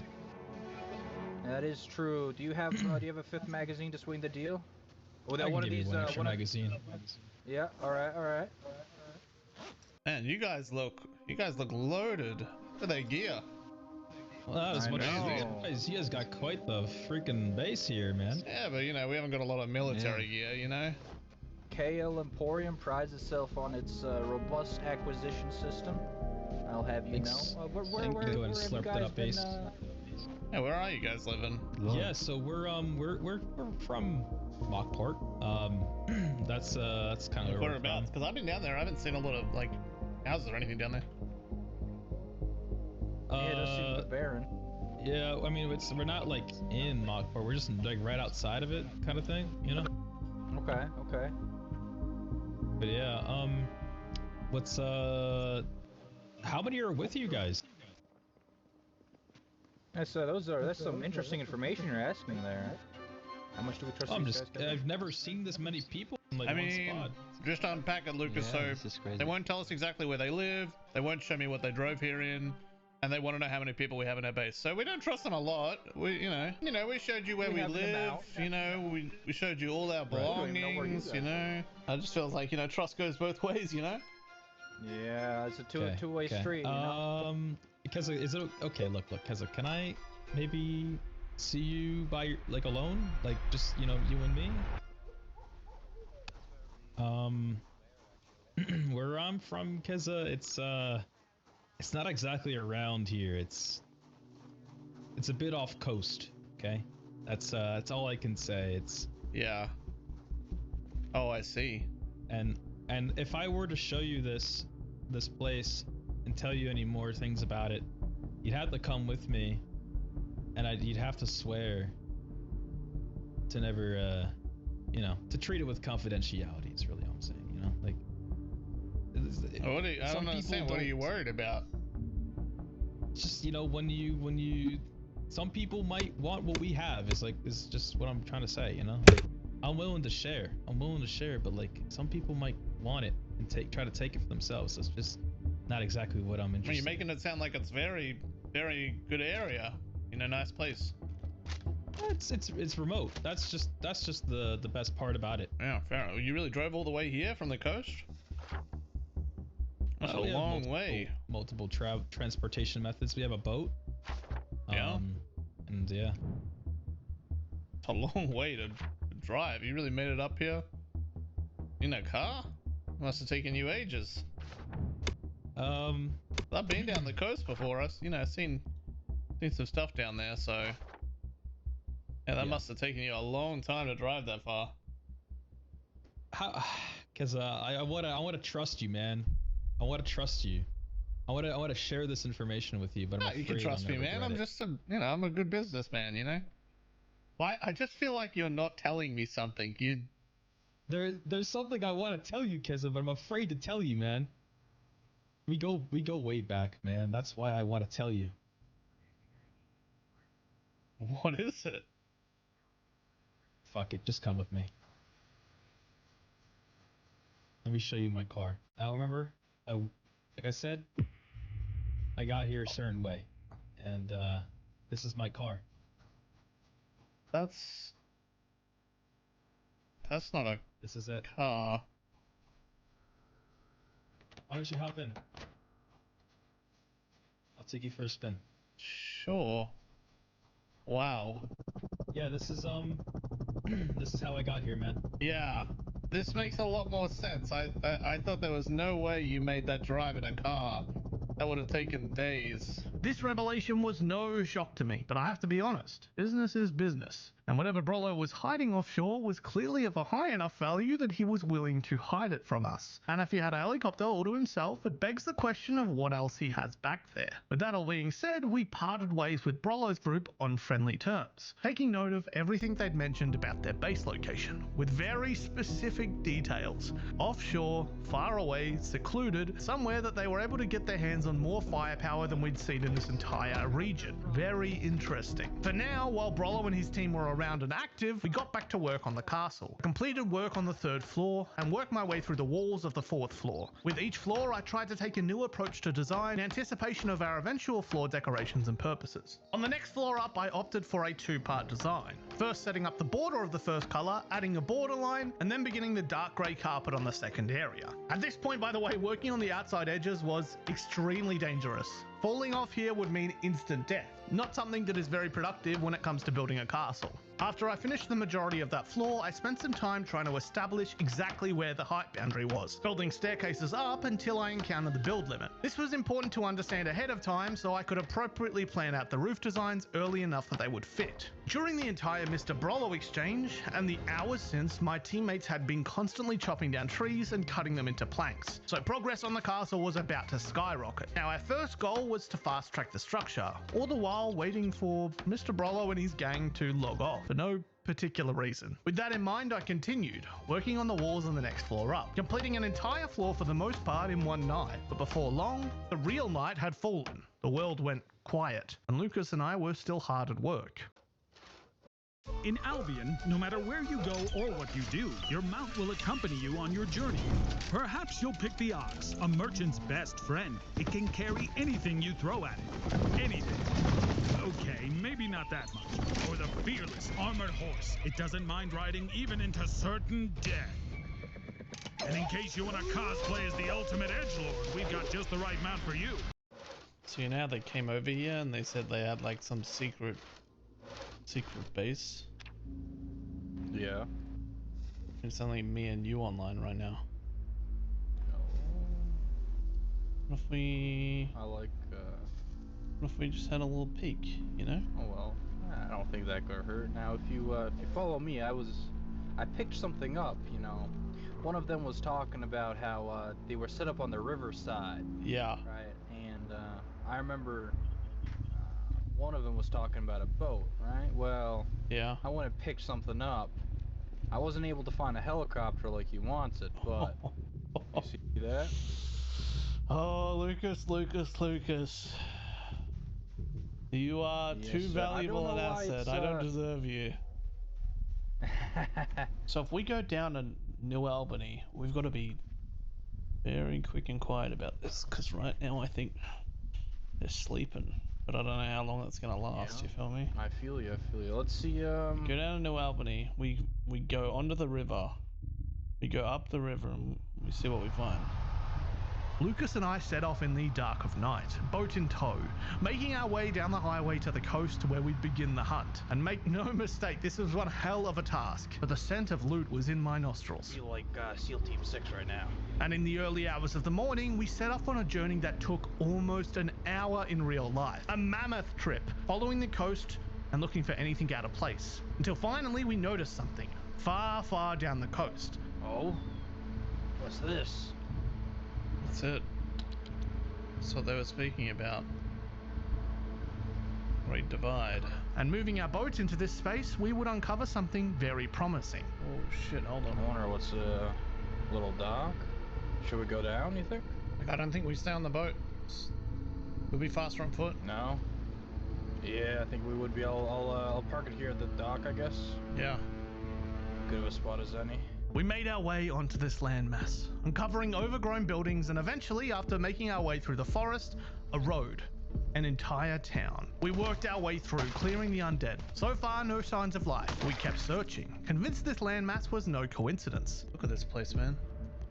Kidding me? There were a whole lot of undead here, no doubt, but we were well equipped. We found a gas station, and while I cleared the local population, Lucas searched for a car. And after jump-starting a vehicle, we headed on our way, searching for something, anything, signs of humanity, or more importantly, signs of a place where one could find a lot of firepower. We drove through the streets for a while, before eventually we encountered a large security wall.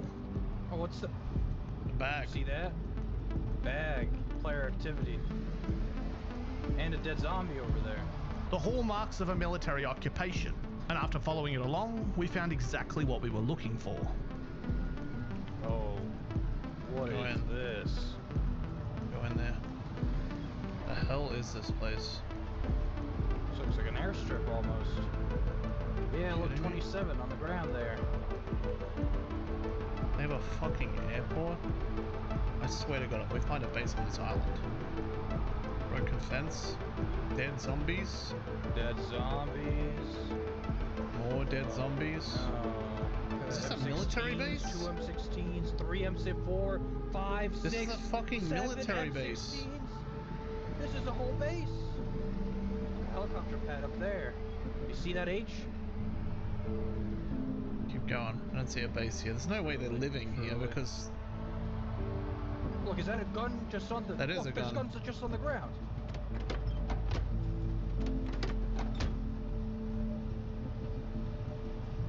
There's just 2 M16s here on the ground. They've got so many guns they're throwing them away. Wait, look, more. And another M16. And the Kidding me? CAR-15. M14. Okay, this is... Look at this gear. Let's not get it. Yeah. We have to find where they live. After finding the military base, we knew we were on the right track. So we began the search, hunting through the streets, checking nooks and crannies until this happened. Are you fucking kidding me? What's that?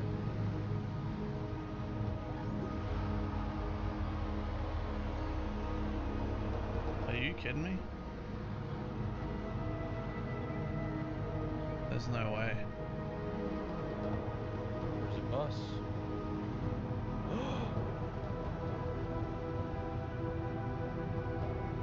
You see that? Yeah, I see.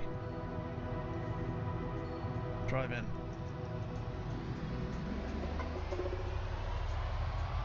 Every adventure starts a little lonely. But don't rush. Just grow stronger, step by step. Meet friends from all across the globe. Raise the pets you love. Join a guild with allies you trust. Build a home together.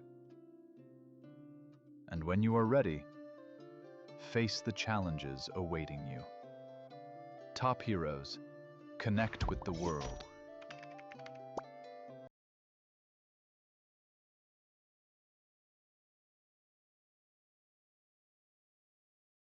Hey bro, can you make me something that sounds like I just died, went to heaven in Japan, and some angels started singing to me? Yeah, I got you, bro.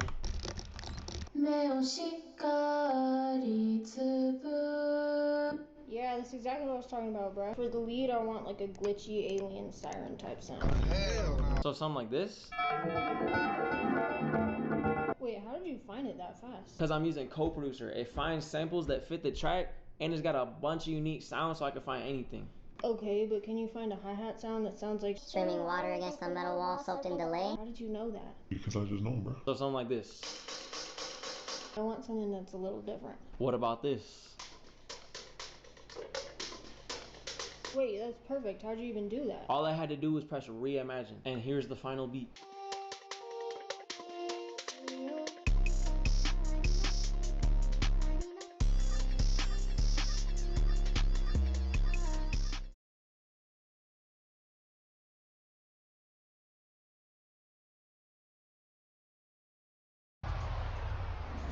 They lied to us. Look at this.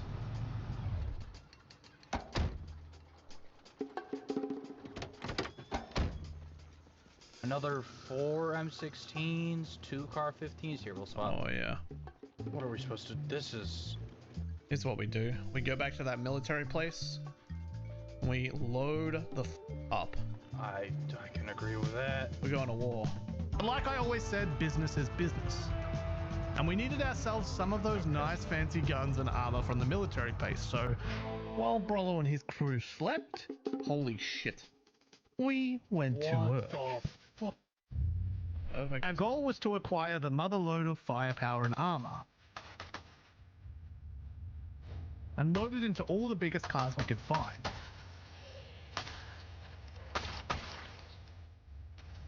Oh my god, this truck is almost full already.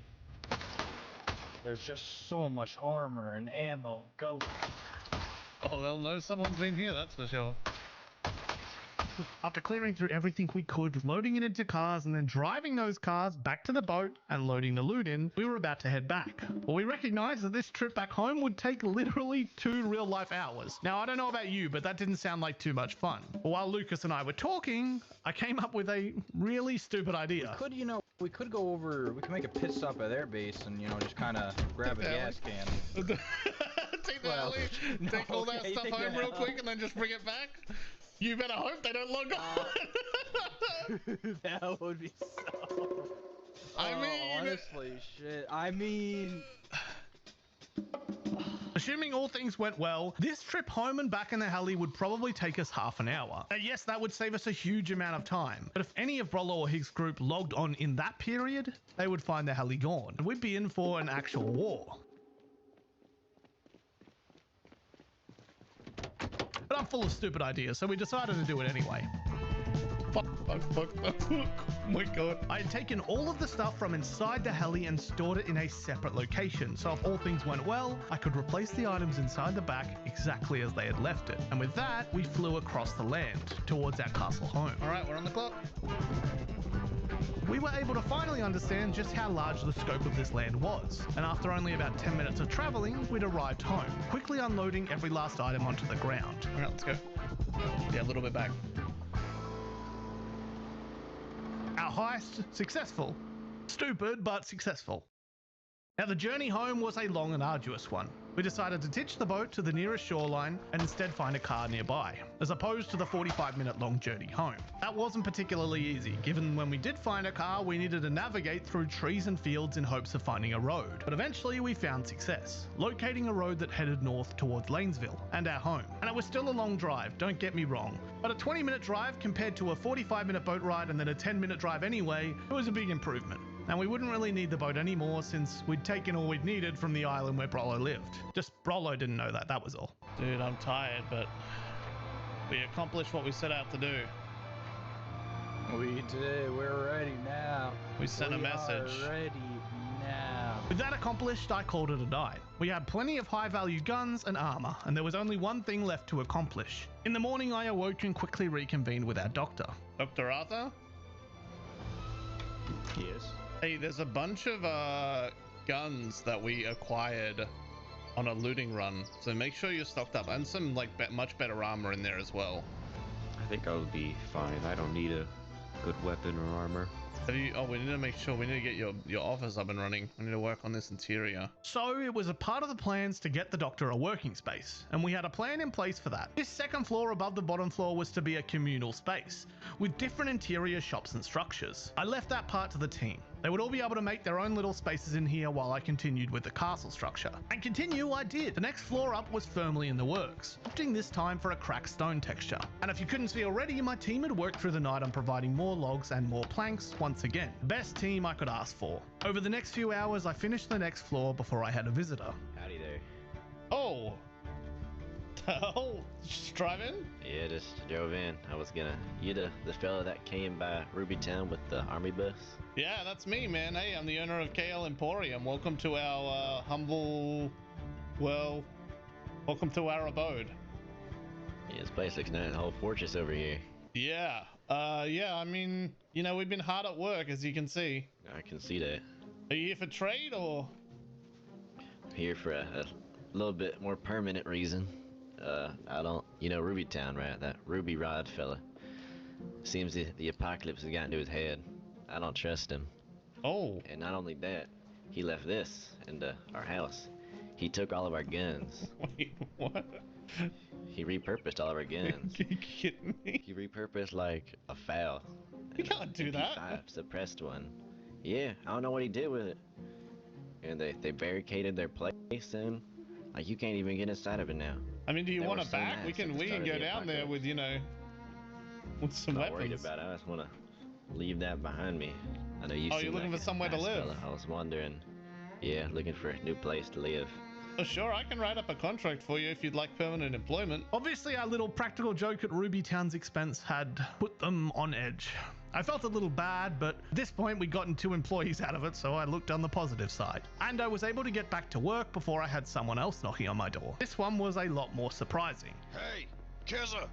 Hey, man. What? Have you seen my brother? No, I haven't. Why? What happened? I can't find him. I don't know where he is. He left a note that said he was going out for supplies. Oh. I mean, maybe he's sleeping out on his supply run. Well, you just gotta be patient, you know? What's the worst that could happen, you know? He could be dead. Oh, yeah, I guess that's true. But I mean, you know, he's got 5 threads, right? He's not on his last thread or anything.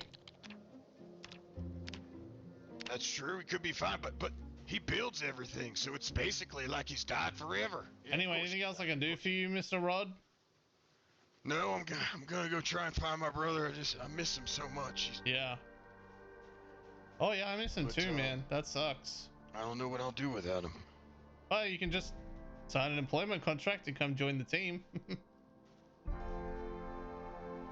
Like what? You mean like live here?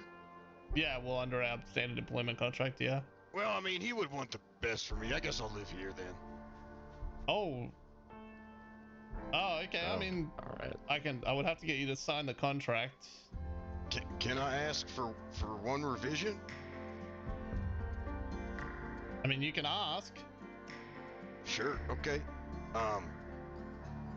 Can I have a tea bag? No.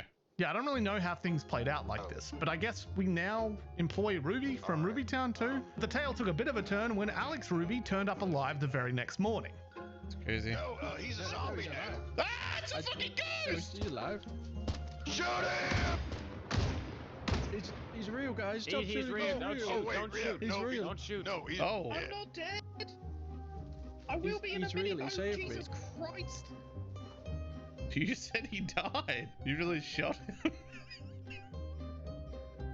No Yeah, you way. Oh kinda- my god, you Yeah, fucking you shot should him. have seen him belly, Doctor. at I that shot him place. in the foot. So like now that your brother's back, Ruby, are you gonna like go back to Ruby Town or? I mean, you know, it Yeah. sounds like a great idea that we Yeah, should. let me stop you right should- there.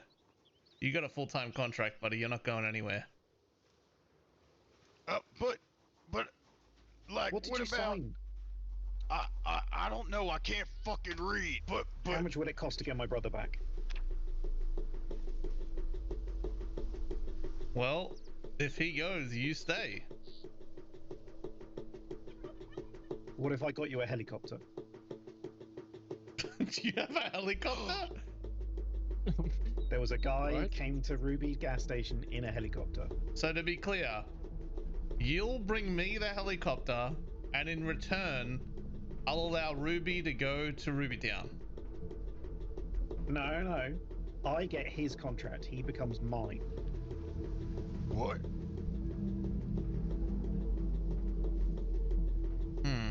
For a helicopter. Sounds like a good deal.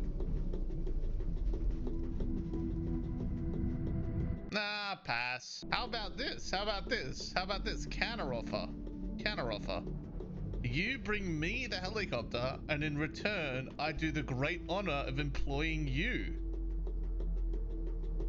Oh, that sounds great. Then you can live together again like brothers. Exactly. It'll be like nothing's changed. You know, like I said, you guys can have a Ruby Gas. Yeah, you guys can have a Ruby Town, Ruby Gas franchise right here in the castle.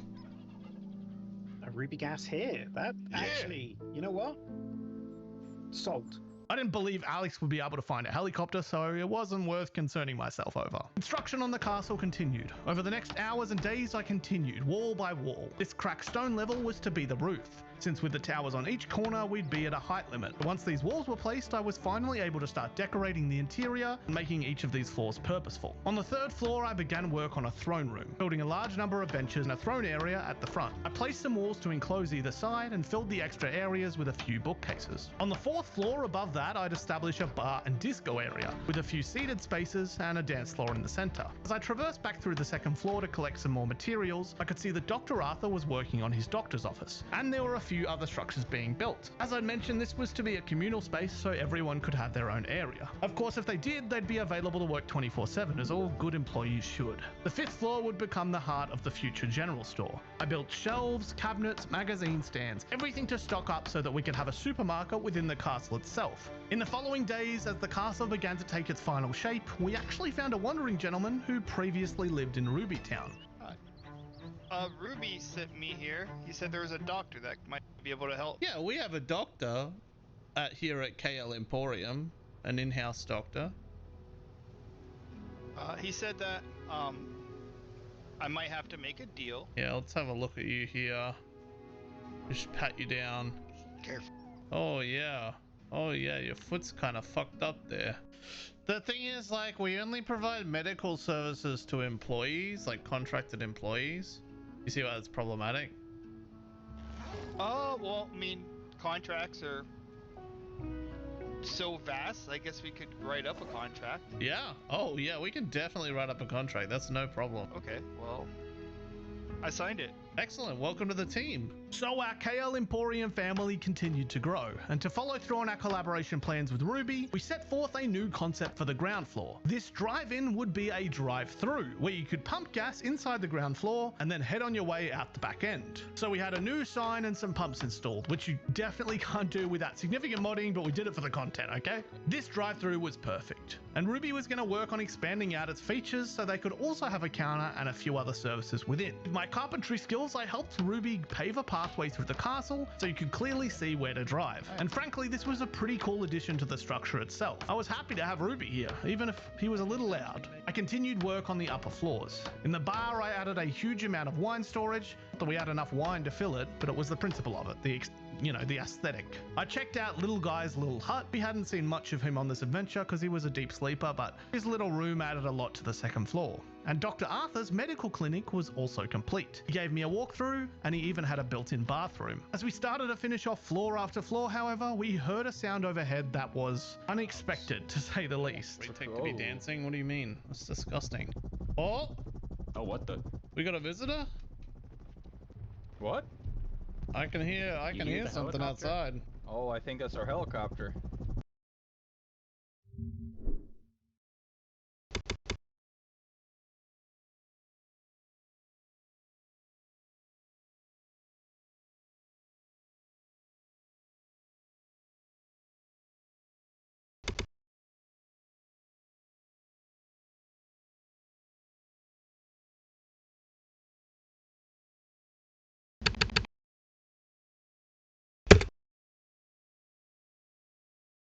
When a shopping cart smashed my headlight, we worried we'd have to fight to get paid for such a small claim. And life would revolve around the shopping cart. But that never happened.